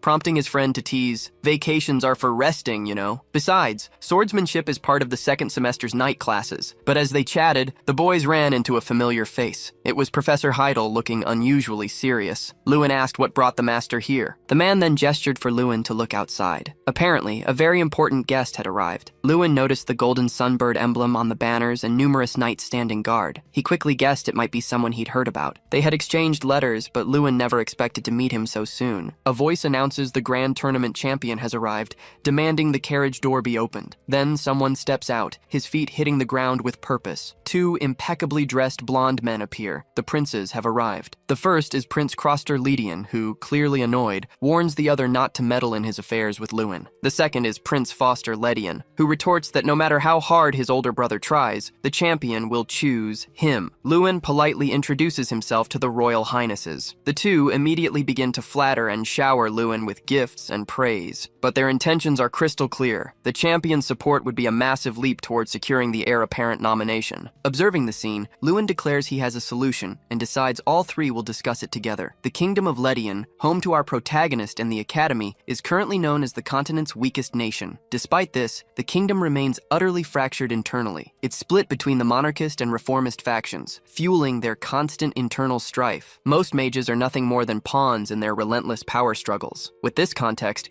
it's easy to see why they sought out Lewin. The meeting barely begins before arguments erupt over who gets to sit opposite the young man. This childish behavior is precisely why the country is sinking deeper into chaos. Like two spoiled brats, both princes insist on sharing the same chair. Lewin states he's surprised by their visit but glad they came, as he has a request. It is not my intention to choose a lord between the two of you. The two brothers react identically, tension gripping them, but they had anticipated his words, revealing that even the legendary strategist Jagus had refused their offer 3 times. Foster then begins comparing himself to the first emperor, claiming Jagus initially refused but eventually joined him. Changing the subject, the protagonist reveals he has something he needs to do. He intends to return to his homeland, Ardell. This means Lewin doesn't plan to leave the kingdom even after graduation and could become a powerful local force. This news electrifies both princes. However, Ardell's situation is dire, and Lewin believes their highnesses will understand his desire not to abandon his home. Their eyes widen as they grasp the gravity of the matter. Kroster stands, declaring that the kingdom's future forces cannot be burdened with unnecessary worries,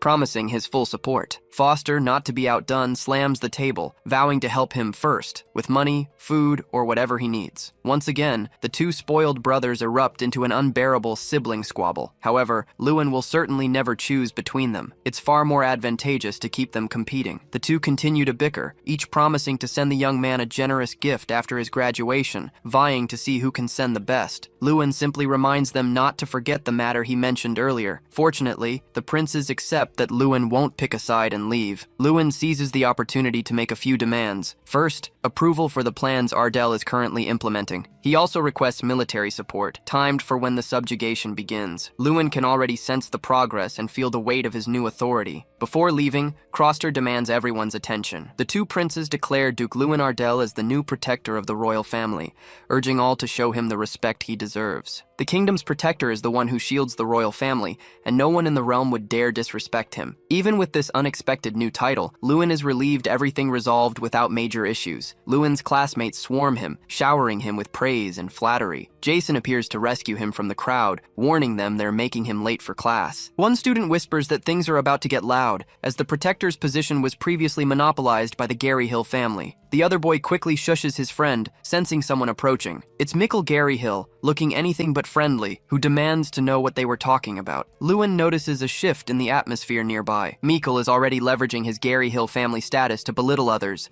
declaring everyone will fall beneath him. That name triggers a memory for Lewin. The blonde-haired student had faced suspension for using banned substances during exams, but narrowly escaped expulsion, only receiving a 30-day suspension. All thanks to his family's name, Garyhill, which wields immense power in the magical world. Lewin steps closer to Mikkel, stating, "That doesn't sound like what the princes want." He greets him, adding, "Long time no see." Gritting his teeth, Mikkel clearly isn't pleased to see Lewin. He sneers, "Do you think you've won? Just wait and see who gets the last laugh." Jason urges his friend, "Don't pay him any mind. He's probably just reeling from all your achievements." Lewin knows it's pure envy, and such trivial matters aren't worth his consideration. Mikkel's tarnished reputation in this situation directly impacts his family's honor. But Lewin suspects the blonde-haired student is already plotting something, and after all, his opponent is the infamous Garyhill family. For this class, Academy graduates are returning to teach. Lewin is eager to discover who will be coming, and in a way, the protagonist's ominous premonition never fails. His eyes widen, tense with what he sees. The other students in the class also grasp the gravity of the situation. Everyone tenses up, and a heavy atmosphere descends upon the classroom. Jason, too, seems somewhat incredulous at the sight. The professor at the front of the room questions why the atmosphere suddenly shifted. With a smirk, he asks, "Wouldn't that be Lewin Ardell?" He greets him,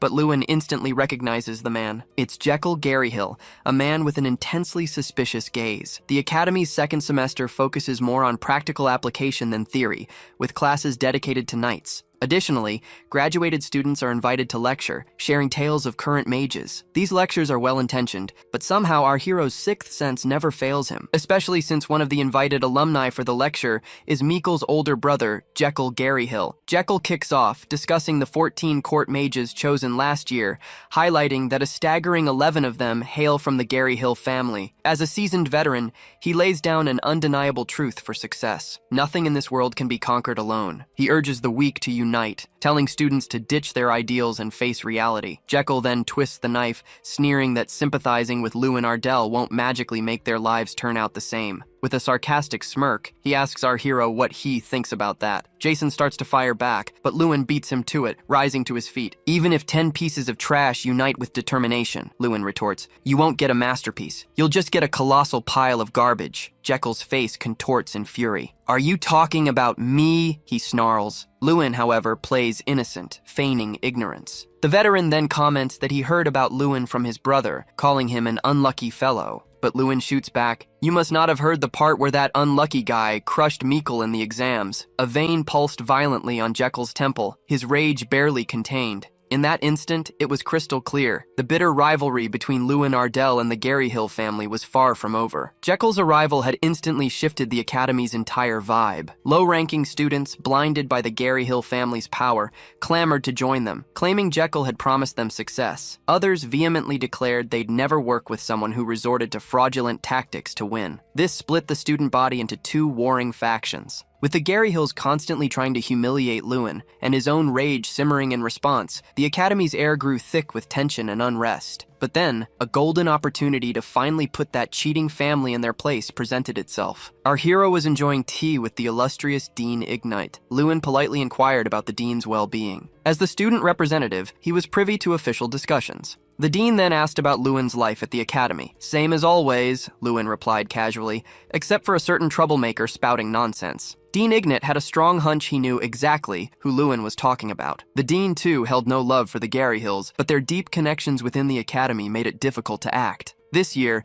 they hadn't even been assigned courses that directly affected grades, yet the Garyhills were still stirring up trouble. Lewin then asked, what kind of student was Jekyll? Jekyll was popular, with stellar grades, and at just 23 he'd become the kingdom's youngest chief mage. But beneath that facade lay a ravenous hunger for power, a desire to conquer at any cost. He'd stop at nothing to get what he wanted. With them together, the dean wanted to discuss the upcoming special classes. Lewin, however, found his mind elsewhere, consumed by thoughts of how to undermine Jekyll. As he pondered, an idea sparked, though he wasn't sure if it would even work. Then, a bolder thought struck him. What if he just asked Jekyll directly? When the classroom door swung open, the students gasped in surprise. The teacher standing before them was none other than Jekyll Garyhill, who looked equally stunned. Lewin, sounding like an adorably earnest junior, announced, "I'm here to make a request of you, Jekyll." Jason tried desperately to stifle his laughter, but he couldn't hold it in, bursting out as he stood and pointed at Lewin. "It was only a matter of time until he pulled something like this," he declared. Lewin quickly interjected, "Please don't misunderstand. It's not what it looks like." Lewin explained that he'd heard Jekyll had rejected the dean's proposal for the night classes. He continued, "I came personally to make this request." He pleaded, "Please allow the graduates and students to have a joint class." Joint classes were unique. Lecturers participated alongside students, creating an equal playing field for competition. The students buzzed with excitement at the prospect of finally witnessing Jekyll's skills firsthand,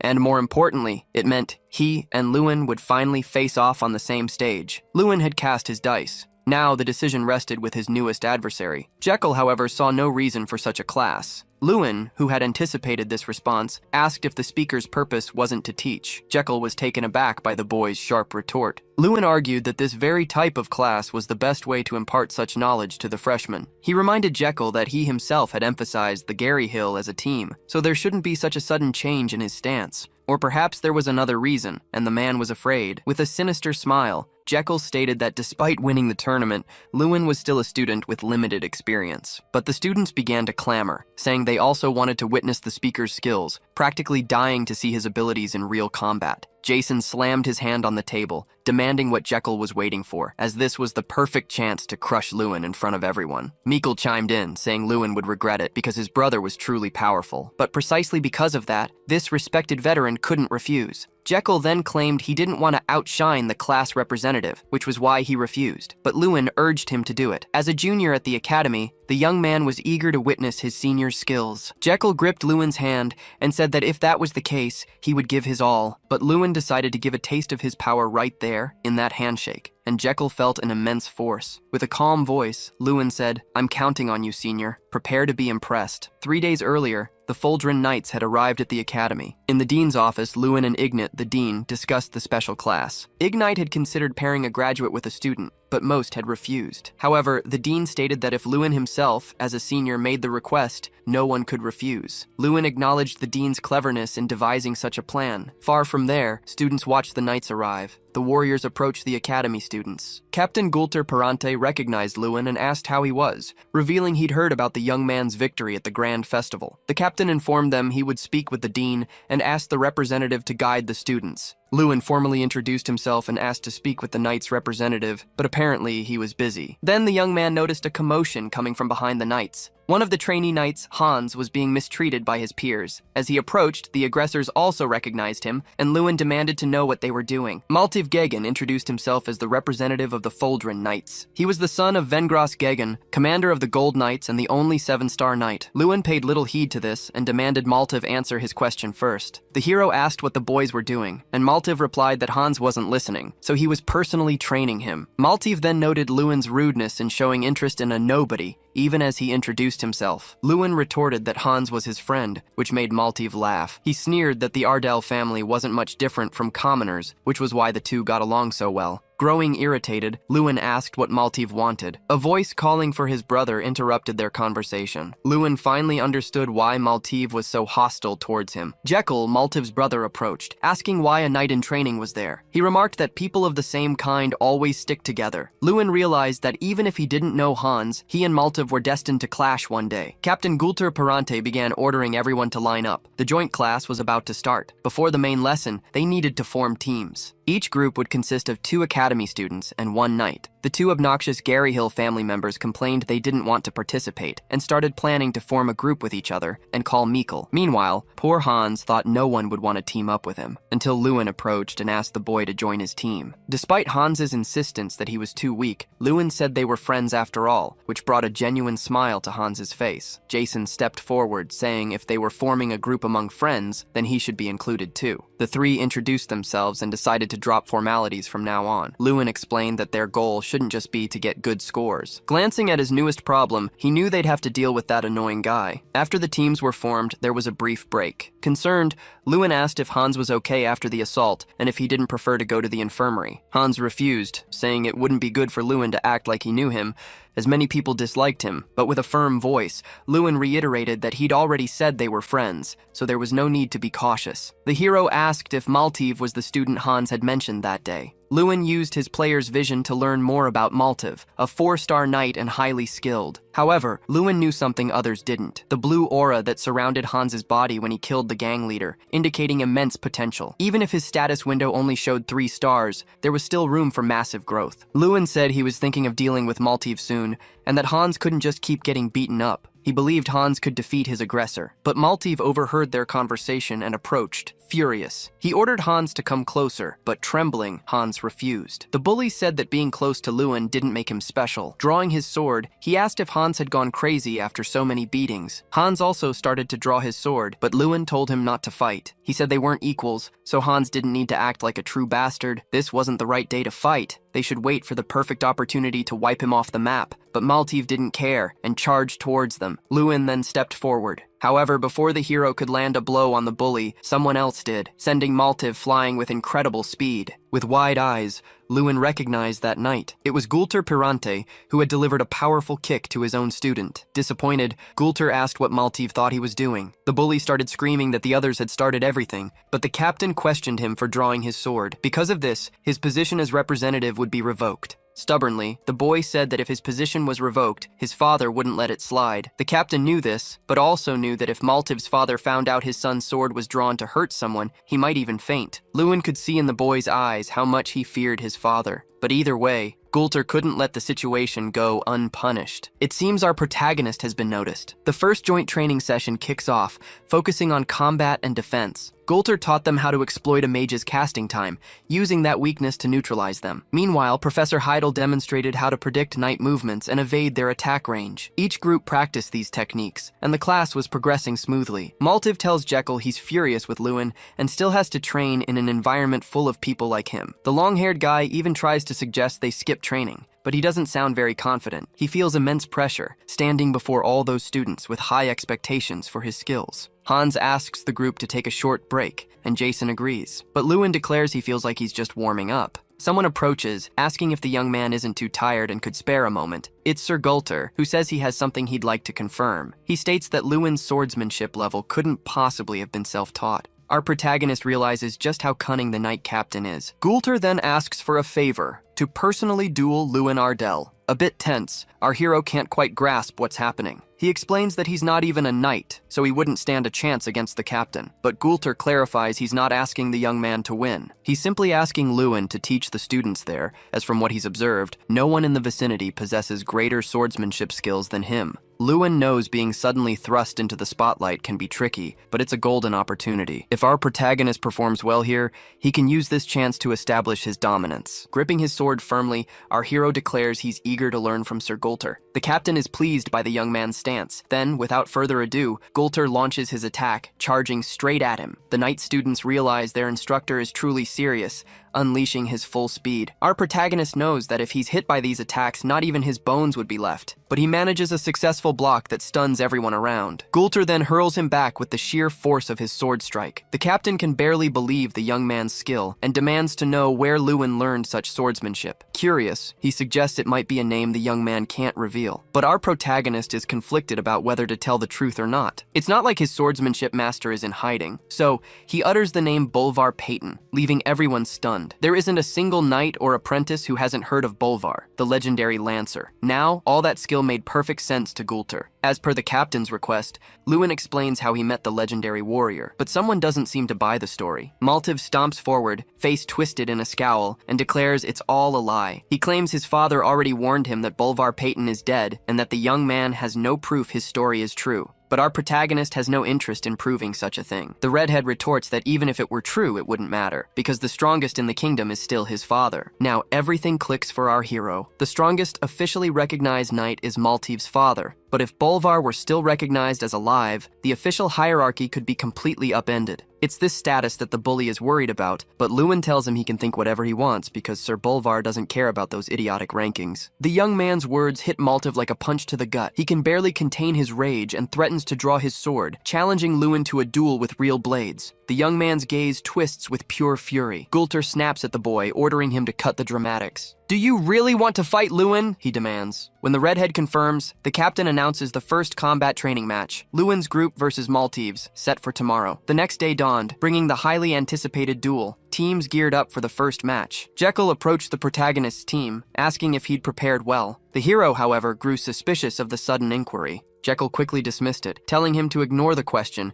and just give his all in the upcoming match. But the moment the starting signal blared, Jekyll lunged at the boy with blinding speed. Lewin barely dodged the assault, but his eyes widened in shock at his opponent's speed. No normal person could move like that. It was almost ridiculous, fueled by his opponent's sheer desperation to win. Activating his player's gaze, the protagonist instantly saw it. The long-haired foe had brought 6 hidden artifacts into the match. The night before, Sir Vengras and Commissioner Josh had a hushed conversation. Vengras Gegin mentioned his son, Ignat, had been invited to give a special lecture at the academy. Commissioner Josh Garyhill replied that Ignat had personally invited him, then asked if the boy was doing all right. Vengras sighed, confirming he was, despite all the headaches he usually causes, which is why Mr. Gulter is disciplining him. But the commissioner's true purpose was to discuss Lewin, the representative. Vengras admitted he'd heard the boy won the grand tournament and had caught the Empire's eye. To Josh, a mere bumpkin from Ardell had no business treading such a successful path. He believed the boy needed to be stopped from capturing the prince's attention. Conveniently, Garyhill's and Maltiv's sons were in the very group set to face the representative. Then, the idea of giving Maltiv an artifact was floated, a suggestion that visibly startled Vengra. He was shocked that the commissioner was openly suggesting fraud. Josh argued that if they truly wanted to crush that brat, it was a necessary evil. His own sons would also receive artifacts. Then he dropped Bolvar Peyton's name into the conversation, leaving Vengra even more stunned. Josh explained he'd heard Bolvar Peyton was still alive and had even taught Lewin swordsmanship. With the boy already favored by the princes and now having trained under a legendary knight, both Vengras's and Josh's positions were in grave danger. Convinced, Vengra handed a necklace to the commissioner, hoping it would yield good results. The commissioner flashed a wicked grin, assuring him it would, adding, "All for the good of the kingdom, of course." Back in the battle, the protagonist's opponent exuded smug confidence. As he effortlessly immobilized Lewin's entire team, he sneered, "Why were you so confident with such pathetic skills?" Jason and Hans were completely ensnared, along with the rest of Lewin's squad. The hero knew they'd try something, but never imagined they'd stoop so low as to cheat. Maltiv taunted, "Show me your skills already, hero, or I'll beat you until there's nothing left." Jason screamed desperately for Lewin to dodge the incoming blow. Lewin stomped his foot, straining to break free from his binds. Just as Maltiv's sword reached him, he unleashed a burst of mana, propelling himself into a desperate leap.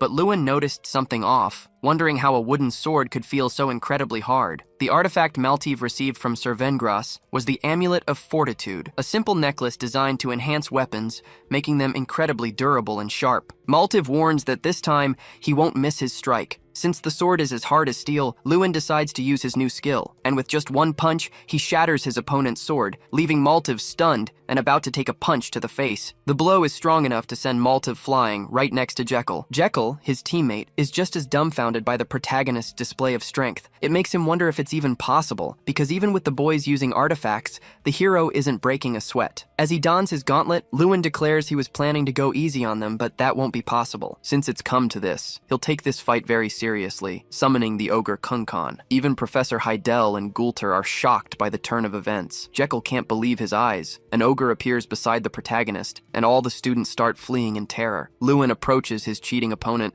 and tells him to end this now, and it seems 6 artifacts aren't enough for you. Lewin gestures with his arm, and the ogre's spirit moves with him, plucking all the necklaces Maltiv was wearing with a single finger and tossing them to the ground, exposing his dirty tricks for all to see. The students can't understand why Maltiv would use so many artifacts, especially when facing a junior. Not knowing what else to do, Jekyll shouts that the Garyhills won't stand for this. With a look of disdain, Lewin says, "First it was Michael, and now the older brother. Who's next? Maybe Lord Josh Garyhill himself?" This infuriates his opponent, who gets up and charges at him, but Maltiv doesn't even get close before he's flicked on the forehead. Lewin says, "You're making too much noise, go lie down for a bit." Then, Strang appears and asks if Lewin is sure about this, if it's really okay to reveal the ogre to everyone like this, because even the dean looks shocked. But it's not like Lewin could hide him forever. Anyway, what's done is done. Jekyll Garyhill is completely unconscious, and it seems Meikle fainted from fear after seeing the ogre. This means the winner is already decided. Even Gulter is surprised by what happened, but he starts to announce the results. But before he can, Hans interrupts the announcement, carrying 2 swords. He shouts, "The duel isn't over yet! Maltiv's sword only broke, but he can use another." The fearless Hans tells Maltiv to take a sword. In a mix of shock and rage, Maltiv asks if his classmate has gone crazy, insulting him further by calling him a dirty commoner. But there's no mistaking it. The aura Hans is emanating is true sword mastery.